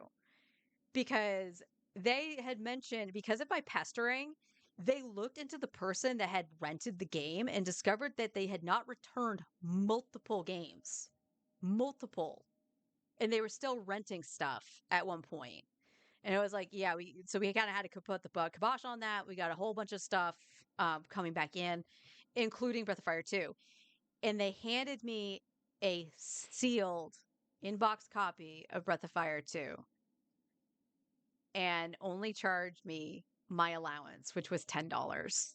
Not the amount I saved to try to rent the game, just the $10. And I was like, wow, now I have Breath of Fire 2. Why is that important? Because Breath of Fire 2 actually came with a poster. And in the corner of the poster had a part of the cast on it. And then specifically Nina. Really cool shot of Nina. But you got to see the side of her outfit.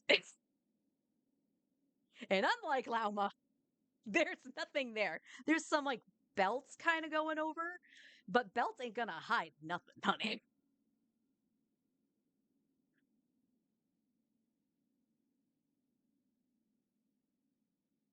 Yeah, I know you actually dug Seed's gameplay, but even you mentioned it was so uncomfortable because of the feet.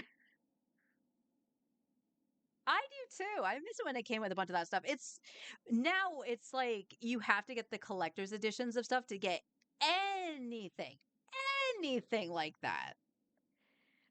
It's why when Disgaea 1 Complete came out, which is at the time my favorite is still D2.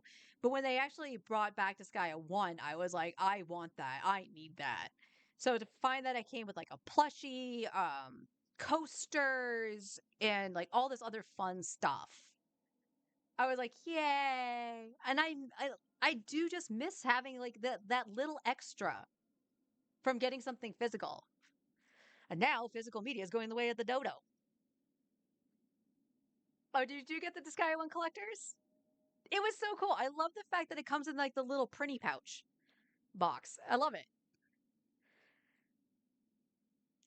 Yes, I love that chest. Honestly, since I've been taking other pictures down, I kind of want to put up one of the posters. But like the collector's edition for Disgaea D2. Now again, this is back in PS3, so things were a little bit expensive, but also kind of reasonable. D2 came with figurines, chibi figurines of Flawn and Etna. And that was me going, I'm sold on that. I want that. For the original 4, if you got the collectors, came with the little figurine of Fuka. 5, I think, came with an art book. And it came with the girl that comes with the printy, the yellow printy. I am blanking on her name. But they were such cool items. You don't really get to see that anymore. Like, I don't think there was a physical, now, pause, there is a physical version of 7, but I don't think the physical complete 7 came out for the PS5. I think it's only exclusive for the Switch, which makes me sad, because 7 was really good.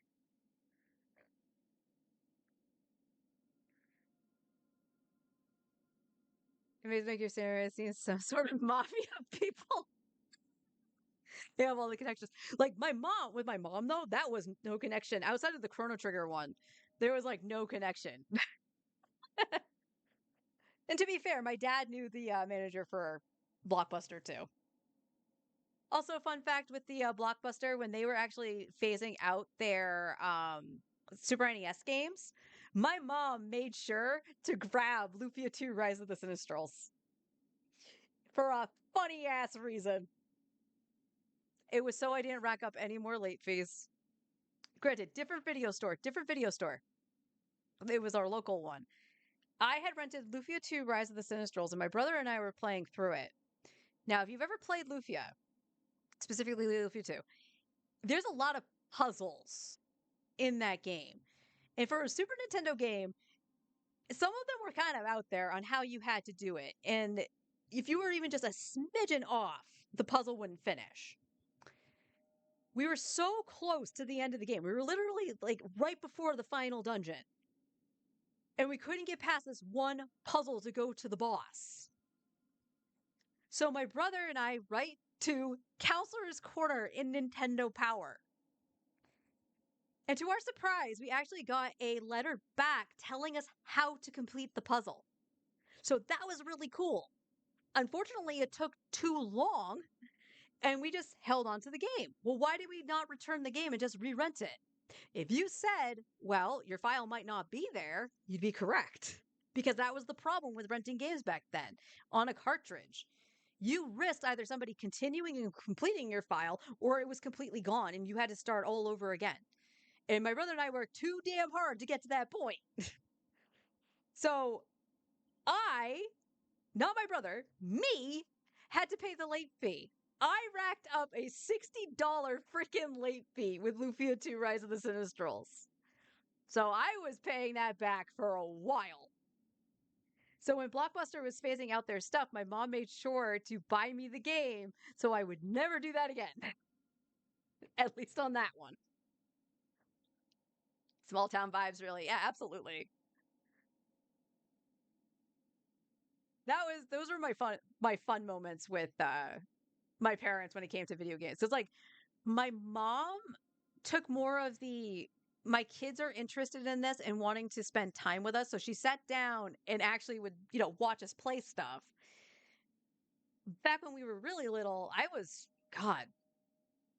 think I was only like 4 or 5 when we had our NES. But my mom bought the NES for us. And because it was something so new and we were, kids, we didn't understand how the controllers worked or how, timings worked or whatever. My mom used to play Super Mario Brothers. So when we got stuck and couldn't do certain jumps, like the large gap jumps and stuff, she would actually show us and help us go through it. You want to know the funny part about that? She couldn't play any other game. My favorite game that we owned was Rescue Rangers. My brother and I only ever beat that game once, by the way.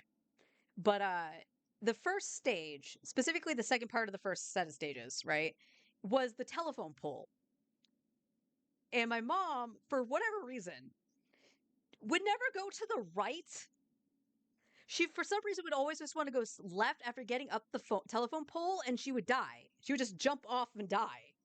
And we're like, no, go this way. So she would go the correct way and then continue to jump off. It's like, this is no different than Mario. Why are you jumping off the cliff? My dad never played the games. Basically, he was kind of it's keeping them quiet, I'm happy kind of situation. Other than that, the only one I really remember, and I fortunately don't have this anymore, but not for like a malicious reason or anything like that. It didn't break or whatever. When they were phasing out the PS1 games at the local video store, I had asked my dad if it was possible to ask the 2 managers, because they were still managers at the time, if it was possible to snake a copy of Breath of Fire 3. So that was my little brainchild. And my dad came through, and that was his birthday present to me for my 16th birthday, was Breath of Fire. My mom actually did something very different that I remember. And that was my mom she really likes anime. She's very much in love with Sailor Moon. The movies had just come out subtitled, and she went and grabbed Sailor Moon R, which she knew was my favorite season at the time. So she grabbed me Sailor Moon R, and we were watching it. And unfortunately, it was a bad tape. The tape inside was all like twisted and stuff. So it was basically defective. So next day, and I was like, no, Mom, it's fine. Like, obviously I can't watch it again. But I was like, it's fine. You didn't know and everything. She goes out the next day, comes back. She was like, here's a brand new copy. And I was like, Mom, you could have waited. You could have just waited. It was fine.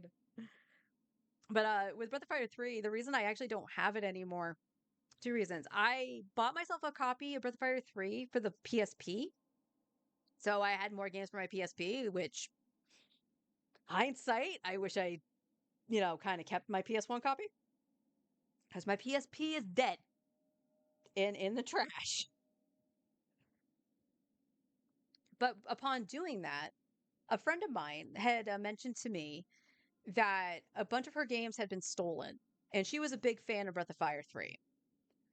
So it was her copy of Breath of Fire 3, Kingdom Hearts, and I think there was another one that was in that mix that, was gone. And, I understand being devastated from that. And I was like, well, I can't do anything about the others, but I might be able to help you with Breath of Fire. And I was like, I have the PS1 version. If you want it, I can send it to you. No cost, no nothing. Because I had the PSP version. I could still play the game. And she was very happy about that. I was like, there's just one thing I need to take care of to get the okay. And that was just ask my dad. Because it was my 16th birthday present from him. And I would feel bad if, I gave it away and that, how he would feel about that. It was a weird hang up to have because the game is mine. And being my dad, he goes, I don't care. Like, that's usually his response to things was he didn't care. So it's kind of hard to read, but heart of hearts, I knew it was the right thing to do for my friend because I could play the game. There was no reason for me to hold on to both until this. So now I have to track down another copy of Breath of Fire 3, which is all right. It's all right.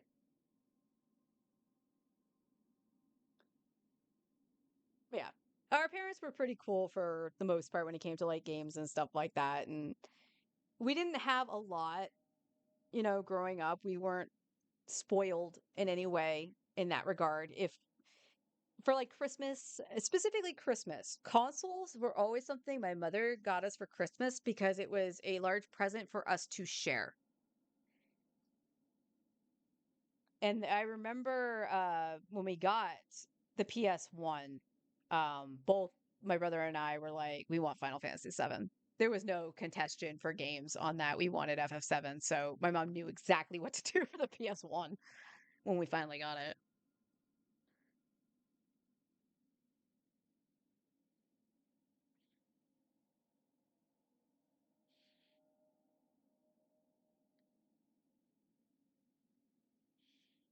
It was like the only gift I can think of, like outside of stuff that we might have outgrown in some way. So for an example with this, I don't know if you were a 90s kid, right? And if you weren't, look for online the 90s Littlest Pet Shop toys. These things were the GOAT. I loved them. They were adorable. And honestly, they were kind of easy to collect. You had some sets that were more expensive, of course, but like I could take my $5 allowance back then and go and buy one of the single toys. Like my first one ever was this little like gray cat that I named Felix. He came in a pink little carrier and it had a little pet bowl and stuff like that, and then it had a magnetic yarn. So it was a yarn ball that was kind of coming apart, quote unquote. Plastic, yes, with a magnet inside. And you would basically dangle it in front of the cat's head. And there was a magnet inside the head, so it would move and follow it. It's a very simple toy, but I loved it because they were so heckin' cute. And I collected these up through elementary school. I believe up through 5th grade. And then I started to like phase out of it. But I really wish I kept some of them. To be real, I wish I kept some of them. But what I ended up doing was giving them to my cousin, who was 8 years younger than me. And I was like, you'll have a blast with these. Do I know what happened to them after that? Nope. Unfortunately, I don't. But they had, the pet shop itself. The zoo, I remember, was a big one that they had. My mom, for Christmas one year, actually did buy me the playset for the zoo. And I loved it. But it was like, I got old enough where I wasn't really wanting it and didn't really care about having it as a collectible, that I made sure it went to a place where it was going to be appreciated. So I was happy with that.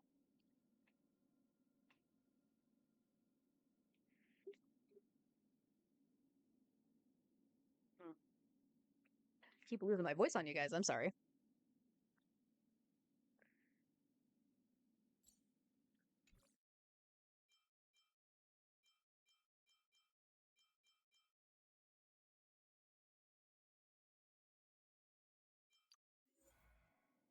No, I wouldn't even say this is like... Nah, I really like Acheron's look. Going back to the other thing.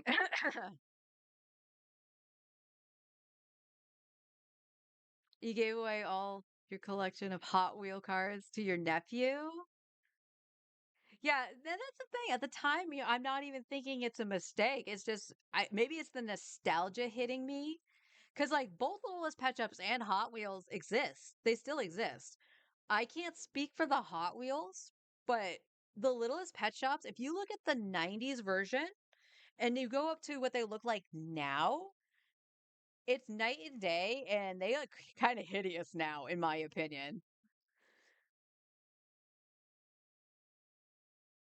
He trashed him pretty quick? Oh, no. Oh.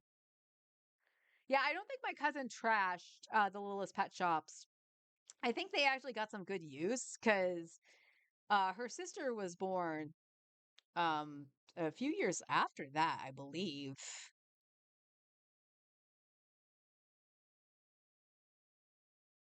Because she was 8. I think she was 8 when I gave them to her. So yeah, I want to say her sister was born not long after that, so they probably stuck around for a little bit at least.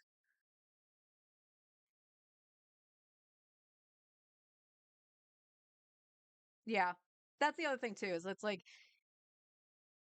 when you start collecting something like as a kid, and then when you get rid of it, it's like it took a long time, but this is now going to another home, and then you find out that there's just like, man, it's like, that took me forever.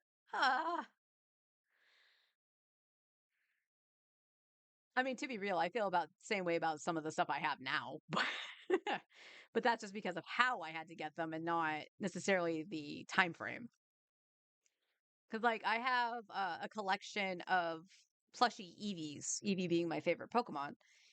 And a lot of those came from my annual trip to Anime Boston.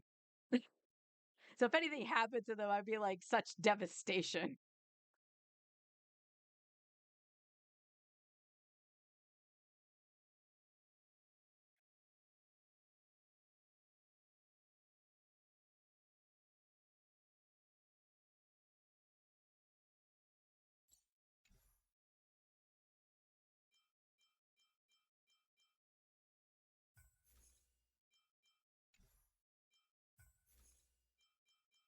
Well, it tells you how long it's been since I looked in here.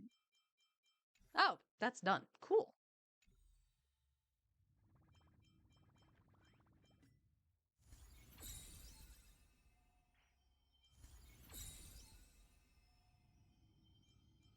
All right. I think that's where we're going to call it today, just because my voice is getting really hoarse.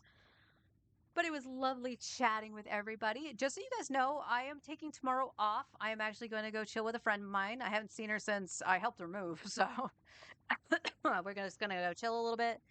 and go browsing and shopping. So that should be fun.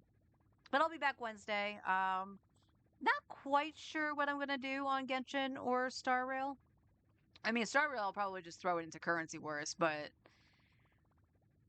for Genshin, I'm not really sure. I do know I have some stuff to do on the free-to-play account. I really don't want to make you guys sit through the Archon quest again, specifically because of that spot with Nefer. I could quickly do the event, but again, we just sat through that last spot.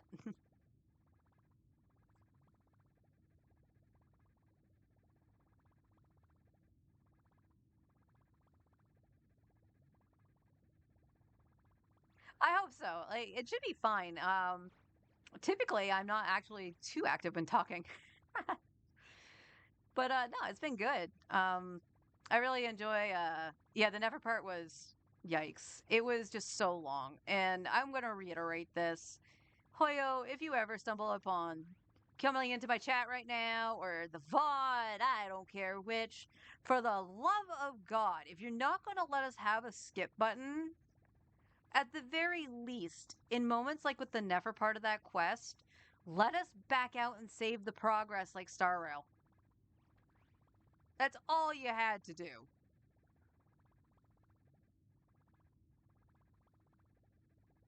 You had to do it like 3 times? Oh my God. Like, so I was trying to find a stopping point so I could go get lunch. Every day when I stream, I stop at 11 EST and get food, come back with Star Rail because I can auto Star Rail while I eat. And it just wasn't stopping. And I was like, okay, let me see if I can just exit the game here. And it was just like, if you do this, you'll have to like do it all over again. It's like, but Star Rail doesn't make you do that. Star Rail is equally as long or longer than what was happening with Nefer and lets you like save and quit. Why isn't that a feature? You're the same goddamn company. Who did warn us before starting the quest? That's true. They do have like the set enough time aside before you do this, which Final Fantasy XIV does. But again, if you're like, okay, how long are we talking? It doesn't tell you that. And there's no reason that it shouldn't be able to have a save function. As I pointed it out in stream, and I pointed it out to my husband too. I was like, I would hate to be playing on mobile to like pass the time somewhere. Like you're waiting for the bus or like doing something for jury duty selection.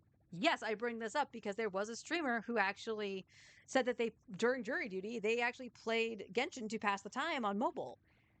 And it's just like, oh, I should do the Archon quest. This is going to take a while. And then you're stuck and you have to go and do jury duty and whatever. Like, people have real life things to do. And I can't imagine doing that on a mobile device that's probably going to overheat like heck. Just suffer from coding base. Yeah, probably. Just save the progress. Star Rail does it. It just is one simple thing. It's just like you can back out of theirs and save your progress, and then you can come back and restart it. That sounds like a good idea to me. If you're not going to give us the skip button, at least let us do that so we can take things in a little bit of digestion. Boy.